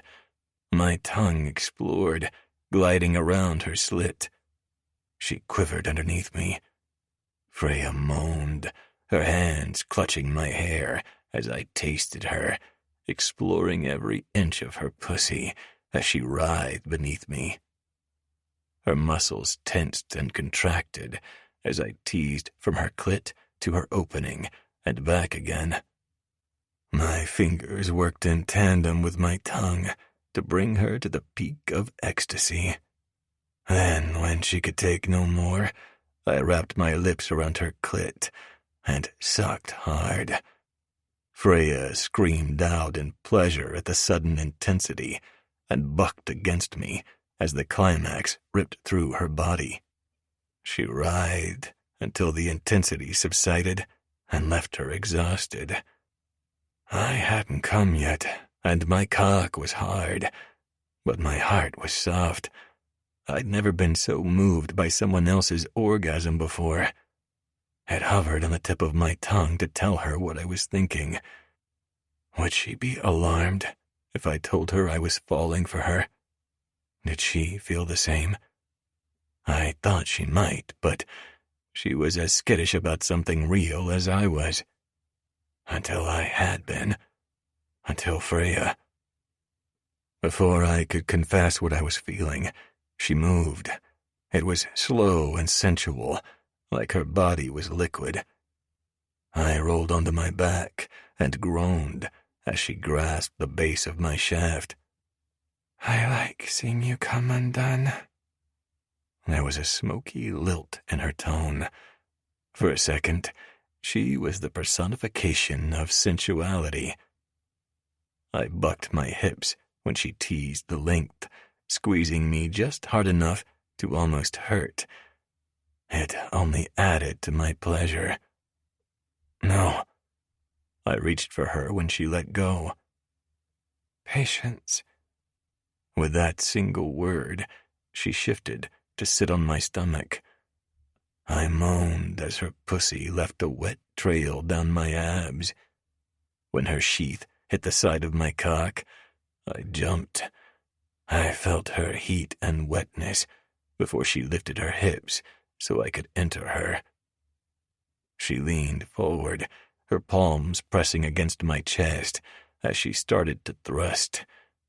Her hips moved in a slow and deliberate circle, her movements becoming more and more frenzied as she rode me.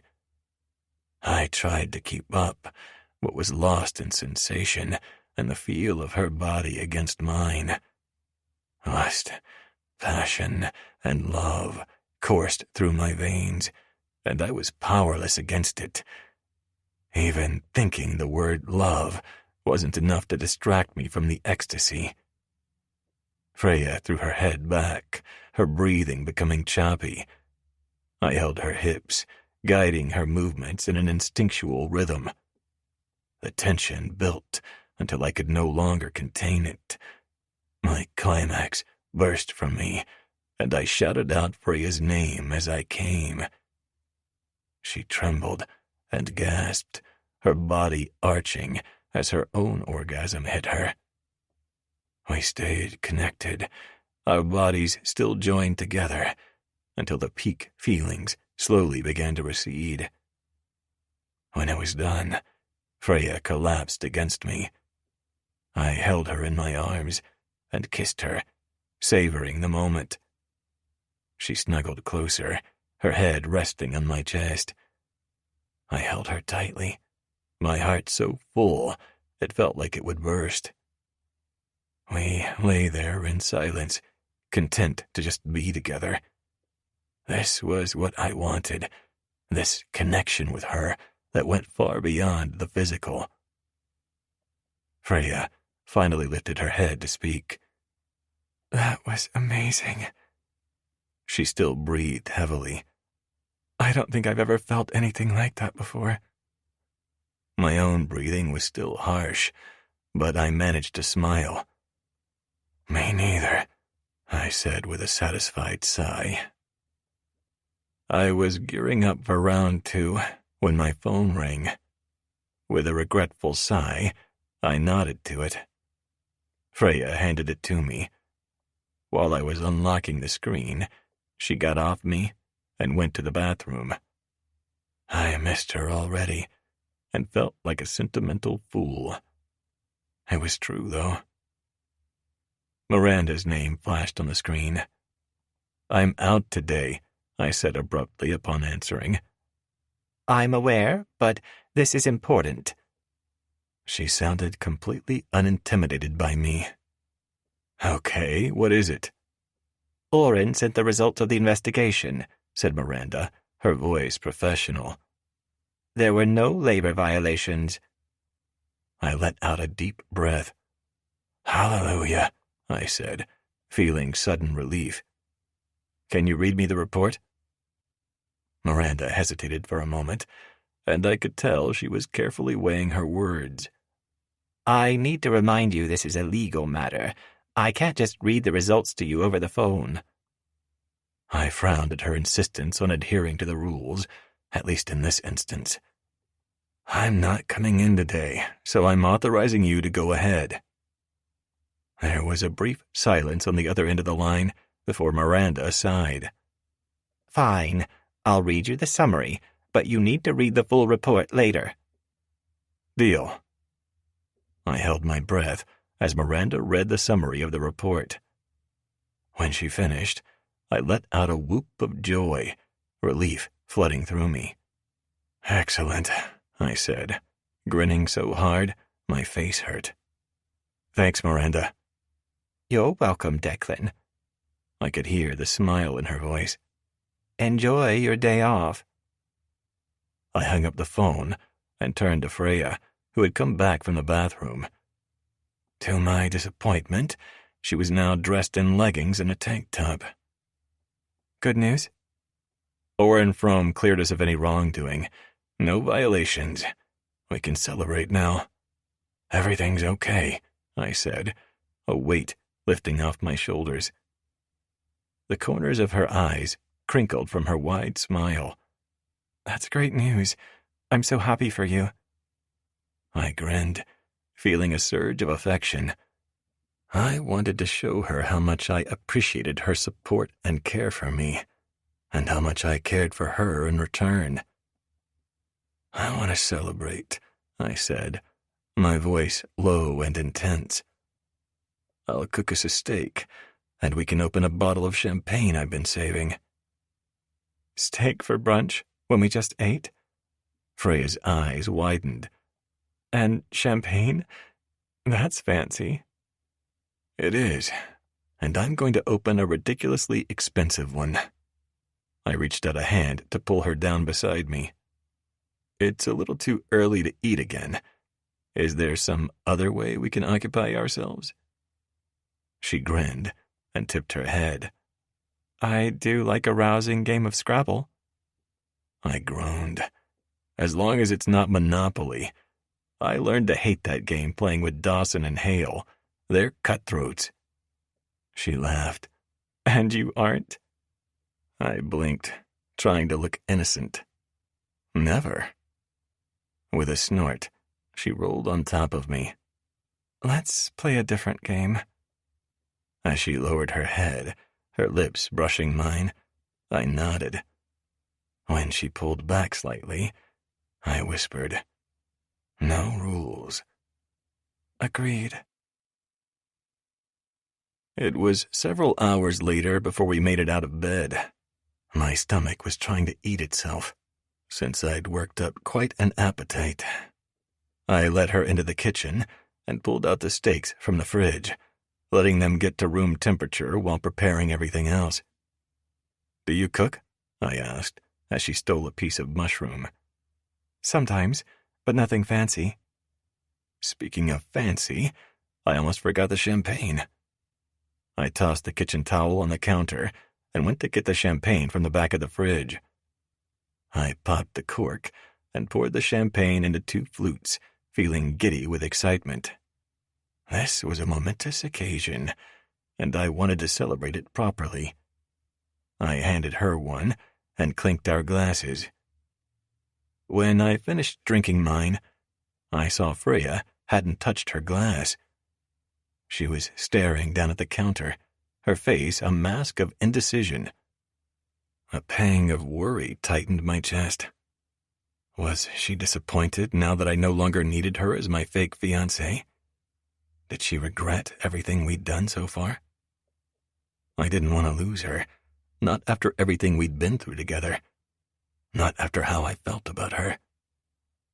"Freya, is everything okay?" I asked tentatively. She looked up at me, her expression conflicted. I need to tell you something. My heart sank. She looked so somber, and her news couldn't possibly be anything good. "What is it?" She took a deep breath. I think we need to talk about us. I felt a glimmer of hope at her words. "What do you mean?" She looked down at her hands, fidgeting with her fingers. I mean, I don't want to be your fake fiancé anymore. I care about you, and I need to know if you care about me too. Like, really care about me. My chest felt like it might explode. I gasped to breathe, trying to stifle a swell of excitement so I could speak. "I care about you, more than I ever thought possible. I want to have a real relationship with you. I don't want to fake it anymore either." I waited with bated breath for her response. When she didn't say anything, a wave of panic washed over me. Had I misjudged everything? Did she not feel the same way, despite her words? Chapter 20. Freya. I could see the hurt and confusion in his eyes when I didn't respond immediately, and I winced. Hurting Declan was the last thing I wanted to do. I had to tell him the truth, even though it scared me. "Yes, Declan, I want to have a real relationship with you too," I said, my heart racing with anticipation. He smiled, but he looked wary, as if he knew I was holding something back. I had to tell him the truth, even though it was scary. I took a deep breath and said, "There's something I need to tell you first." "What is it?" he asked, his voice laced with concern. I drew in another breath and closed my eyes. "I'm pregnant." I opened my eyes and braced myself for his reaction. As soon as the words left my mouth, Declan's expression shifted from hopeful to stunned. "Pregnant?" he repeated, as if trying to process the news. "Are you sure?" I nodded, feeling a lump form in my throat. "Yes, I took a test a few days ago. I wanted to tell you sooner, but I didn't know how to bring it up." He stood there for a few more moments, seemingly lost in thought. I couldn't tell what he was thinking, but his silence was making me nervous. Finally, he spoke. I'm happy, he said slowly. I'm just surprised. I never thought about being a father before. I don't know if I'm ready for that kind of responsibility. Worry and uncertainty laced his voice, and my heart sank. I understand if you need time to process this, I said, trying to keep my own emotions in check. I didn't expect this either. I know you might not want to be a father, and I'm prepared to handle this alone. He looked up at me, his expression softening. I'm not saying I don't want to be a father, Freya. It's just a lot to take in. But I know one thing. I care about you, and I want to be there for you and this baby. Whatever happens, we'll figure it out together. Relief flooded through me, and I couldn't help but smile as I blinked back tears. Thank you, I whispered. We stood there in silence for a few more moments before he took my hand and led me to the couch. Let's sit down and talk about this, he said, pulling me close to him.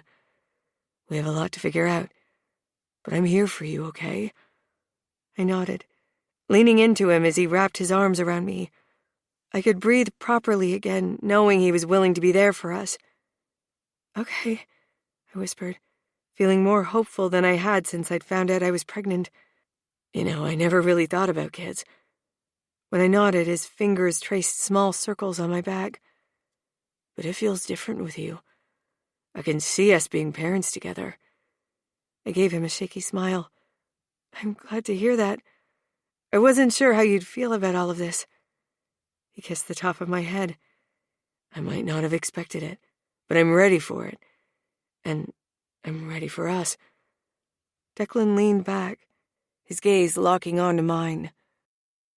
There's something I want to do, he said, reaching for my hand. I watched as he gently removed the engagement ring from my finger, causing a pang of sadness to stir within me. What are you doing? I asked, my heart racing. He took my hand in his. I'm taking this off your ring finger, he said, slipping it onto my middle finger. I'm not going to put it back on its proper finger until we're really engaged. I felt a mix of confusion and excitement at his words. Why not? Because I don't want to be fake anymore, he said, his eyes locked on mine. I want us to be together for real.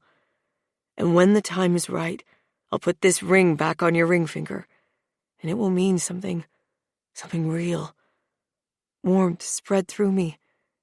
I like that idea, I said, feeling a smile spread across my face. But won't this cause problems for your image repair? I don't care about that, he said, shaking his head. I just care about you and making sure we're both committed to this. When that happens, the ring will go back on your finger for real. I leaned in to kiss him. I didn't need a ring to know how much he cared for me, yet the thought of it meaning something real, when we were both truly committed, filled me with hope and happiness. After the one day of rest and bonding, I threw myself into the long hours necessary to complete 12 projects by the showing. I began working at my studio space again. After a thorough review of all my work, I selected 5 paintings from my collection I deemed good enough for the exhibit. I'd already finished the ocean painting I'd started after the company cruise. It was still in the guest room at Declan's house. That meant I still had 6 pieces left to paint. Normally, it was easy to lose myself in my work. This time it was harder to focus. Maybe it was just my pregnancy brain, but I couldn't stop thinking about Declan. I was supposed to be painting a prairie scene, but my hands started painting him into the picture. Ah! I said aloud, using a palette knife to scrape off that section of paint. What's up, doll? Asked Lenny. He shared my studio space. At the moment, he was pausing between throwing pots at his wheel to have an energy drink. I sighed, putting down my paintbrush and turning to face Lenny. I just can't stop thinking about Declan. I feel guilty for neglecting him. Lenny put down his drink and walked over to me, placing a hand on my shoulder. Hey, it's okay. You're not neglecting him. You're just busy with your work right now. It happens to all of us. I also feel like I'm not as dedicated to my art as I thought I was, I admitted with a pang of self-doubt. I can't seem to focus on anything else or give either my full attention. Lenny smiled reassuringly. Artists need balance in everything, including work and life. It's okay to take breaks and focus on other things. It can even inspire you creatively. I nodded slowly, considering his words. I just don't want to feel like I'm putting my work before him. I'm sure he understands. But if you're really worried about it, why don't you talk to him about it? Communication is key in any relationship. I nodded, relief washing over me. Lenny always knew how to put things into perspective.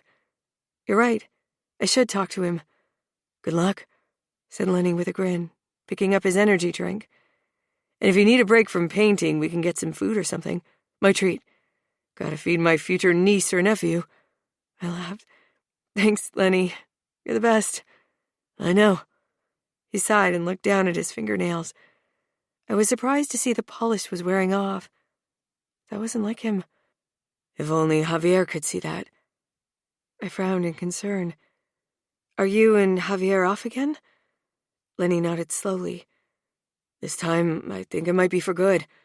He took a modeling contract in Brazil that's due to last at least 6 months. He asked me to come with him, but it just didn't feel right. It made me think maybe we're supposed to be completely off, instead of this back and forth. I reached over and put an arm around his neck, giving him an awkward hug to avoid getting paint from my coveralls all over him.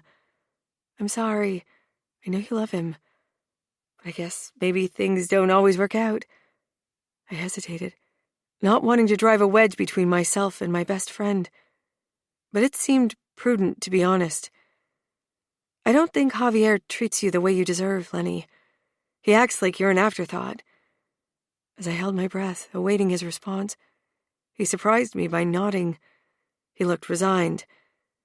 I've come to that same conclusion. The sex is fabulous, but I don't think we can build a life together.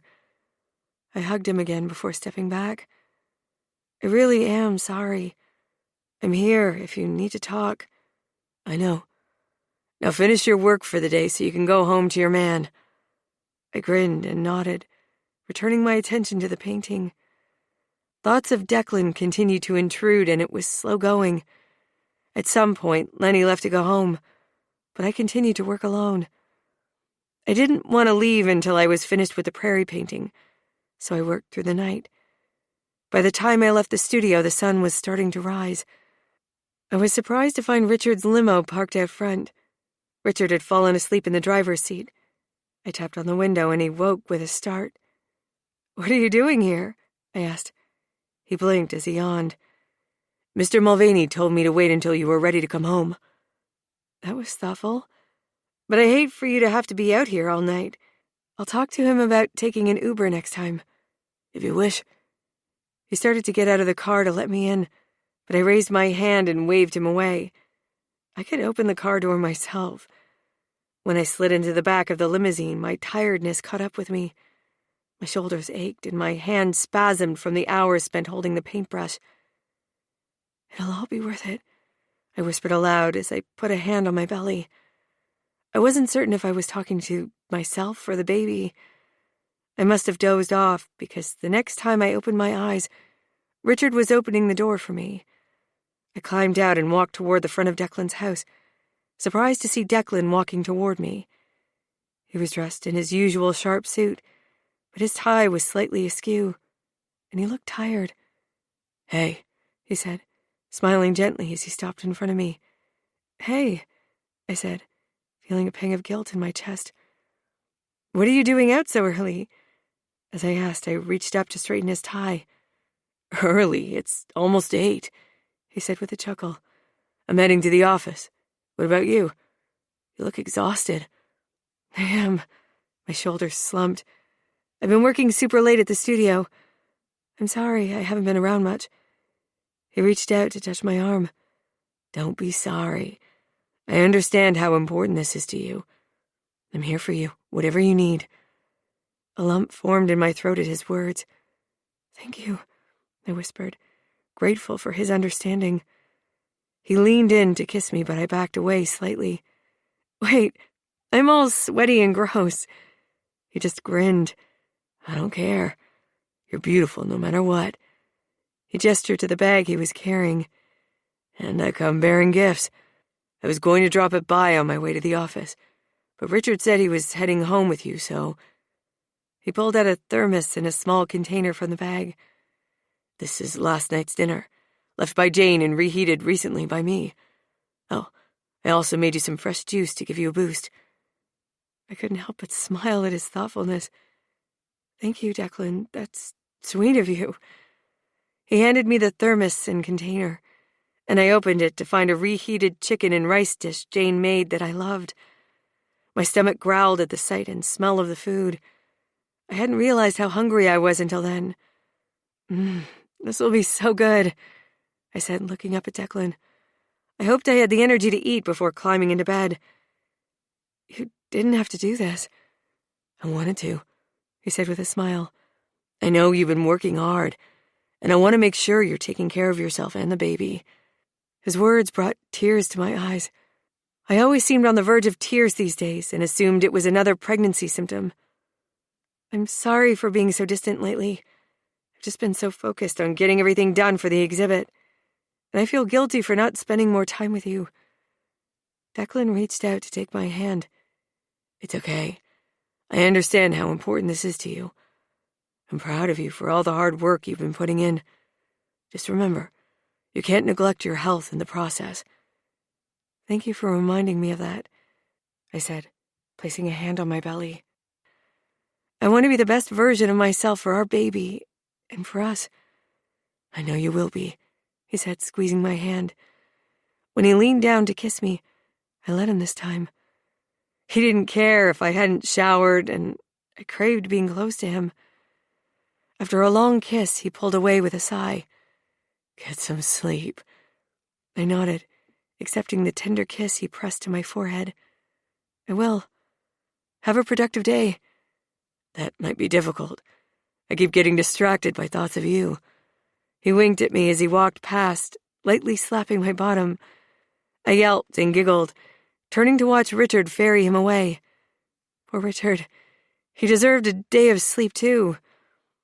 The thought of sleep caused a giant yawn, and I took the thermos and container upstairs with me. I ate in record time before passing out on the bed. I didn't bother to undress. A worry popped into my drowsy mind just before sleep claimed me.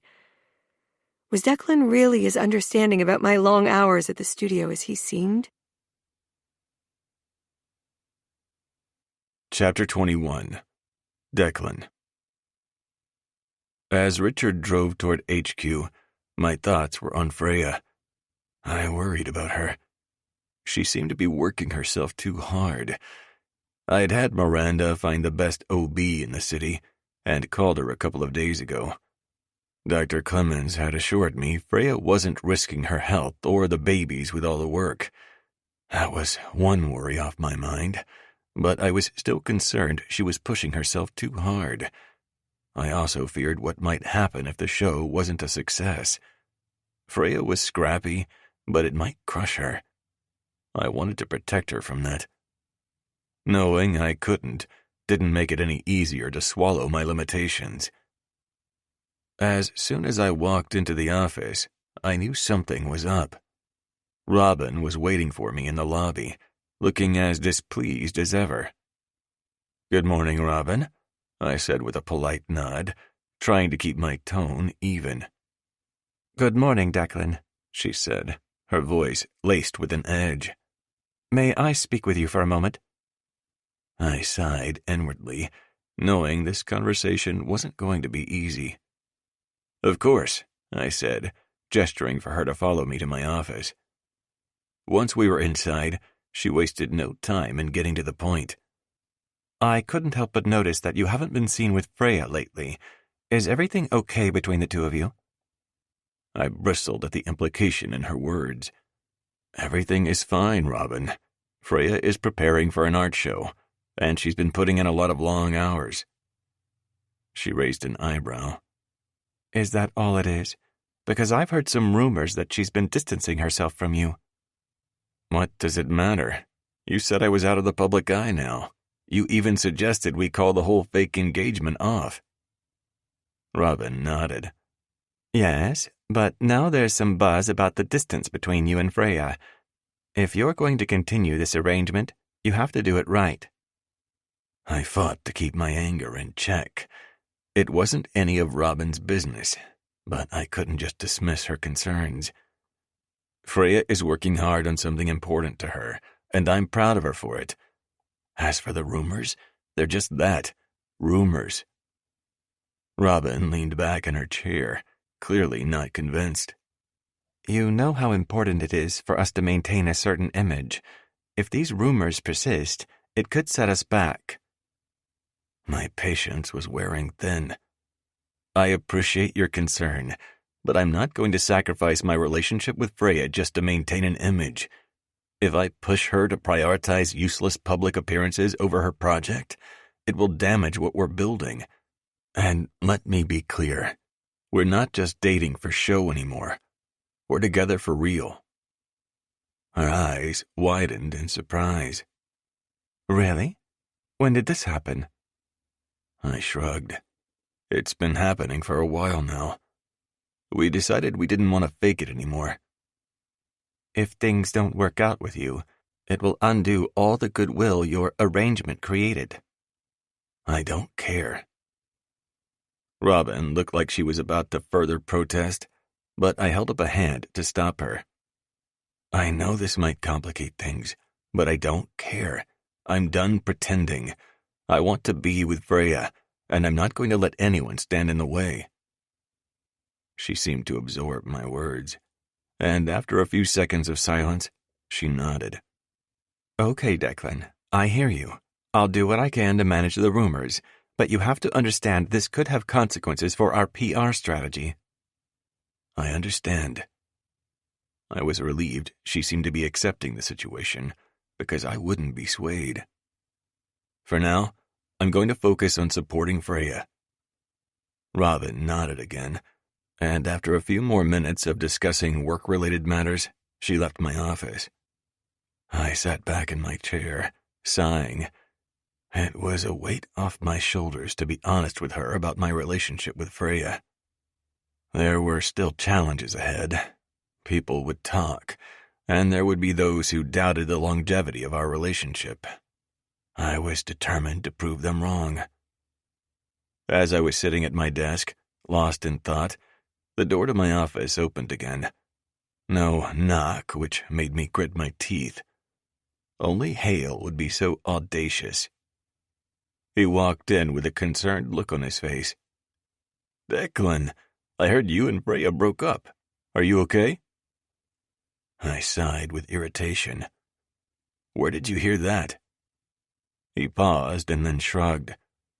"Just rumors, I guess. People have noticed you aren't with Freya." "I haven't been as much lately."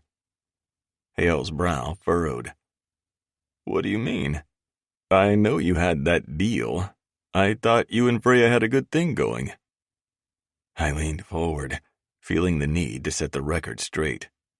We do have a good thing going, and that's exactly why we decided to end the fake engagement. We're together for real now. Hale's eyes widened in shock. "Wait, what? You and Freya are actually dating?" I nodded. "Yeah, we are. It's been happening for a while now, but we didn't want to make a big deal out of it while we were still pretending for the media. I was going to tell you, but things have been crazy. Freya's swamped with painting." Hale grinned, looking genuinely happy for me. "That's amazing, man. I should have guessed. You've retained that just laid vibe for weeks." He guffawed as I rolled my eyes. I couldn't help but laugh at Hale's comment. "Thanks for noticing, I guess. But yeah, we're happy together, and I'm not going to let anyone get in the way of that. Including myself." That was why I was being so careful to make sure she had the space she needed to complete her work. Hale leaned back in his chair, looking thoughtful. "I have to say, I'm impressed. You always said you didn't believe in love and commitment, but here you are in a real relationship." I shrugged, feeling a sense of contentment I'd never experienced. "I guess things change. Freya is different from anyone else I've ever met. Hale grinned. Am I going to have to rent a monkey suit? You getting married for real? I chuckled at the idea of Hale in a monkey suit standing beside me in a church instead of wearing a tux. Not yet, buddy, but who knows what the future holds. The thought of getting married didn't terrify me like it would have at one point in my life. Hale raised an eyebrow. You sound pretty serious about her. I am, and there's something else I need to tell you. I took a deep breath, bracing myself for his reaction. Freya is pregnant. Hale's eyes widened in surprise. Wow, man. Congratulations. I had no idea. Yeah, we're both still trying to figure out what this means for us, but we're committed to making it work. Hale nodded, looking thoughtful. I have no doubt that you will. You're going to be a great dad, Declan. I grimaced slightly. Thanks, Hale. That means a lot. I hope you're right. He stood up and clapped me on the shoulder. I totally am. I saw you look after Dawson during our childhood. You were only a couple of years older than him, but you acted like a second dad sometimes. You got this. He held out a hand for a fist bump. Feeling ridiculous at my age, I gave it to him. His words calmed some of my uncertainty. Thanks. He stayed a few more minutes to chat. Then I dug into work, trying to focus on it instead of Freya, the baby, or my insecurities about the new roles before me. Being an entrepreneur and inventor never daunted me. Having the title of CEO and being a major stockholder didn't make me break a sweat. Being called husband and daddy had me blotting my forehead with a tissue. I would handle my responsibilities like I always did. The fear weighed on me, simply because making sure I did a good job taking care of Freya and our baby was way more important than anything else I'd ever undertaken. As the day went on, I found myself distracted by thoughts of Freya. I wanted to check on her and make sure she was taking care of herself. However, knowing she was sleeping, I didn't want to bother her. I made myself resist the temptation to call. When I finally arrived home that evening, I was disappointed to find she wasn't there. I texted her, and she texted back a few minutes later, confirming she was at her studio. The house felt too big and lonely without her. It had never been like that before her, but she'd changed everything. It was a little frightening, but more exciting than anything. I was anticipating what life with Freya would bring. I woke up to the sound of my phone ringing on the nightstand. I fumbled for it, rubbing my eyes groggily. I didn't recognize the number. I unlocked the phone as I turned my head. Freya hadn't come back, so she was still working late. Hello? Is this Declan Mulvaney? Asked a female voice. Yes? This is Officer Collins. I'm calling because there's been a fire at the Sunlot Studios. Freya. I scrambled from my bed, tossing aside the phone to fumble into clothes, and realizing I'd disconnected the call in the process. Not wasting time, I grabbed the phone and raced to the garage. I didn't wait for Richard, instead opting to drive my little-used red Miata. I raced through the dark streets, my heart pounding with fear. What had happened to the studio? Was Freya okay? As I pulled up to the building, I saw flashing lights of several emergency vehicles. Smoke billowed out of the windows, and the smell of burning wood and chemicals filled the air. My heart was in my throat as I parked and jumped out of the car. I was stopped by a police officer as I tried to push past the barricade. "Sir, you can't go in there," he said firmly. "My girlfriend might be inside. Is she okay? Please tell me she's okay." The officer looked at me with sympathy. "I'm sorry, sir. I don't have that information. You need to stay back for your own safety." A wave of despair threatened to crush me. I had to know if Freya was okay, but there was nothing I could do right now except wait. I paced back and forth on the sidewalk, my mind racing with thoughts of what might have happened. Had Freya been trapped inside? Had she been hurt? Finally, after what felt like an eternity, a firefighter emerged from the building, carrying a bundle in his arms. As he got closer, I saw Freya wrapped in a blanket. She was covered in soot and coughing, but she was alive. I rushed to her side, wrapping my arms around her tightly. The acrid scent of smoke hit me, but I ignored it. "Oh my God, Freya, are you okay?" I asked, my voice shaking with emotion. She looked up at me with tear-streaked cheeks. "I'm okay," she said, her voice hoarse from the smoke. "I'm so glad you're here." I held on to her tightly, not wanting to let go. I trembled as I held her. Freya was alive and well. I'd never been so relieved. "I told you not to go back in there," said a familiar voice. I recognized it from the phone call and saw a uniformed police officer approaching us. She was probably Officer Collins. "What does she mean?" I asked Freya. "I tried to save some paintings." Anger consumed me, making me blind with it for a second. Before I could lash out at her for risking herself and the baby, I took a deep breath. Officer Collins spoke before I could. "Nothing in there is worth your life. I was calling your boyfriend like you asked."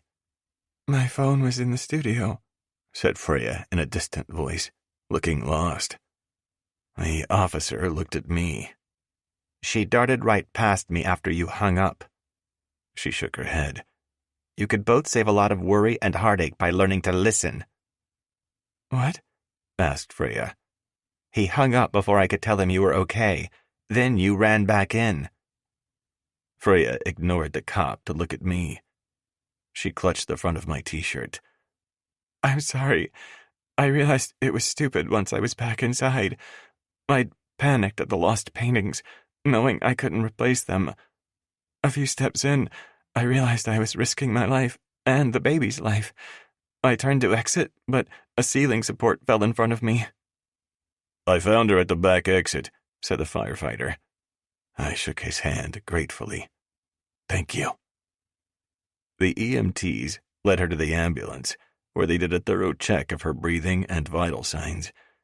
She was fine, just shaken. I turned to Officer Collins. "Do you need more from her?" The cop shook her head. "No, you can take her home." I nodded and picked her up. I didn't let her even try to walk. Tellingly, she didn't insist I let her. I carried her to the Miata and put her in the passenger seat.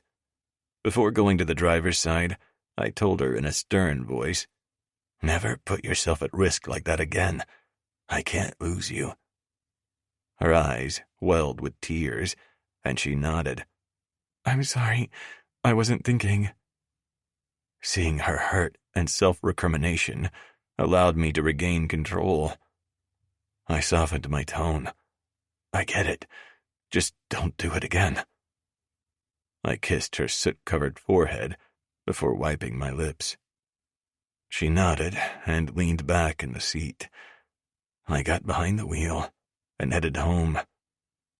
Relief I couldn't begin to express left me giddy and lightheaded.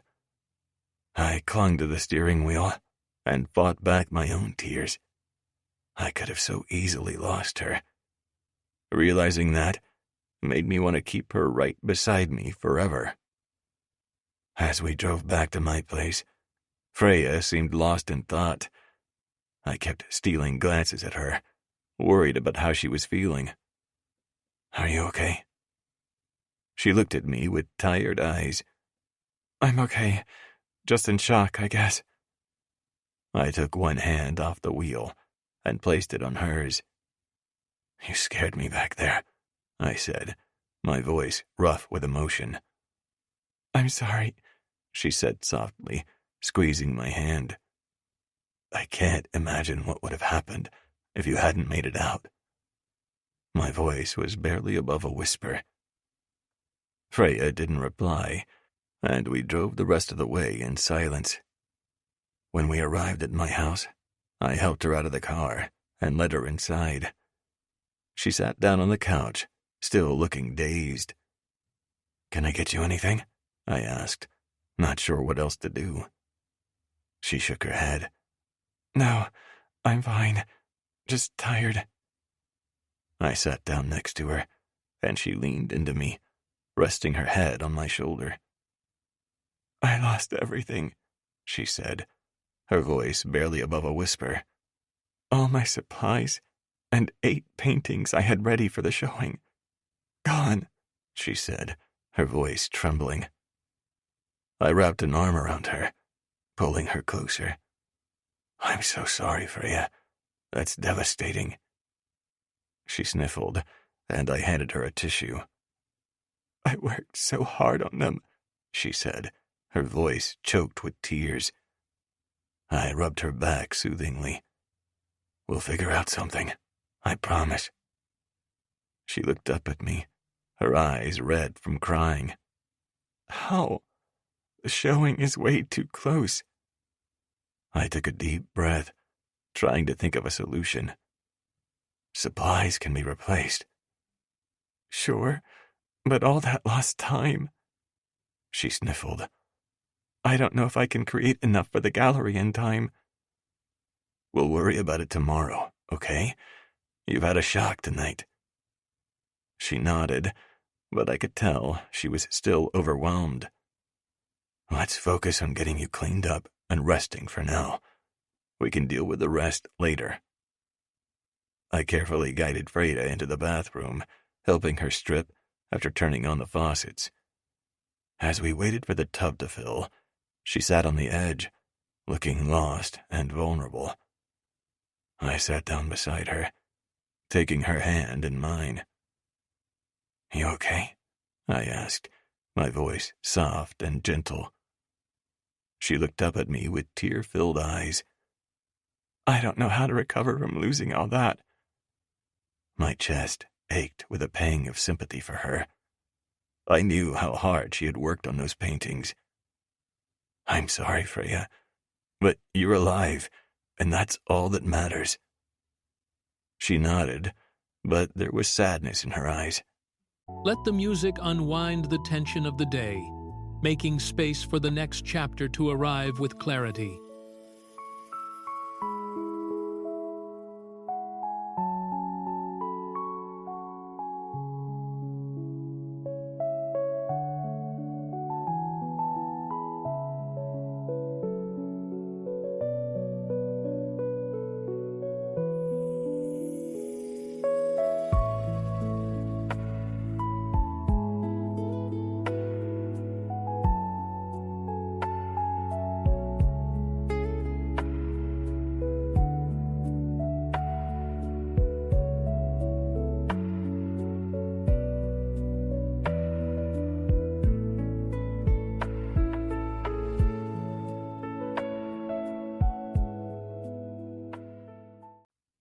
Once the tub was full, I helped her into the warm water and then sat on the edge of the tub, watching as she relaxed into the soothing warmth.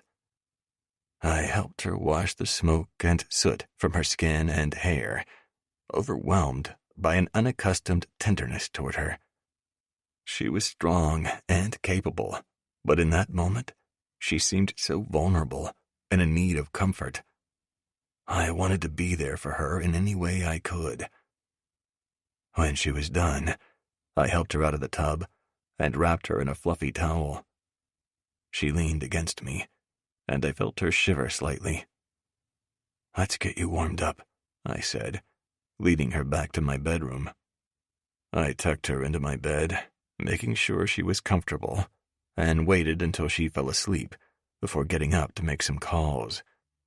I wasn't going to let this setback keep Freya from achieving her dream.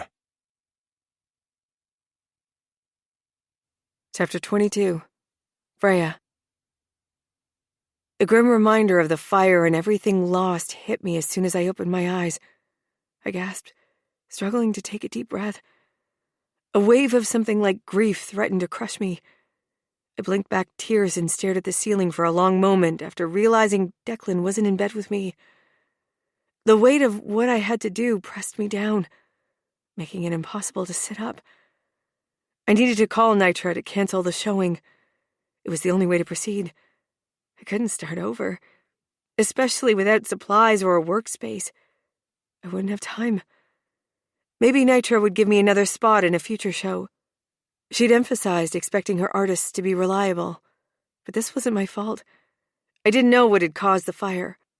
I'd woken up to smoke filling the room after having paused for a quick nap on the ratty futon I kept in the studio. It seemed to have originated from another studio. I tried to cheer myself marginally by clinging to the hope Nitra would understand. The thought of making the phone call was still too hard. I didn't have the emotional bandwidth to deal with it just yet. I couldn't lie around all day either. With a groan, I forced myself to roll out of bed and get dressed. Moments later, I left the bedroom to find Declan. I heard voices coming from the 3rd floor and went that way. I wasn't sure what to expect, but my heart was pounding in my chest with a mixture of anxiety and anticipation. When I rounded the corner, there were several men in jeans and flannel shirts with tool belts, and I stepped aside to let them pass. I heard Declan's voice coming from a room at the end of the hall. My feet moved on their own, carrying me toward the sound. I pushed open the door and came to a stop, stunned by what I saw. Declan was in the middle of transforming the room. He was overseeing someone painting the walls and directing others to set up equipment. There was a gaping hole in the roof. "Declan, what's going on?" My voice trembled with emotion. He turned to look at me, and a smile lit up his face. "Good morning. Did you sleep okay?" I nodded as I looked around. "What are you doing in here?" "I'm building you a new studio. Not me personally, of course, but I'm overseeing it." I stared at him in disbelief. "But how is this possible?" He grinned. "I made some calls. I have connections, remember?" As he spoke, I heard a helicopter getting closer. "That'll be the skylight." I blinked and looked dumbly at the hole in the roof. It was a large rectangle. Do they deliver skylights via helicopter? Only when you're willing to pay anything for a rush job. He sounded cheerful as he came closer. He put his arm around my waist as the chopper came into sight. I watched as it hovered over the roof, and a team of workers coordinated with someone in the helicopter. With careful direction, the pilot brought it down at the right angle. Several workers held onto it and eased it inside before unhooking the straps. The crew got to work installing the skylight as the chopper flew away. I watched it all occur in minutes, and with such precision. That was the kind of operation only serious money could buy. Declan pulled me out of the room just as the workers finished. "I expect your new studio to be ready by tonight," he said, his voice full of confidence. I threw myself into his arms, overcome with emotion. "Thank you," I whispered. "But I don't know if I can finish 11 new paintings in a little more than a week." He held me tightly as he eased back so his gaze locked onto mine.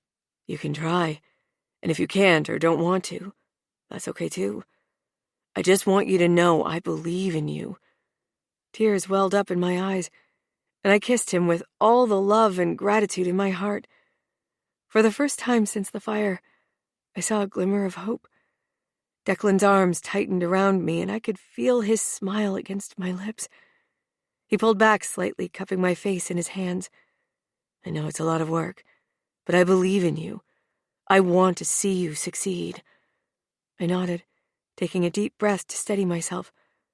"I'll try my best." How could I not after what he was doing? "Oh, I have something for you." He reached into his pocket and extracted a phone. I took it, realizing it was the latest, most expensive model. I'd never owned one in my life. "What's this?" "A phone. People use it to call or text each other. You can also access the internet, play games." I slapped him lightly on the arm. "I know that.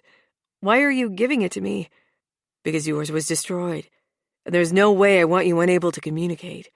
He frowned. Besides, Lenny has called my office several times and is waiting for you to talk to him. He's worried. Fortunately, Lenny's number was one I'd memorized.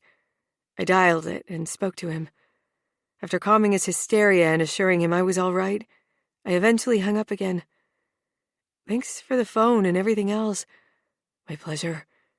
He leaned in to kiss me again, his hands sliding down to my waist. A shiver ran through my body, but it wasn't from the cold. I took his hand. You said the studio will be ready tonight? He nodded. Do they need you overseeing everything until then? He hesitated, and then his eyes gleamed. I'm sure no one would miss me for 20 minutes or so. I snorted. It's going to take a lot longer than 20 minutes to show you just how much I appreciate your efforts. I led him to his bedroom and closed the door behind us. An hour later, we parted ways again. Declan went back to oversee installation of the studio, and I went to the old guest room. The painting of the ocean needed some alterations to be good enough for the showing. It didn't take long to add the details I wanted. A family of sirens frolicking under the waves. And then my gaze turned to Declan's painting. It wasn't even half finished. I'd be better off turning my attention to something else. But I had no more canvases, and my fingers itched to complete it. I picked up a brush and mixed some fresh paint, lost in thoughts of Declan. Every stroke felt like a declaration of my love, and I put everything I had into the painting. I didn't want to just capture his physical form. I wanted to convey his spirit, his essence, and the way he made me feel. As I painted, I tapped into a connection to him that went beyond words. I was pouring my heart onto the canvas, and I couldn't stop myself. I wanted him to know how much he meant to me, even if I didn't have the courage to say it out loud. When I finally stepped back to admire my work, I was overcome with emotion. There was love and desire in his eyes, and I had created something special. It was more than just a painting. It was a tribute to the man who had captured my heart. Yet, as much as I loved the painting, I was also embarrassed by how revealing it was. I couldn't just leave it out in the open for anyone to see. I quickly hid it in my closet, feeling self-conscious and awkward about the whole thing. It was like a secret part of myself I wasn't ready to share with anyone else. Later, Declan came to tell me the studio was ready to use, and I followed him up to the 3rd floor. As we walked, I was nervous about what he would think of the painting I'd created. I didn't plan to show him yet, so I kept my mouth shut and tried to act relaxed. When we reached the studio, I gasped. It was everything I had ever wanted in a workspace, with plenty of natural light streaming in through the skylight. It was well lit and airy, even with the sun starting to set. It would be bright and fabulous in full daylight. There were so many supplies I'd never been able to afford that my head spun. A surge of excitement hit me as I looked around. This was a literal dream, and he'd made it happen in one day. I had to make the most of this opportunity and finish my paintings. Do you like it? He sounded unsure, almost bashful. I spun to face him. I love it. It's perfect, I said, looking around the space. I can't believe you did all this for me. He grinned. It was the least I could do after the fire. I know you're going to create something amazing in here. I nodded, suddenly too choked up to speak. As he left me to my painting, I understood I hadn't created something special with my portrait of him. I'd merely produced a faithful replica of the inner mind and emotions of the man. I knew Declan better than anyone I'd ever met, despite how little time we'd known each other. I was a little afraid, but mostly anticipating what the future held.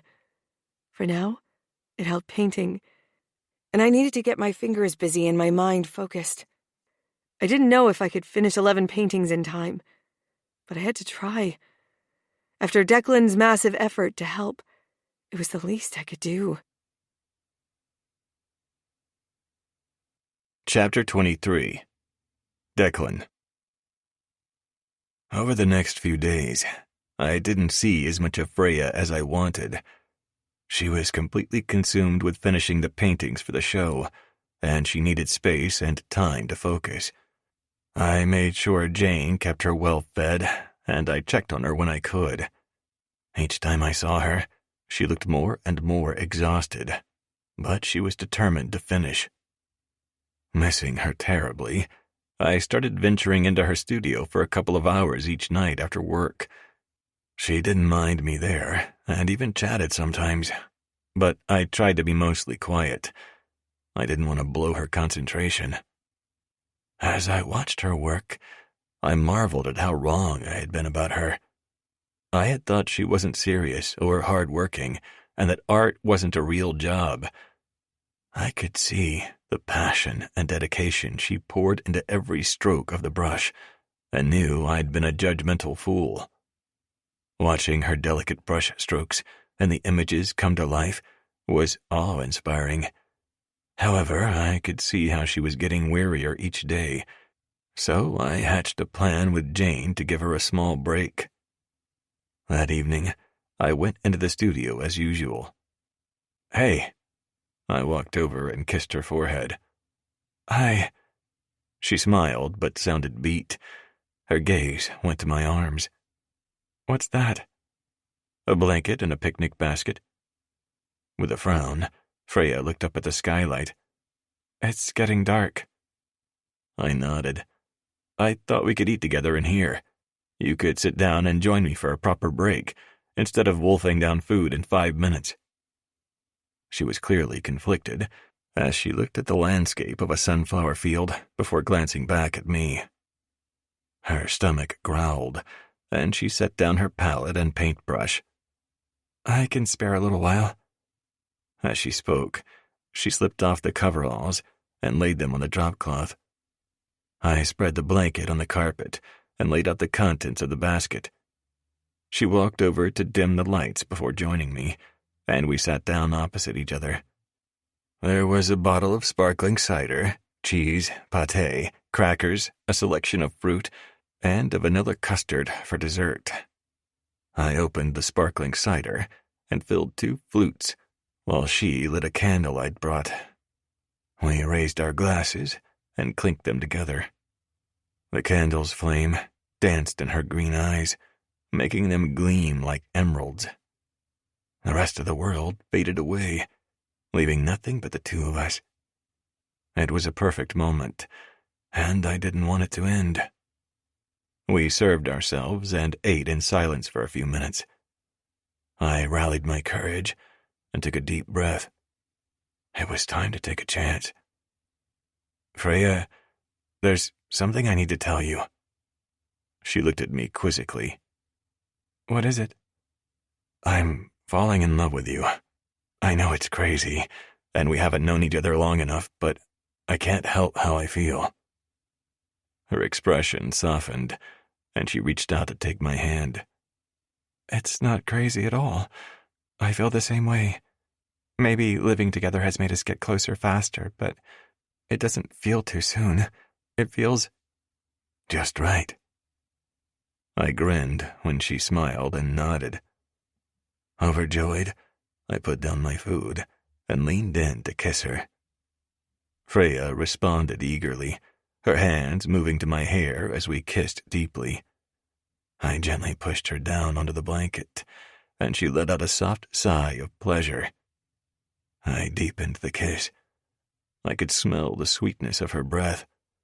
Her lips tasted like blackberries, and I licked the plump contours. There was a hint of cinnamon from the custard as I dipped my tongue into her mouth. Freya moaned softly as I explored her mouth, savoring the flavors of the sweet custard and her soft, velvety tongue. Her hands roamed over my chest and shoulders, pulling me closer to her body. Heat radiated from her skin, and it made me ache with desire. I broke the kiss and trailed my lips down her neck, nipping and sucking at the sensitive skin. Freya gasped and arched her back, pressing her hips against mine. Her frantic movements made me even more desperate for her. Without breaking eye contact, I reached down and pulled off her shirt, revealing her lacy bra. With no regard for where the t-shirt landed, I threw it aside and couldn't resist the urge to run my fingers over the soft fabric of her bra, tracing the curves of her breasts. Freya moaned and leaned into my touch, her eyes fluttering closed. That's good, but they're sensitive. Duly noted. I didn't want to hurt her, so I was gentle as I leaned in and took one of her nipples into my mouth.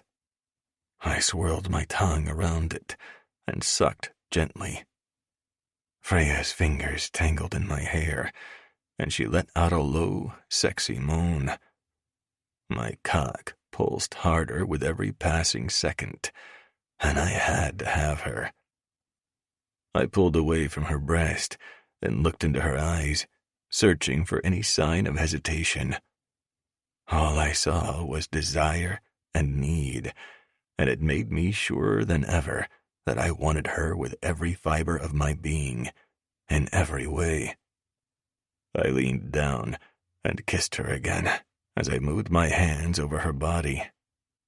Freya responded eagerly, her hands fumbling with the buttons on my shirt.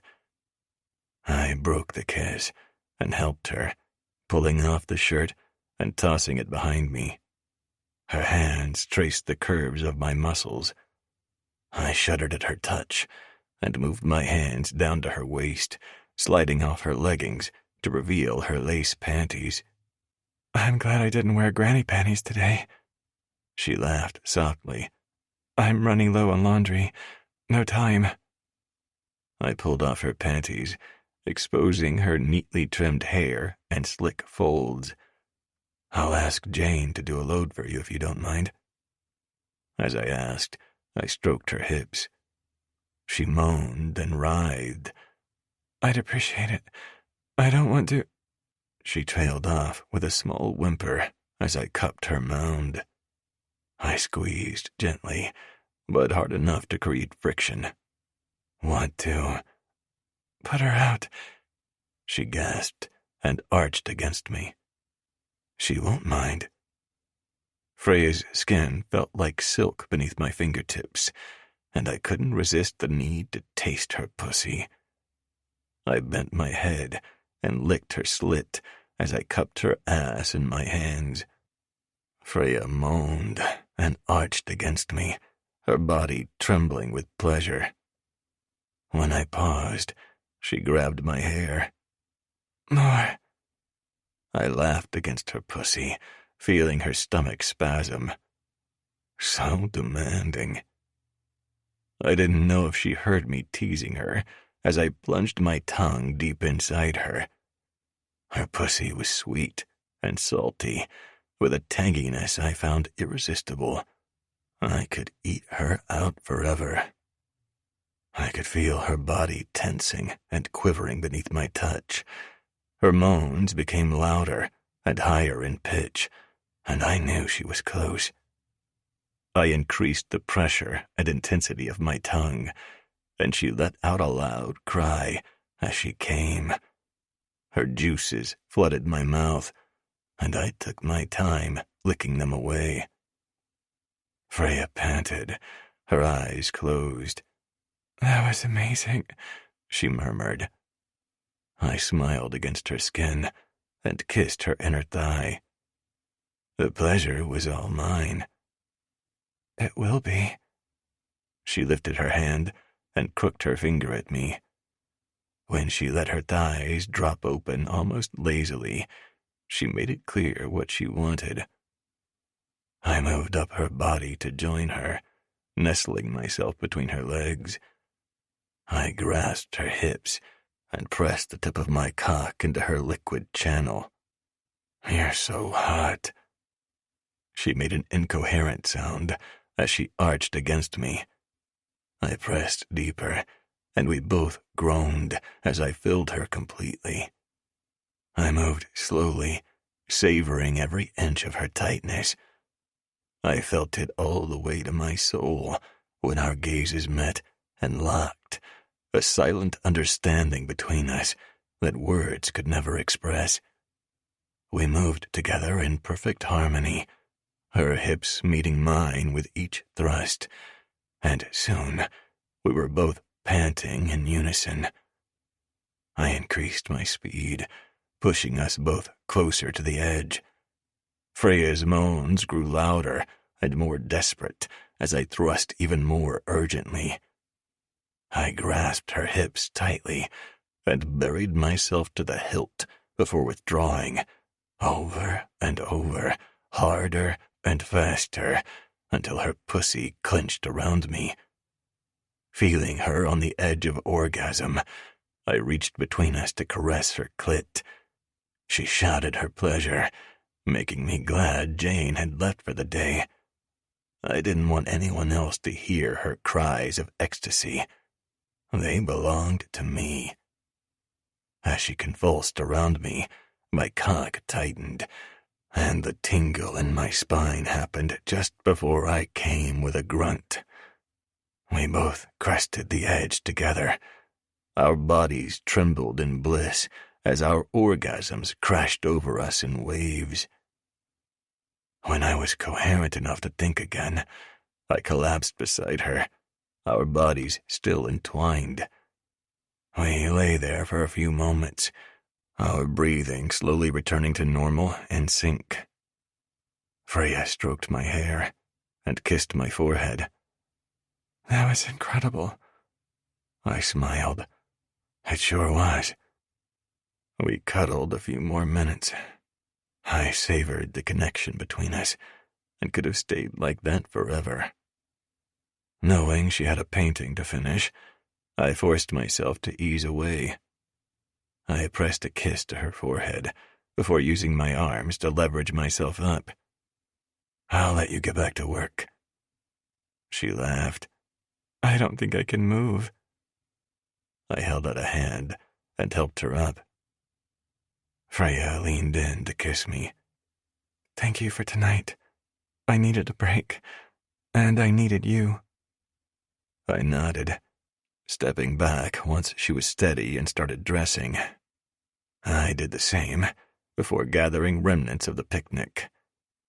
As I walked downstairs to the kitchen, I relived the previous moments. Everything had been perfect. Tonight had changed us, changed me. I hadn't managed to fully admit it, but I was in love with Freya. I was sure she felt the same way. It would probably take us a little time to muster the courage to confess, but we were on our way. Declan? She called. I walked to the foot of the stairs. Yes? Would you grab a new shirt from my closet? Mine landed in custard when you tossed it. With a laugh, I ran up the stairs and went to the guest room. It was silly for her things to still be in there. I made a mental note to ask if she wanted me to have Jane move everything to my room. Then, all thought skidded to a halt as I clicked on the light. My own countenance, and every other part of me, stared back at me from a canvas. I couldn't look at it for long. It was like being stripped bare and exposed for all the world to see. It wasn't the nudity that left me vulnerable. It was the expression on the model's face. My face. Had she seen me like that? Or had she just painted what she wanted to see? I looked like a man in love. Hastily, I shut off the light after grabbing a random shirt. The painting was on my mind, though the emotions it stirred were too powerful to handle. I took the shirt to Freya in a daze. She slid it on and put on the coveralls before resuming work. She was quickly in the zone, and I was glad not to have to talk. I couldn't shake the image of the painting from my mind. It was like she had seen something in me I hadn't even known was there. It scared me, because it meant she saw me more clearly than anyone else ever had. At the same time, it was exhilarating. It was like she had captured a part of my soul on canvas. It reinforced the bond of intimacy forming between us. As I watched her work for a while longer, marveling at what her fingers could create, I contemplated our future. Nothing can come between us now. I wanted to believe that, but a nagging tension in my gut told me there was still something standing in the way of our happily ever after. Chapter 24. Freya. 3 intense days later, I left Declan's house and took a deep breath of fresh air, enjoying the warmth of the sun on my face. It felt good to be outside after spending so many hours cooped up in the studio. Even with the skylight providing so much natural light, it wasn't the same. At first, I wandered without a destination, but I realized I was getting closer to Declan's office building.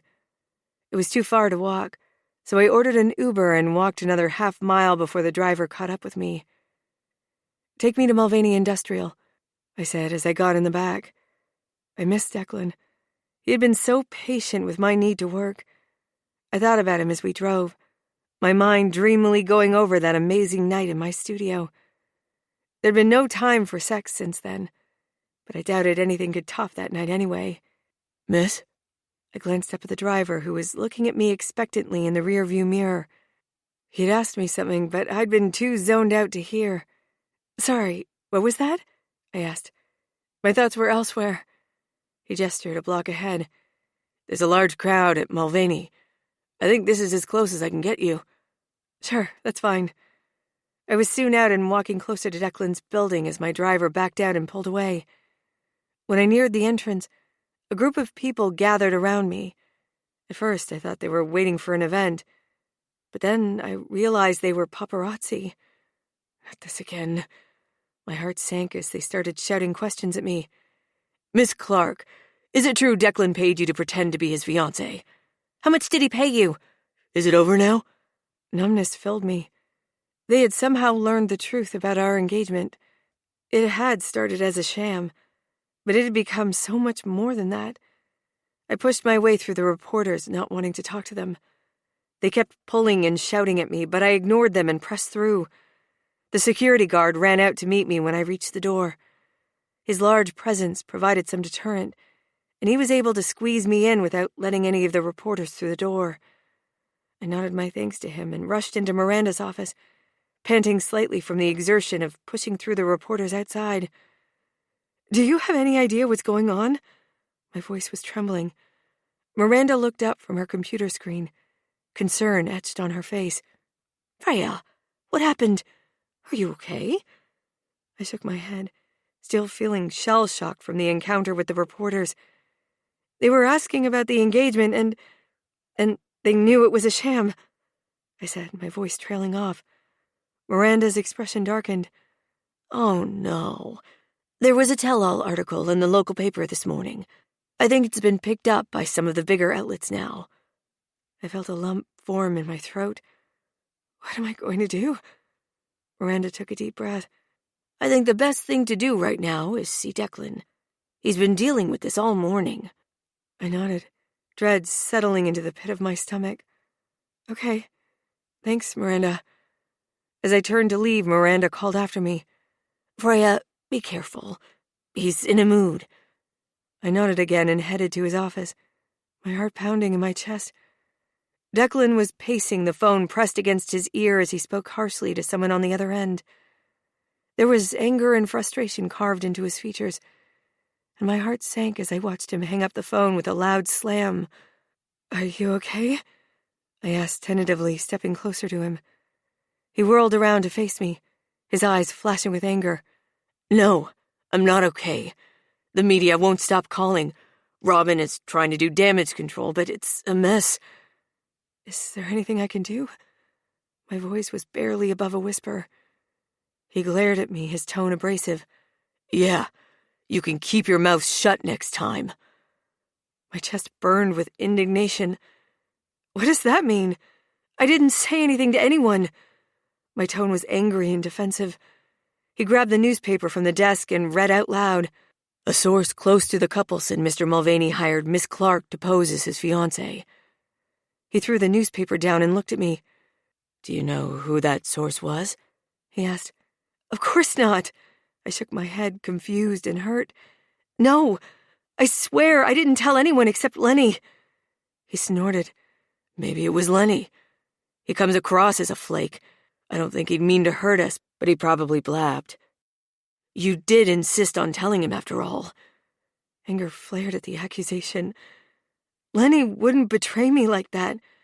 Maybe it was Hale. I could blame his best friend if he was going to blame mine. He ignored that.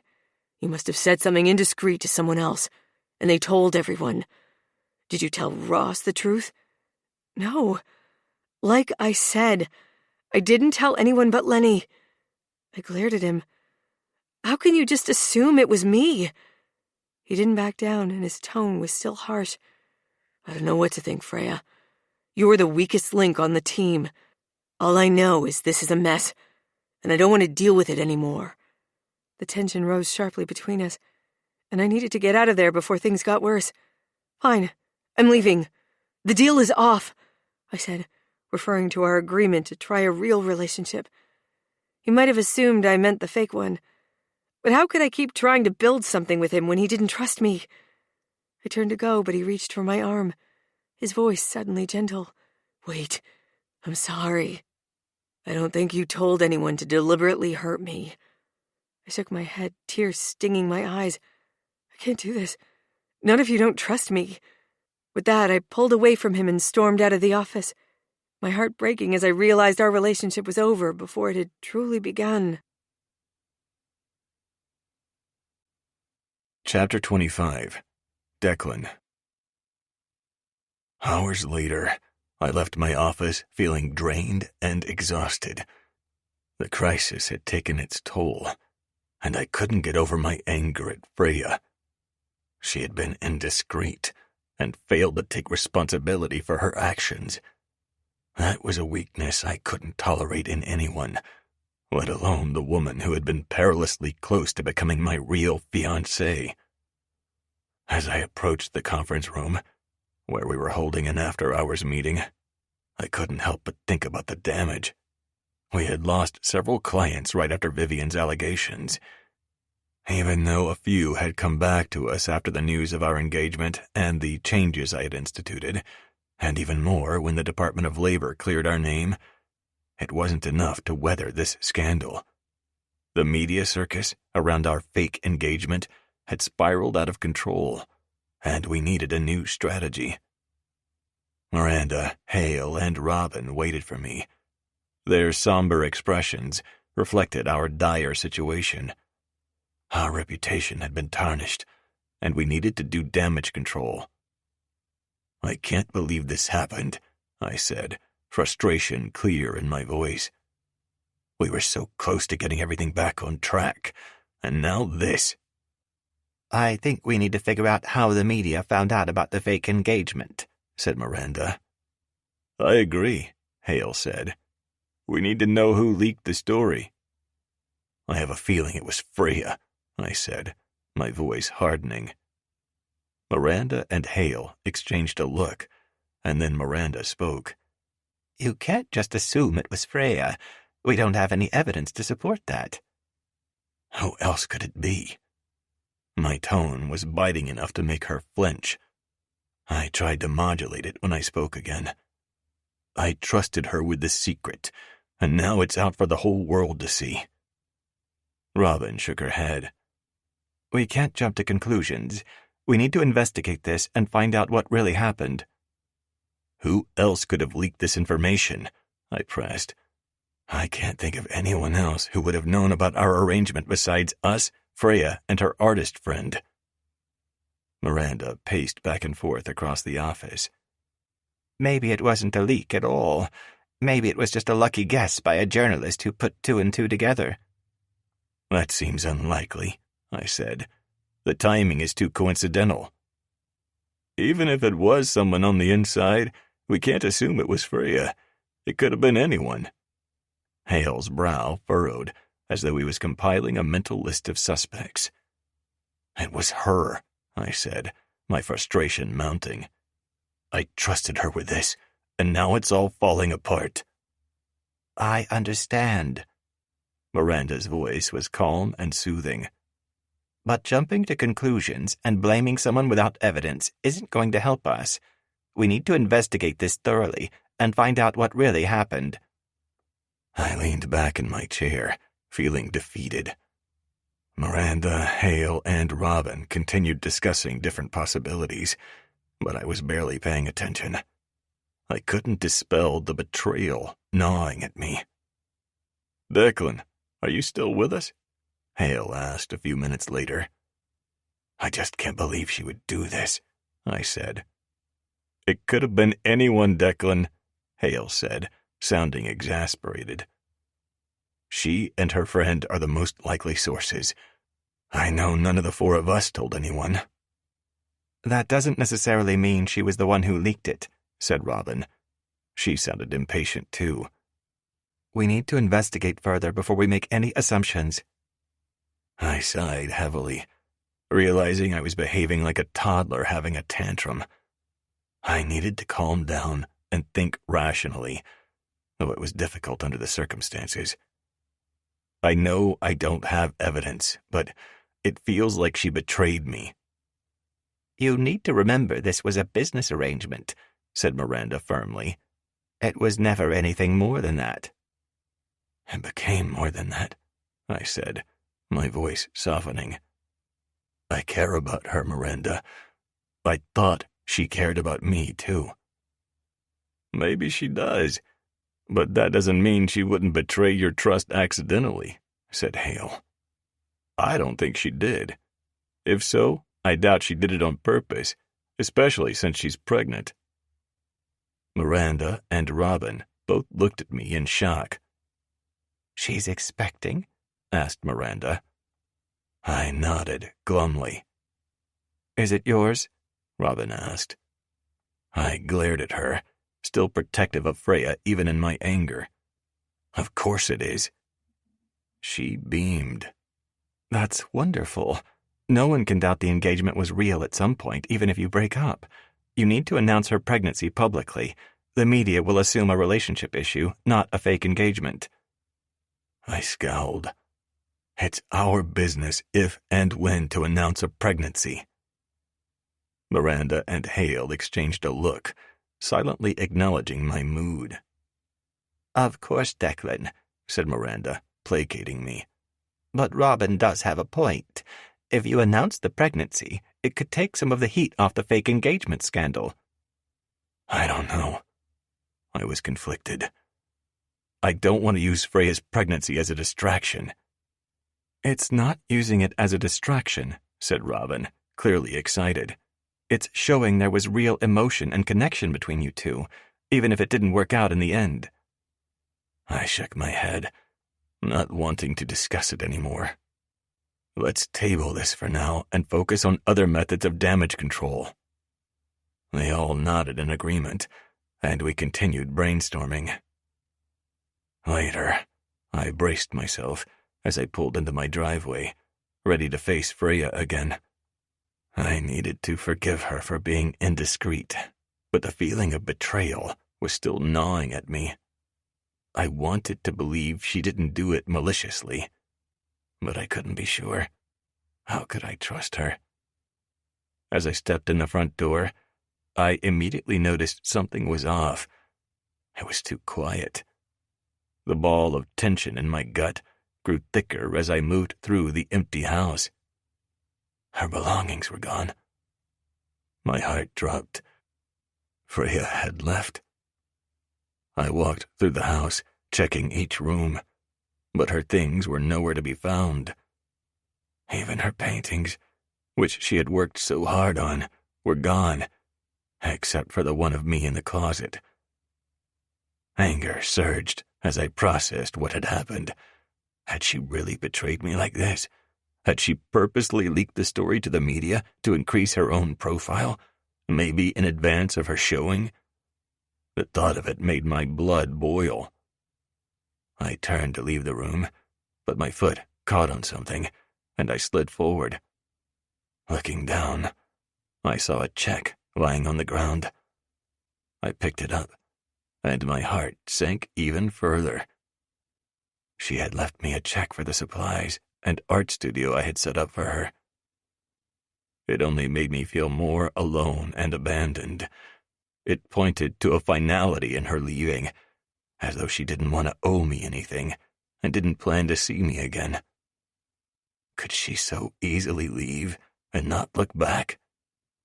The doubt and confusion overwhelmed me, and I collapsed onto the chaise lounge, burying my face in my hands. The scent of her perfume still lingered in the air, adding to my torment. I closed my eyes and took a deep breath, trying to steady my emotions. The silence was deafening, and I was crushed by the weight of loneliness. I wasn't sure what was real and what was fake anymore. Had it all been pretend on her end? Was that why she found it so easy to leave without saying anything to me? This felt like a deliberate act of betrayal, and I couldn't understand why she would do something like that. The anger and hurt were overwhelming, and I didn't know how to process it all. I had a lot of decisions to make. The fake engagement was over, but there was still a baby on the way. I would be there for my child, but everything else was up in the air. How had it been so easy to get used to having her with me? She'd only been there a few weeks, so how could she have felt so right beside me? How could I feel this huge, gaping hole inside me from her absence now? If this was love, I wanted no part of it. Chapter 26. Freya. My apartment was exactly the same. I was the one who'd changed. When I first entered it again a couple of nights ago, it felt like I'd been gone for ages, not weeks. It didn't feel like my home anymore. I was an interloper and couldn't get comfortable there. Yet I had no other choice. Lenny had a tiny studio apartment on the floor above mine, so it made no sense for him to offer me space when I had my own apartment. There was nothing wrong with my place, except it didn't have Declan. Thinking about him still sent a sharp pang through my chest. I struggled to breathe as I suppressed tears. "Damn you," I said aloud, glaring at the canvas in front of me. My anger was directed at Declan, not the innocent landscape. We'd been so close to something real. I couldn't believe he'd accused me of leaking the story. Obviously, he continued to blame me.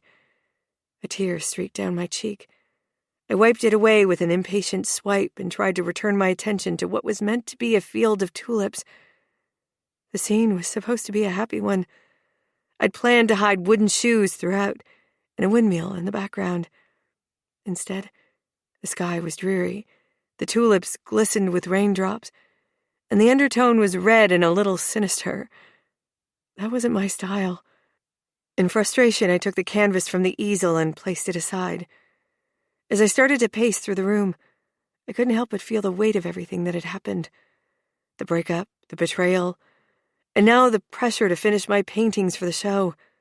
I was suffocating under it all. A spark of anger ignited within me. Anger at Declan, anger at the situation, and anger at myself for letting it get this far. That anger fueled my determination. I sat back down at my easel with a fresh canvas and focused. I forced myself to visualize the success of the show, to imagine the new opportunities that would come with it. I channeled my fear of being a single mother into my art, using it as fuel to create something unforgettable.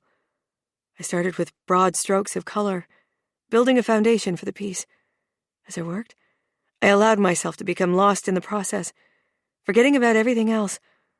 Slowly, the darkness that had been creeping into my paintings dissipated. The reds became less sinister, the tulips brighter, and the sky clearer. I found my rhythm again, losing myself in the process of creation. As I worked, I couldn't help but think about Declan. I still loved him, but the hurt and anger were deep. I couldn't believe he had accused me of leaking the story and thought so little of me. I didn't know how to prove my innocence. Even if I could, how could I forgive him? He'd assumed the worst and been so awful. How could I get past that, even if he apologized? Fat chance of that happening, I said to the pair of wooden shoes taking shape in my tulip field. It was only when I stepped back to examine my progress that I realized I'd created something entirely different from my original vision. The colors were still bold and striking, but they had taken on a life of their own, weaving together in unexpected ways. It was chaotic yet beautiful and clearly a reflection of my conflicting emotions. As I continued to work, I let myself get lost in the art, allowing it to take me on a journey of self-discovery. I explored my fears, my doubts, my hopes, and my dreams. Each stroke of the brush was a release, a way to express the jumble of emotions that were swirling around inside me. Hours passed, but I didn't notice. The outside world ceased to exist, and I was completely absorbed in the creation of something new. As I added the final touches to the piece, the glow of accomplishment made me smile for the first time in days. It was as if all my pain and suffering had nurtured something beautiful and meaningful. After I moved the canvas to a spare easel to dry so I could start the next one, like an assembly line, the warmth faded. I'd happily trade the depth and skill in that picture to be back with Declan. If only he'd never hurt me like he had. If only he could open his heart to me for good. The next few days were a blur of painting and pain. I grappled with my heartache and tried to channel it into art. I was successful enough that I'd finished 7 paintings, counting the ocean landscape done at Declan's, and a few more completed at that dream of a studio when Nitra came by. I called a distracted, "Come in," at the knock on my door.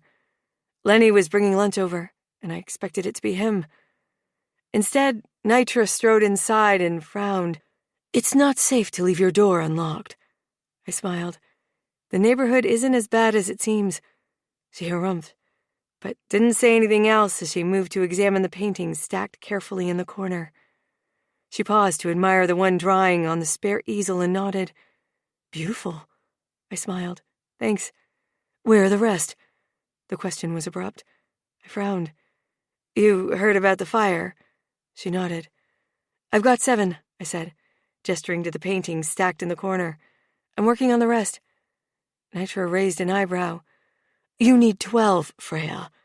"I know," I said, trying to sound confident. "I'll make it happen." "You're cutting it too close." "I know." Panic rose within me. I struggled to hide it. "I'm going to finish in time, though." Nitra didn't seem convinced, but she stopped pressuring me. "Just have it all by 9 a.m. on Friday, so we have time to set up the installation." She put on her sunglasses and walked to the door. As I stepped onto the porch, I was about to reply when she moved aside and Declan appeared. Anger, hurt, and sadness overwhelmed me at seeing him. My first instinct was to slam the door in his face, but I didn't want to give Nitra more reason to worry about my ability to complete the projects, so I reluctantly let him in. "Friday," called Nitra. I nodded. "I'll be ready." I hoped I sounded more confident than I felt. With a sigh, I closed the door and turned to face Declan. "Who was that?" Not that it was his business, but I didn't see any harm in answering. "Nitra, the gallery owner." Before he could ask more or inquire about my progress in producing enough paintings, I asked, "What are you doing here?" My tone was colder than I'd intended. "I wanted to talk," he said, looking at me with an expression I couldn't quite read. "We don't have anything left to say to each other." I turned away from him and returned to my painting. "Freya, please," he said, stepping closer to me. "I know things ended badly between us, but I need to know the truth about the leak." His words brought another surge of anger. He still blamed me. Unbelievable. With a deep breath, I forced myself to remain calm. "I've already told you the truth," I said, keeping my back to him. "I didn't leak the story to the media." "I want to believe you, but I feel like you're not telling me everything. Who are you protecting?" I turned to face him, nearly roaring in frustration. "No one, and there's nothing else to tell. I didn't do it. I won't pretend I did so you can feel better about your actions." He sighed heavily, running a hand through his hair. "I just can't understand how this happened. His eyes squinted and he blinked rapidly. We were so close to making things work between us. I felt a pang of sadness at his words, but I pushed it aside. It doesn't matter now, I said, my voice firm. We're over. There's nothing left to salvage. Declan looked at me, his eyes filled with regret. I know I messed up, he said quietly, and I'm sorry. I want to work through our issues. I felt my resolve falter, and for a moment I considered giving in to him, until I remembered the pain and betrayal, and the anger bubbled up inside me once again. You can't just apologize and expect everything to be okay, I said, my voice rising with irritation. You accused me of something I didn't do, and you still don't even believe me. I do believe you, Freya, he said, stepping closer to me. I believe that you did what you thought was best. I just need to know the truth so we can move on from this. I shook my head, feeling exhausted. There's nothing left to move on from, I said, my voice barely above a whisper. Please leave. He looked at me for a long moment, and then he nodded slowly. Okay, he said, his voice thick with emotion. I'll go. I still care about you, and I always will. I don't know what to say in response, so I turned back to my painting. He hesitated for a moment before finally leaving, the door closing softly behind him. I let out a shaky breath, trying to calm my racing heart. The encounter had left me more confused and emotional than ever before. Part of me still loved him, but I couldn't forgive him for accusing me of something I didn't do. A wave of nausea hit me, sending me running for the bathroom. Afterwards, slumped on the floor, I held my stomach. I wanted to promise the little one growing inside me that everything would be fine. I needed that reassurance too, but I couldn't find the words. Outside of what was riding on the art show, I didn't have much hope for the future. At least, not any future with Declan in it. I knew he'd co-parent the baby with me. He wasn't the type of guy to flake out on his responsibility, but he was the type of guy to not believe me. I just had to accept the truth. Declan wouldn't ever be able to fully open his heart and let me in. Chapter 27. Declan. I was distracted and upset as I left Freya's apartment. I'd been expecting her refusal to discuss the matter, but it still hurt. I just wanted to put it all behind us and move on. Why did she have to be so stubborn? I had come by to discuss the baby and how we'd proceed. The words hadn't come. Instead, I'd gone on a tangent, and she'd obviously been stressed. I didn't want to put her or the baby at risk, so I left when she told me to.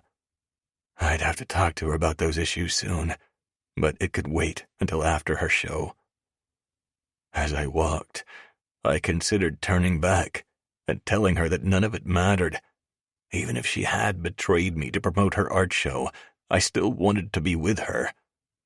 My heart insisted on that, but my pride held me back. Lost in my thoughts, it took a moment to see Nitra standing on the sidewalk by her car. Her arms were crossed over her chest, and she had a concerned expression.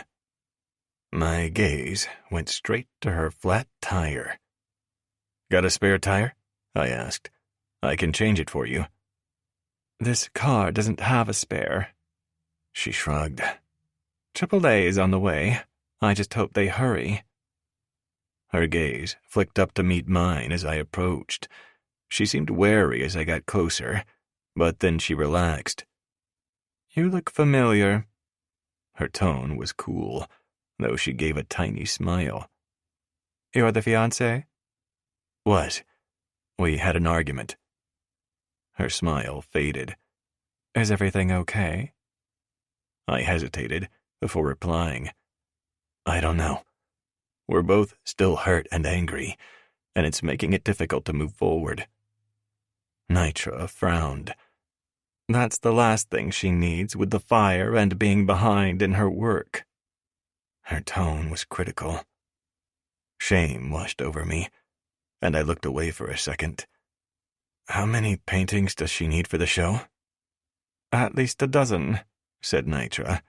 That's the minimum we need for an exhibit. Anything less, and there's not enough return for me or the artist. How many does she have now? 7. That's why I'm concerned. She'll need a miracle to finish all the paintings in time. My chest spasmed with worry at Nitra's words. I knew how hard Freya had been working on her paintings, and the thought of her falling short was difficult to bear. Do you think there's anything we can do to help her? I hoped there was some way to ease the burden on her, but she probably wouldn't accept my help anyway. Nitra shook her head. I wish there were. It's up to Freya to finish the paintings and make the show happen. I sighed heavily. I just want everything to be okay for her. Nitra gave me a sympathetic look. I know, but sometimes things just don't work out the way we want. All we can do is hope for the best. I nodded, understanding the truth in her words.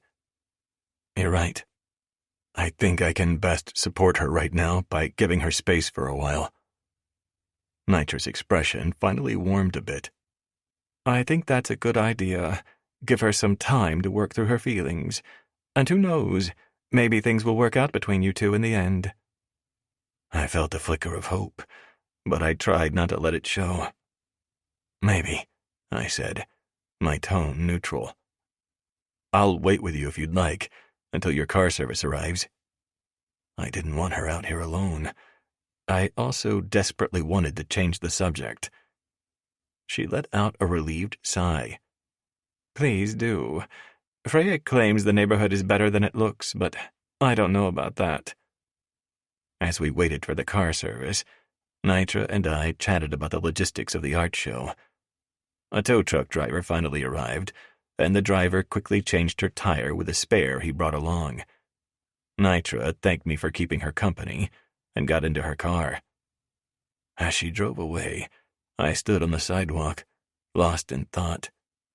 I needed to talk to Freya about the baby and our future, but for now, it was best to give her some space. I only hoped she didn't mistake that for me not caring. I loved Freya with all my heart, and the thought of losing her was almost too much to bear. I wanted to be with her and help her through everything, but I had hurt her deeply. I walked back to my car, my mind a jumbled mess of conflicting emotions. As I drove home in the Miata, I knew it was my fault I'd lost the woman I loved. I'd been so zealous for the truth and lashed out at her. I'd pushed her away, like the fool I was. It wasn't until I was back at my house that the weight of despair finally hit me. I collapsed onto the couch, my throat closing up as I realized I might never be able to win her back. I didn't give a damn about the leak to the press. I didn't care if she'd sold me out, told someone else indiscreetly, or had accidentally revealed it. None of that was as important as having her back. If I told her that, would she return to me? My chest ached with a wild flare of hope. Hope that quickly dimmed. No, she wouldn't. She didn't want to talk to me right now, and maybe she never would again. I'd lost everything that really mattered. My life had finally started to have meaning with Freya in it. Things had been so good between us for a while, and we were going to have a family. All that was over now. I drowned in the darkness of my own despair. Without her, I had nothing. If not for Robin's call, I would have curled into a ball and wished myself into oblivion. It seemed preferable to facing reality without Freya.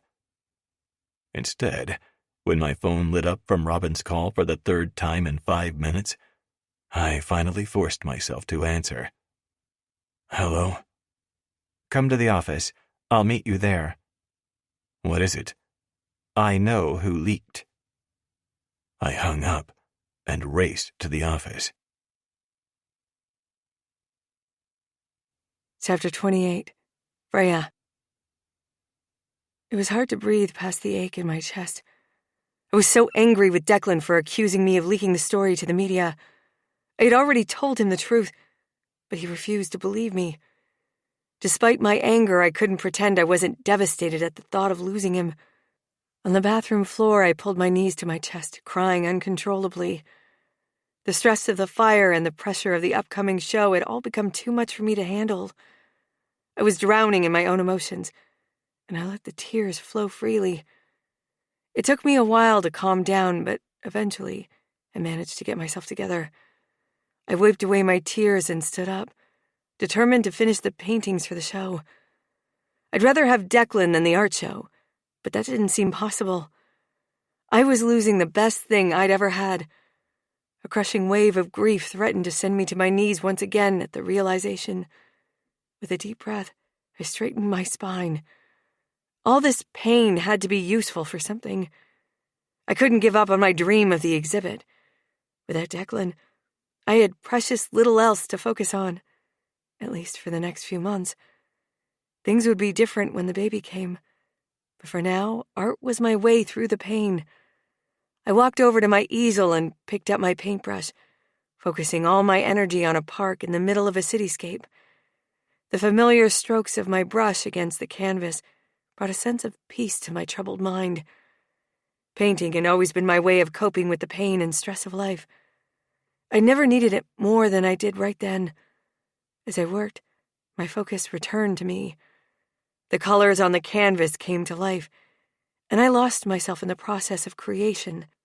By the time I was finished with my 8th painting, the sun had set, and the only light in my apartment came from the lamps. Exhausted but satisfied, I stood back and admired my work.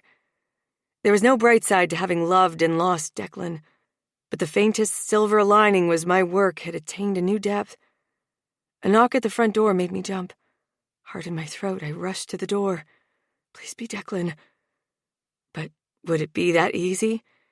If he was back with more accusations, I almost didn't want to see him. My shoulders slumped at the sight of Lenny on my doorstep, but I hid my disappointment. He held up a paper bag with a logo from the nearby Thai place. "I'm here to feed the baby." His face reddened. "Sorry, I'm a few hours late. I forgot I was supposed to bring lunch." I laughed and let him in. Trying to ignore the lump in my throat at my disappointment, Declan hadn't returned. My small kitchen table was occupied with painting supplies, so we ate in my living room. I brought plates to the coffee table and we served the delicious-smelling food. As we ate, I told him about Declan's visit earlier that day, and how he'd again accused me of leaking the story. Lenny listened patiently, and when I finished, he let out a long sigh. "Are you sure that was his intention, to accuse you?" His tone was gentle. I looked at him incredulously. "What do you mean? Of course it was his intention. He's convinced I did it, even though I keep telling him I didn't." Lenny frowned slightly. "Maybe he's just trying to understand what happened. It doesn't mean he doesn't believe you." I shook my head. "I don't know what to believe anymore. I thought we were making progress, but—" Lenny reached over to take my hand. "I know this is hard, but you can't just give up on him like this. He makes you happy, and that's not something to take lightly." I looked at him, feeling conflicted. He was right. Being with Declan made me happy, and being without him made me miserable. I don't know what to do. I can't keep going on like this. It's tearing me apart. Lenny squeezed my hand. "Maybe you just need to give him another chance. Once the show is over, have a good talk with him. Try to understand his perspective. Maybe you'll find a way to move past this." I started to protest, but I stopped myself. I forced myself to consider his words, feeling a glimmer of hope. Maybe there was a way to salvage our relationship. Maybe we could find a way to trust each other again. "Thanks, Lenny," I said, squeezing his hand. "I'll think about it." After Lenny left, I sat at my easel and resumed painting, but my mind was elsewhere. Before long, tears were streaming down my face. I tried to focus on the canvas in front of me, but all I could think about was Declan and this mess. It felt like hours before I managed to compose myself. wiping away my tears and taking a deep breath. I had work to do, and I couldn't let my emotions get in the way. I picked up my brush and continued to work, one stroke at a time. I worked as hard as I could that night, until I fell asleep in exhaustion on the sofa. A few hours later, I woke early and resumed painting. I had so much to finish, and time was running out. It was now Thursday, and I only had one day left. I worked in a frenzy through the day, managing to complete 3 pieces in record speed. But now, standing in front of my work in the dim evening light, I realized that one painting was smaller than the size Nitra had requested. My lower lip began to tremble, and tears came easily. Once again, I felt like a complete failure. Between Declan, the art show, and the pregnancy, I was always sobbing. I hated being at the mercy of my emotions. I tried to calm down, reminding myself I still had some time. Part of me wanted to give up, though. I'd put so much pressure on myself to finish the paintings in time, and I still wasn't sure if I could complete them. My phone rang, and I ignored it. I was too busy trying to force another painting onto the canvas. If I could do it with willpower instead of acrylic, I'd have the entire gallery filled by now. It rang again a few minutes later, and I ignored it again. After 10 minutes of near-continuous ringing, my concentration was shot. I picked it up without looking at the caller ID. "What?" I snapped. "What is so important? It had better not be about my life insurance policy or—" "Freya, it's me." I blinked. Declan sounded calm enough, but there was an edge to his voice. "What's wrong?" "I want to apologize," he said. "I accused you of leaking the story, and I was wrong. Robin used her contacts to discover Vivian leaked it. We're still trying to figure out how Vivian knew, but it was clear you had nothing to do with it." I felt a mix of relief and anger at his words. "I'm glad you finally realized that.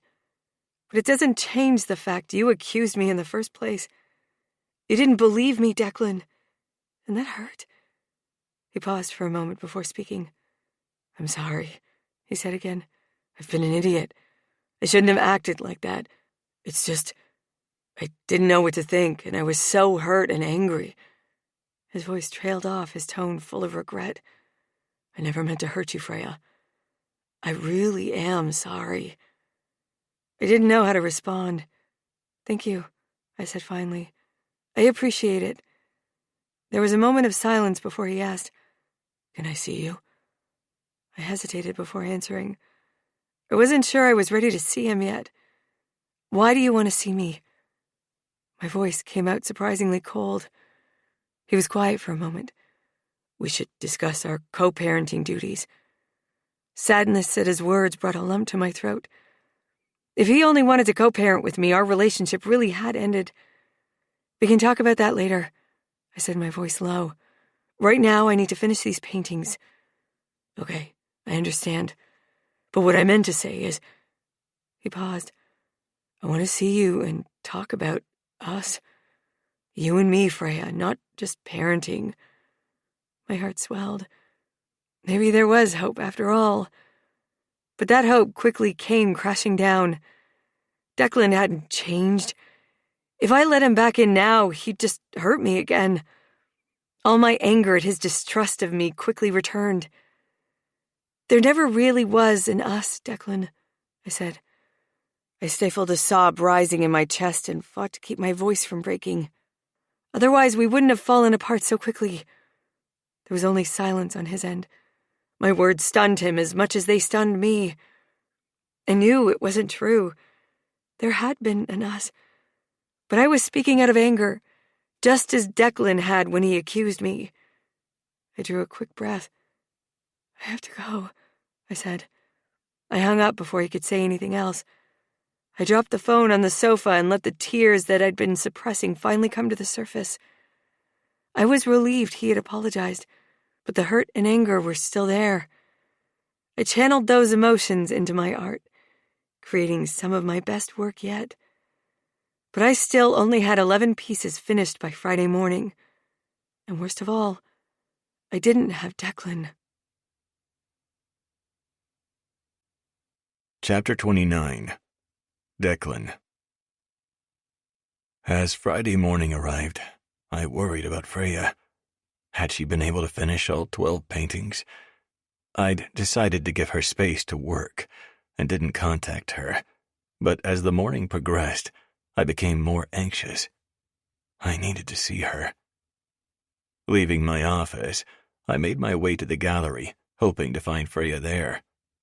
As I approached a stoplight, I noticed Vivian's car parked on the side of the road. Since she had no business near my building, I walked over to see why she was parked at the curb. Before I reached Vivian's car, my employee Nicole rushed out the side entrance of our building. She ran, not seeing me, as she slipped into the car. Something didn't feel right about the situation. As Vivian angled the front wheels to merge into traffic, I quickly caught up with her. I knelt by Nicole's window and tapped. She looked faintly ill as she rolled it down. "What are you doing here?" I asked Vivian with suspicion. Vivian gave me a sly smile. "Just running some errands." Her voice dripped with sarcasm. I wasn't buying it. "Why is Nicole in your car?" I pressed. Vivian's smile brightened. "Just catching up with an old friend." "What's going on, Nicole?" I turned to glare at her. She quelled and looked away. "It's nothing. We were just having a chat." I turned to look at her, feeling betrayed. "You've been feeding information to Vivian this whole time, haven't you?" Nicole shifted uncomfortably in her seat, avoiding eye contact. "And spreading rumors?" It was a guess, but she flinched. Vivian, however, seemed to relish the opportunity to gloat. "She's been a very loyal friend, though perhaps not a loyal employee," she said, her tone smug. "She provided me with some useful information." I clenched my fists. "When did you figure it out?" I asked Nicole. Nicole didn't respond, but Vivian seemed all too eager to fill in the blanks. "Oh, it was easy," she said, a vicious gleam in her eye. "You and Freya had an indiscreet argument about her not being where you expected her to be. Something about your paying for her time, to paraphrase. Nicole overheard everything. She couldn't wait to tell me." My blood boiled at the thought of Nicole betraying me and Freya like that. "You're fired," I told her, my tone cold. Nicole looked shocked, but Vivian just laughed. "Oh, lighten up, Nicole," she said, her tone mocking. "It's not like you were going to be working for him much longer anyway." Nicole looked at me pleadingly. "Please, Declan, I need this job," she said.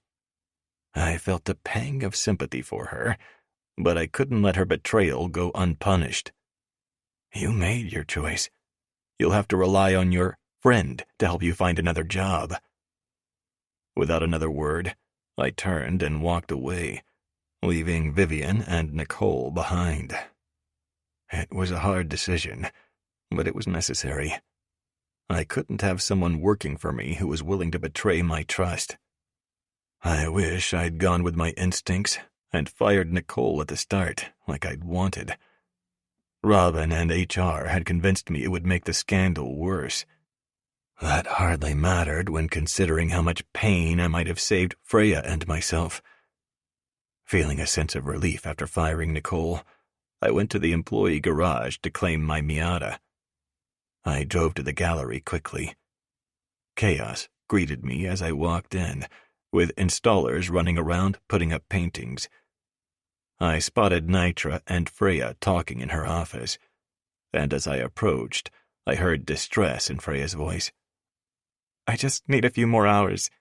Freya's voice sounded strained. "I can finish one last painting by then, I promise." "I don't know if we have that kind of time," said Nitra.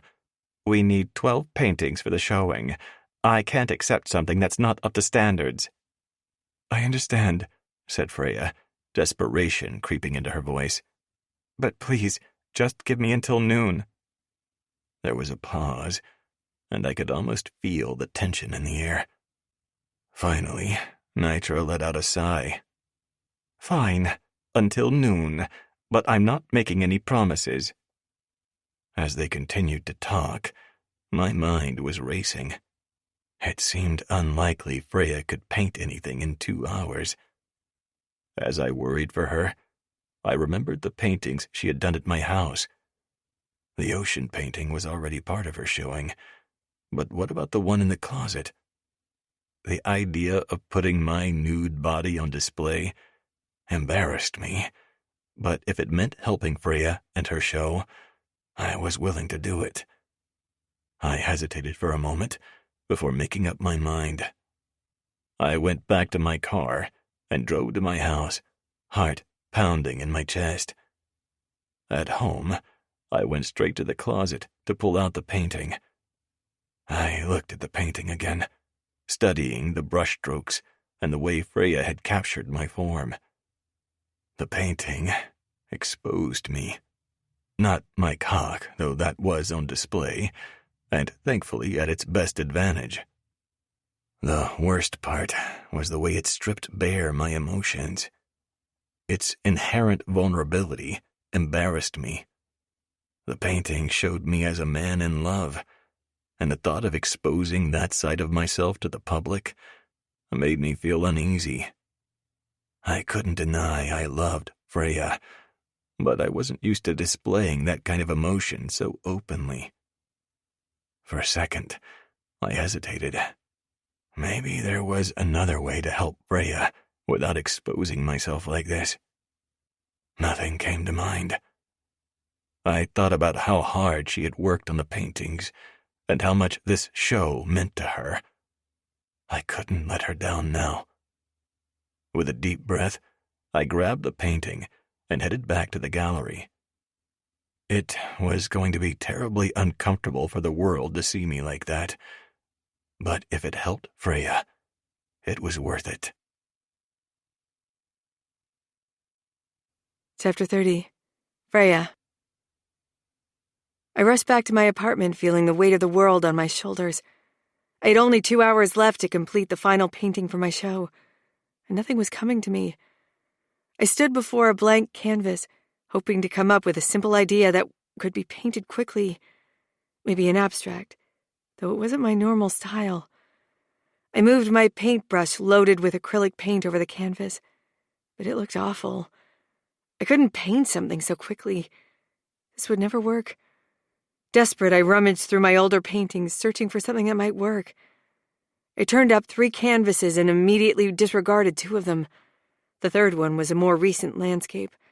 It better represented my current aesthetic, though it was flawed. As I hung the painting on the wall, my heart sank. It wasn't my best work, and I knew it. The colors were too muted, and the brushstrokes were dull. It lacked the soul I'd infused into all my other pieces. It's flat and lifeless. I closed my eyes, took a deep breath, and opened them again, trying to see the painting with fresh eyes. It's not perfect, but it might work. I stepped back, looking at the painting from a distance. It lacked the depth and intensity of my current work, but it was better than nothing. I had no other choice. This was all I had to bring to Nitra. Feeling defeated, I packed up the landscape painting and hurried back to the gallery. As I entered, I looked around, searching for Nitra among the chaos of installers and workers. When I saw her, she was talking to someone with his back turned to me. For a moment, I thought it was Declan, but I scolded myself for even entertaining that thought. It was just my mind playing tricks on me. I walked toward Nitra, ready to plead my case for using the subpar 12th painting in the show. But then I saw what Nitra was looking at as a worker mounted a painting on the wall. My painting of Declan in the nude. My gaze shifted to the man standing beside Nitra, and I realized it really was Declan. I froze, staring at him in disbelief. He turned and saw me, and I opened my mouth. No words emerged. I was still in shock and trying to process. Why was he here, and why had he brought that painting? Declan walked toward me with a serious expression on his face. "Freya, we need to talk," he said. Nitra said, "You two can use the back room, but please hurry. We have a lot to do before the show starts." Declan and I quickly went to the back room, my mind racing as I followed him. I set the landscape painting aside as Declan and I stood together. I searched his face, unsure what to expect from him. "What are you doing here?" I asked, trying to keep my voice even. "I heard you needed another painting." He gave a tentative smile. I hesitated, not wanting to hurt him but compelled to explain why I hadn't taken it. "I left that painting behind on purpose, you know," I said quietly. "It hurts to see you like that, in love, and to know that was all in my imagination." He winced and looked away for a second. His lips tightened as he turned back to me. The tension between us was thick. We were on the brink of an argument, but there was no time for that. "Freya, time's up," Nitra called. "I need your help with the preparations." I sighed. "We'll have to continue this later." Declan nodded and followed me into the gallery space. For the rest of the day, Nitra kept me busy. My attention was on writing descriptions for the information cards. I'd skipped that step earlier in my efforts to finish the paintings, and now I scrambled to catch up. I was surprised when Declan stayed around to help where needed. I was grateful for his assistance in writing the descriptions, but unease lingered between us. Something was shifting between us, but was it for better or for worse? At 5 o'clock, Nitra sent me home to prepare for the showing.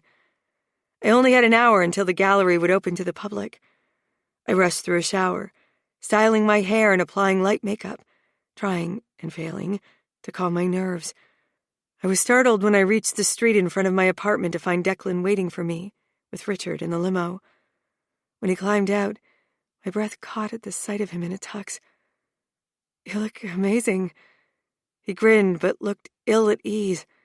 "Everyone will know what I look like underneath, but maybe this will distract them." I smiled softly, letting him take my arm.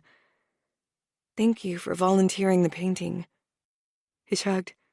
"You needed help?" "And for picking me up. I hadn't expected it." "You should ride in style to your first art exhibit," he said with a grin, and my heart skipped a beat. He opened the door for me. In the car, he didn't try to discuss our relationship or the painting. Instead, he told me about Nicole and Vivian plotting, and him finally being able to fire Nicole. I was relieved to hear the news, and glad for the distraction as we rode to the gallery. As we entered the front door of Nitra's place, I felt a mixture of excitement and anxiety. The gallery was packed with people, and their eyes were on me as we made our way through the crowd. I felt a little more confident with Declan by my side. As we walked through the exhibit, people were gathered around each painting, discussing the meaning behind the brushstrokes and colors. I even heard a few gasps of wonder and appreciation. One couple stood in front of my painting of Declan, and my cheeks flushed with embarrassment. Then the woman turned to her partner and said, "Look at the way the artist captured the light on his skin. It's stunning." I couldn't believe it. My paintings were getting attention and praise. It was like a dream come true. I had feared the showing would be a failure, but everyone seemed interested in my work. As the night went on, people kept coming, and the buzz in the gallery only grew louder. I saw my artist friends who'd come to show their support mingling with strangers, all drawn in by the power of my art. It was definitely a success. Finally, Nitra pulled me aside to congratulate me on the show. "You did it, Freya," she said with a smile. "You created something truly special." Tears of relief and joy welled in my eyes as I hugged her. When I turned to look at Declan, the pride in his expression stole my breath. I couldn't look away from him for a long moment. We hadn't spoken about our relationship yet, but I was ready now. I could only hope for the best. Seeing people appreciate my art was thrilling, but success would feel empty without Declan in my future. Chapter 31. Declan. I was so proud of Freya, I was about to burst. I'd quickly gotten over my discomfort of having a nude painting of myself on display. It helped that people kept praising it. I'd received some speculative looks, mostly from female patrons, But I ignored those. As far as I was concerned, my heart was already taken, if Freya wanted it. After speaking with Nitra, we walked through the gallery so she could mingle. Several of Freya's artist friends had shown up, and she introduced me to the ones I hadn't met yet. They were an eccentric bunch, but their bright hair colors and outlandish clothes didn't faze me. Well, maybe they did a little, but I quickly got over it. After all, I was still getting used to Freya's world. After Lenny and their friends left, Freya and I came to a stop in front of her nude painting of me. Oh no. She bit her lower lip. What? She pointed to the sold sticker on the wall next to the nude. I can't believe someone bought it, she said, wringing her hands. It's so personal. I guess my body is a work of art now, I joked. Freya shot me a playful glare before turning back to the painting. I'm sorry, Declan, she said, looking genuinely concerned. I didn't think it would sell so quickly. I shook my head, smiling. Don't worry about it. She eyed me suspiciously. Why are you okay with this? It's so unlike you. Maybe I'm turning over a new leaf. She narrowed her eyes. You bought it, didn't you? I burst out laughing. Guilty as charged. She slapped me playfully on the shoulder. I don't want my body hanging in someone else's house. She laughed. But why'd you do that? I would have returned it to you after the show. Besides keeping my birthday suit to myself, I wanted to support your work. You already know how I feel about you and your talent. She smiled at me, and for a moment, it felt like everything was right in the world. She seemed poised to tell me something else, but the approach of an older couple interrupted her. As the night wore on, the gallery began to empty. Freya sold 10 of her pieces, and Nitra decided to keep the remaining 2 on display for a few weeks until her next show with a different artist. Freya looked tired, but happy, as we left the gallery. It had been such a perfect night that I didn't hold back. Will you come home with me? Freya looked up at me, surprise evident on her face. For a moment, I thought I had overstepped my bounds. Then she smiled and nodded her head. I'd like that, she said softly. We walked to the limo in silence, both lost in our thoughts. When we were finally alone in the back seat, I took a deep breath and turned to face her. I need to apologize again for accusing you of blabbing to the press, I began, and for not believing you when you told me the truth. I'm sorry, Freya. It was a really shitty thing to do. Yes, it was. Freya looked at me for a long moment, her eyes filled with sadness. Her face quickly softened, though, giving way to understanding. I forgive you, she said quietly. Just know I would never deliberately betray someone I love. I wouldn't do it accidentally either, for that matter. I nodded, feeling a weight lift off my shoulders. I know. And thank you, I said, squeezing her hand. There's something else I need to tell you. I took a deep breath and looked her in the eyes. I love you, Freya, I said, my voice trembling. I know it might be too soon, but I can't keep it inside any longer. I've felt it for a long time now, and I need to tell you. For a moment, she didn't say anything, and I was sure I'd made a mistake. When she spoke, her words filled me with hope. I know you love me. How could I doubt it after you brought in that painting? My mouth was dry. Her acknowledgement of my feelings wasn't the same as reciprocating. Before I could ask how she felt, she spoke again. I love you too, Declan, she said, her voice barely above a whisper. I want to see where this goes between us, not only because of the baby, but because we love each other. Relief and joy flooded through me as I pulled her into a tight embrace. We stayed like that for a long moment, lost in our own little world. Thank God she's giving me another chance. I didn't know what I would have done without her, this amazing woman who had captured my heart. Richard brought us home a short time later. We entered the house together, holding hands. As we sat down on the couch, our hands remained intertwined. I want to make things right, I said, looking into her eyes. For us, and for our child. Freya leaned her head against my shoulder, her soft breath wafting on my neck. I want that too, she whispered. I want us to be a family and raise our child together. I couldn't contain the smile that spread across my face. It's a relief to hear you say that. I don't want us to co-parent, I said, pulling her closer. I suggested it because I thought it was what you wanted, and because I was a chicken shit. She laughed. I'm going to be there every step of the way, I said. I promise.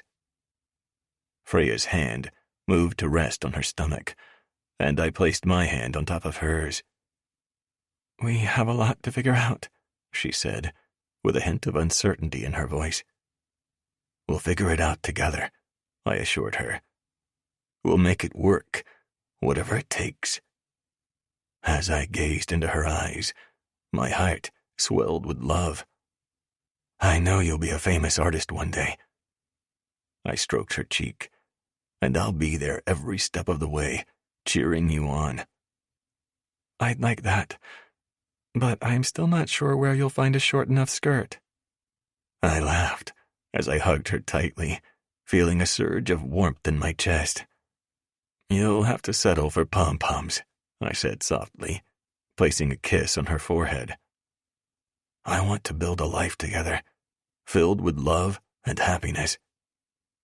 I held my breath as the silence stretched out between us. Searching her face, my heart began to pound. Was she having second thoughts?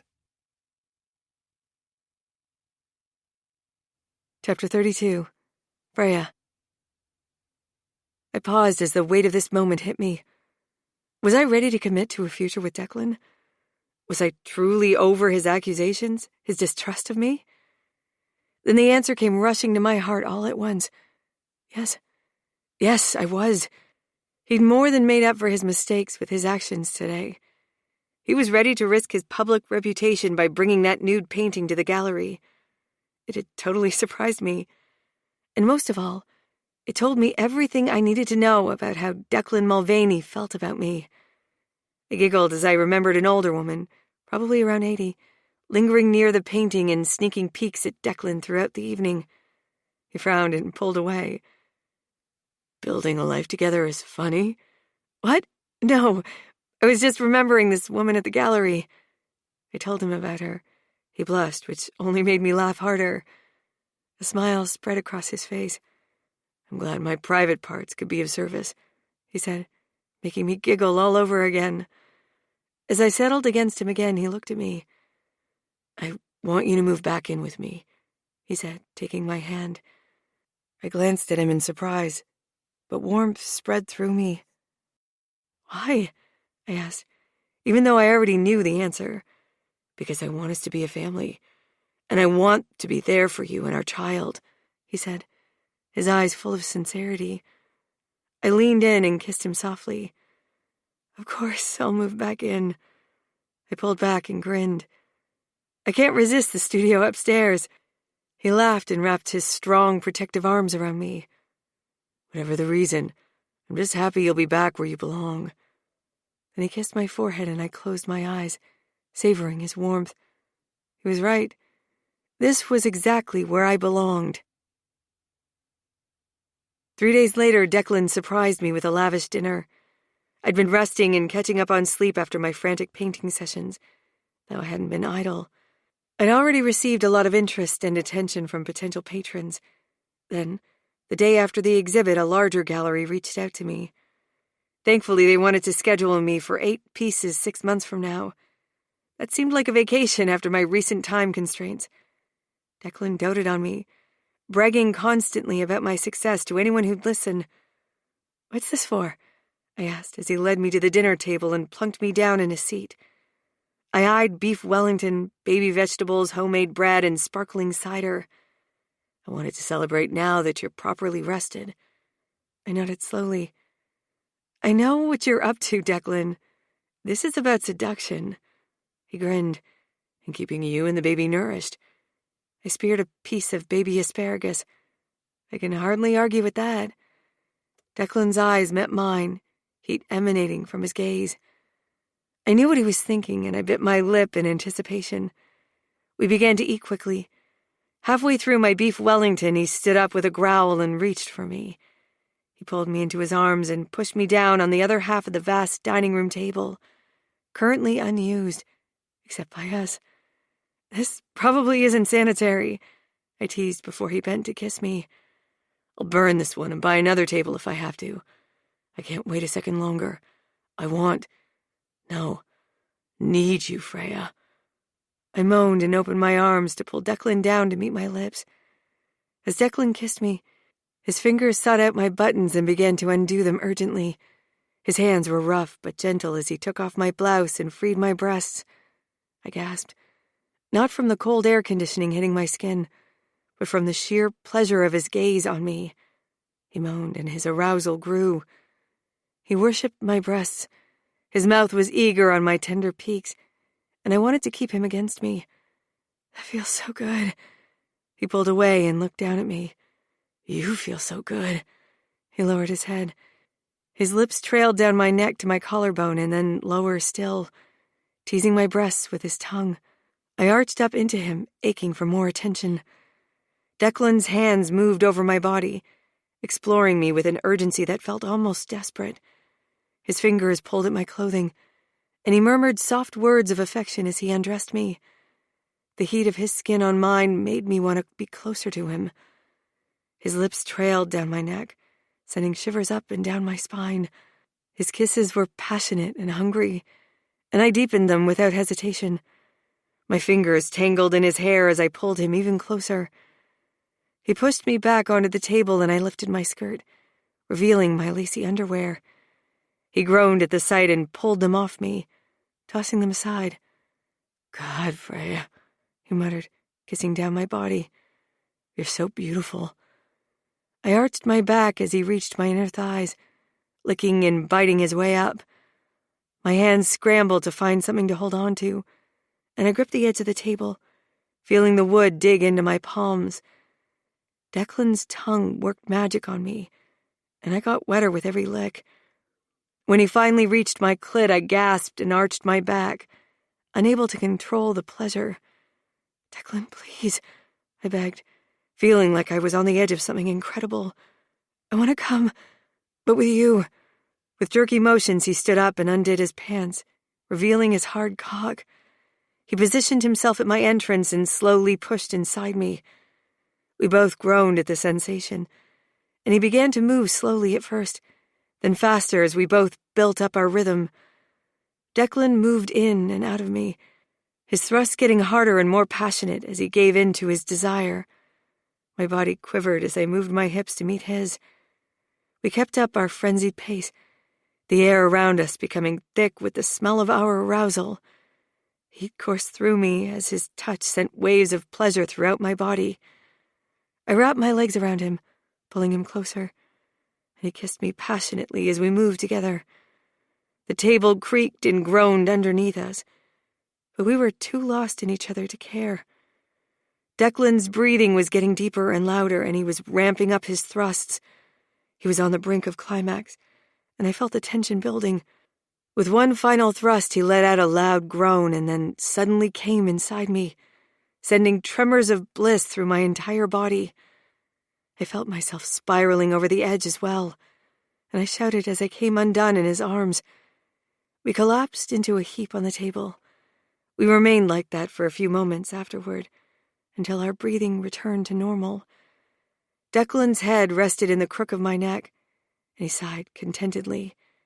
He kissed my cheek and pulled away, a satisfied smile on his face. That was certainly a way to celebrate. I laughed and kissed his forehead. Definitely. He stood up and helped me off the table. We both reclaimed and straightened our clothes. My stomach grumbled. We should eat the rest of our dinner. Yes, of course. It's still warmish. We sat down and finished off the meal in a languorous, comfortable silence. A couple of weeks later, we had our first ultrasound appointment. I was nervous but excited as we made our way to the clinic. Declan held my hand, his thumb rubbing soothing circles over my skin. As we saw our baby on the screen, tears filled my eyes. I couldn't believe this tiny being was growing inside me, and overwhelming feelings of love and protectiveness swept over me. Look at our baby, I whispered, squeezing Declan's hand. He leaned in closer to the screen, his eyes fixed on the image. It's amazing, he said, his voice filled with wonder. We watched in awe as the technician pointed out the tiny fingers and toes and the fluttering heartbeat. As the appointment came to an end, I was moved by the beautiful life growing inside me. As we walked out of the clinic, Declan took my hand again and turned toward the park instead of the waiting limo. What's going on? I asked, my heart racing with anticipation. I love you, Freya, he said, his voice filled with emotion. I want to spend the rest of my life with you. Will you marry me? My heart soared, and tears of happiness spilled down my cheeks. I sniffled, but couldn't answer. He didn't let that deter him. I know the first time was fake, but this time it's real, he said, his voice filled with emotion. Will you marry me, Freya? He asked again. Tears streamed down my face as I nodded. Yes. Hardly eloquent, but effective. He beamed and repositioned my left hand. My heart skipped a beat as he pulled off the engagement ring he'd given me before. The one he'd moved to my middle finger. He slipped it back onto my left ring finger where it belonged. He took me in his arms, and we shared a long and passionate kiss. When we finally pulled away, he looked into my eyes, his own filled with love and joy. I promise to love and take care of you for the rest of my life, he said. I promise to love you and be there for you always, I said, blinking back happy tears. As we walked back to the limo, he slipped his arm around my waist, and we basked in the glow of our new engagement. I wasn't concerned it wouldn't last. This time, it was forever. Chapter 33. Declan. Our wedding day had finally arrived. I stood at the altar, Hale beside me as my best man. My heart beat faster with every passing moment, and awe consumed me as Freya walked down the aisle on her father's arm. She was stunning, with her hair styled in soft curls, and her white dress hugging her curves in all the right places. Her pregnancy was starting to show, and her baby bump was adorable. I couldn't take my gaze off her, and my heart swelled with pride and love. When she reached the altar, I took her hand, and we turned to face each other. The world around us fell away as we exchanged our vows, promising to love, cherish, and support each other. I felt my heart overflowing with love and gratitude as I slid the wedding band on her finger above her engagement ring. I love you with all my heart and soul, I murmured. I love you too, Declan. You're my heart and my home. As the officiant pronounced us married, cheers and applause rang out around us.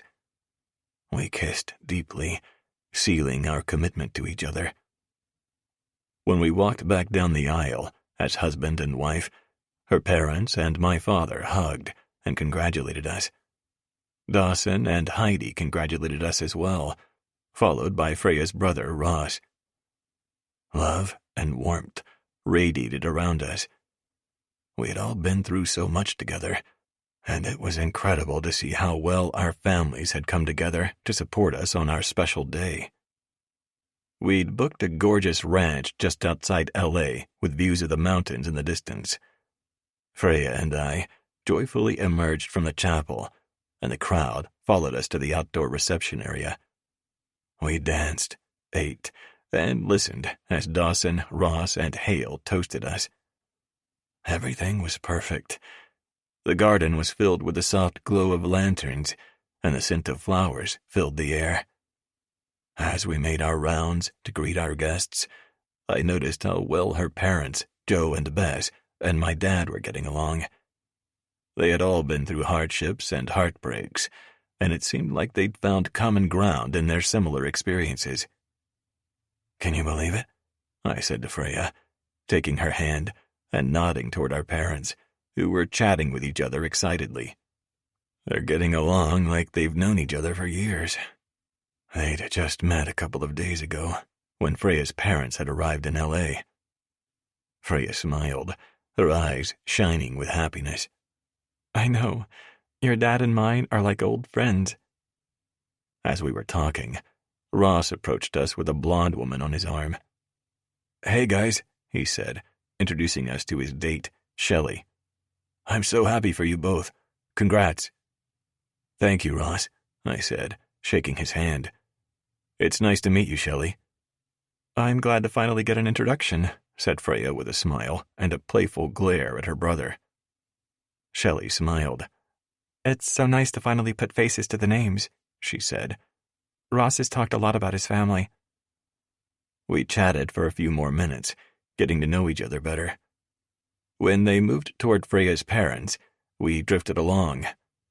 My father was talking to a woman around his age from Freya's guest list. He turned red when I waved, and I grinned. I didn't add much to the conversation between Ross, Freya, and her parents. Ross apologized again for letting his ex-girlfriend come between them. After Freya's parents, Joe and Bess, embraced him and then Shelley, Freya said, "I think we should forgive and move on from the past." "I agree," Ross said. "You're my brother," Freya said. "I could never stay mad at you forever." Ross looked relieved, and I smiled as Freya visibly relaxed. We stayed a bit longer with them before moving on to mingle with other guests. "Are you okay?" I asked Freya later as we danced to our first song. With Ross, I mean. She looked up at me with a soft smile.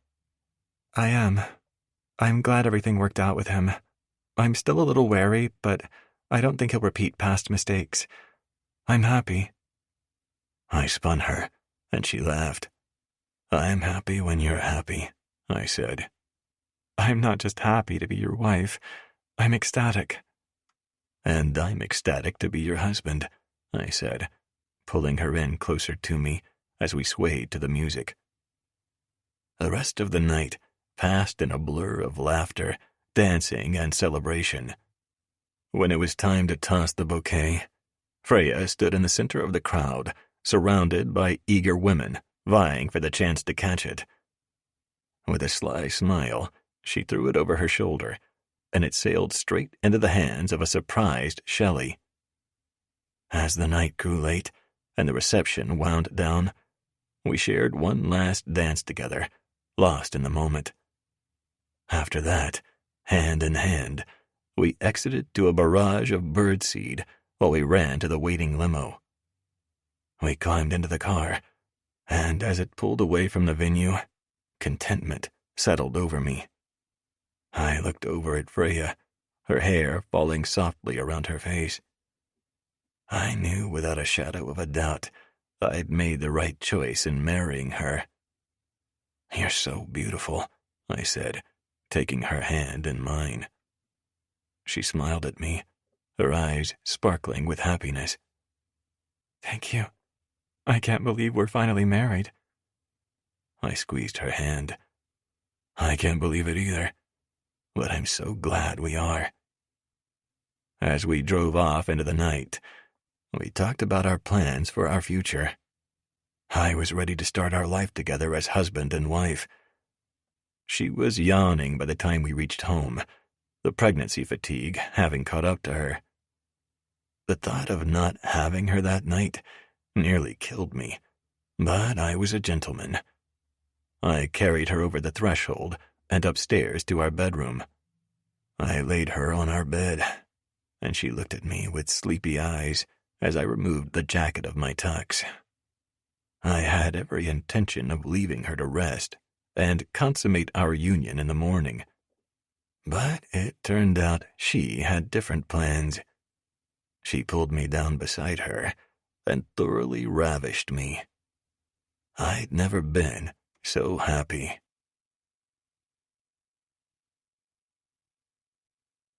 Epilogue. Freya. Oh no. Seconds before it occurred, I knew something was happening. I stood in front of my painting at a gallery show, but barely noticed the sold sticker. The pain consuming me was too much to focus on anything else. Declan, who was chatting with a patron nearby, frowned. He was at my side instantly, prepared to spring into action. Are you all right? What is it? My water broke. As I said the words, a trickle hit the tile under my feet. My patrons quickly scattered, not that I could blame them. I told you it was too close to your due date, but you had to attend. Declan scolded me gently. He started to pick me up. What are you doing? I asked. Carrying you to the limo. I laughed. I'm sure I can walk. As I said that, another contraction hit me, and I leaned on his arm as he led me through the gallery. Are you sure? I nodded, wincing through the pain. I just hope the roads aren't congested. This baby feels like it's coming fast. Outside on the street, he opened the door to the limo, ushered me inside, and climbed in beside me.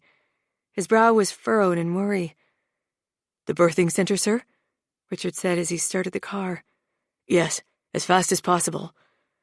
We're probably getting worked up for nothing, I said, trying to calm myself as the contraction subsided. First births take forever. I probably have hours. Get us there fast, Declan said to Richard, ignoring my words. Then he turned to me with a smile. I don't trust you to do anything the conventional way. He winked. I would have argued, but another contraction hit me. I moaned and reached for his hand as Richard sped to the birthing center. The next several minutes were a blur of contractions and Richard's skilled navigation of the LA highway system. When we arrived, a nurse greeted us at the curb and helped me from the back seat.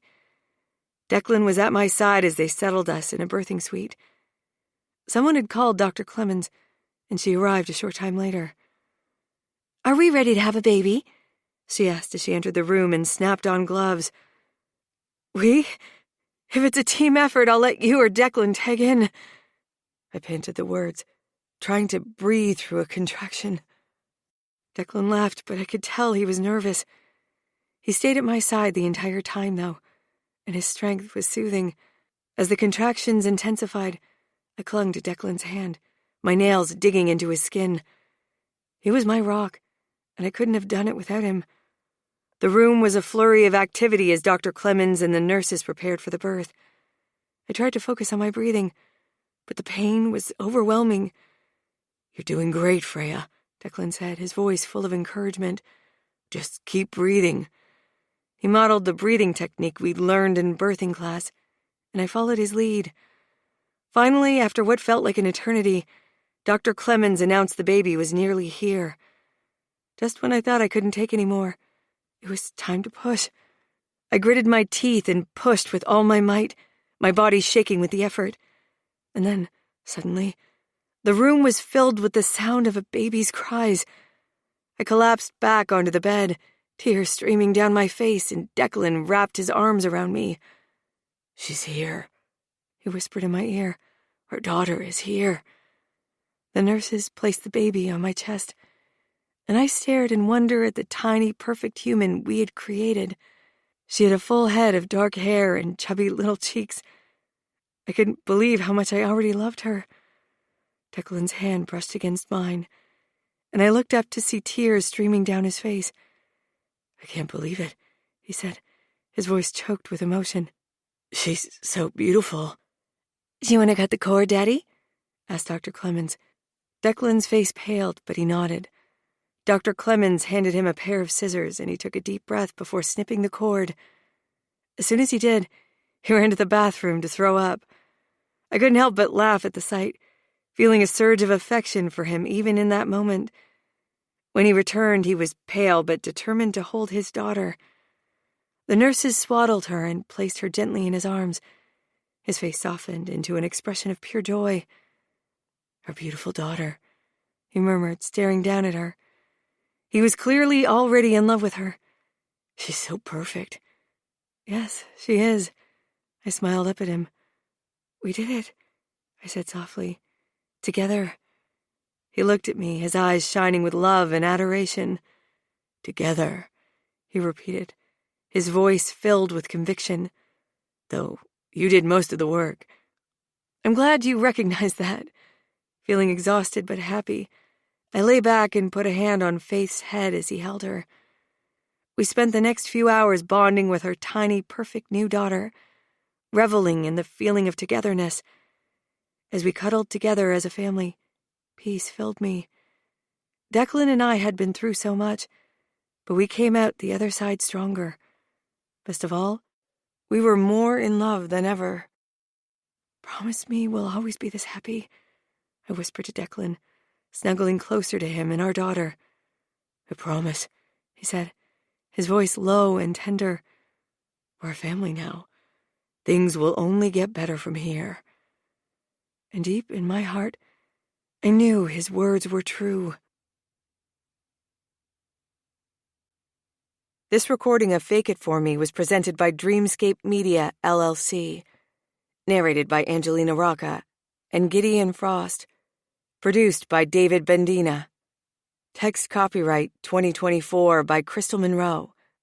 Sound recording copyright 2024 by Dreamscape Media, LLC. Thank you for listening. Please check dreamscapepublishing.com for Dreamscape's latest releases.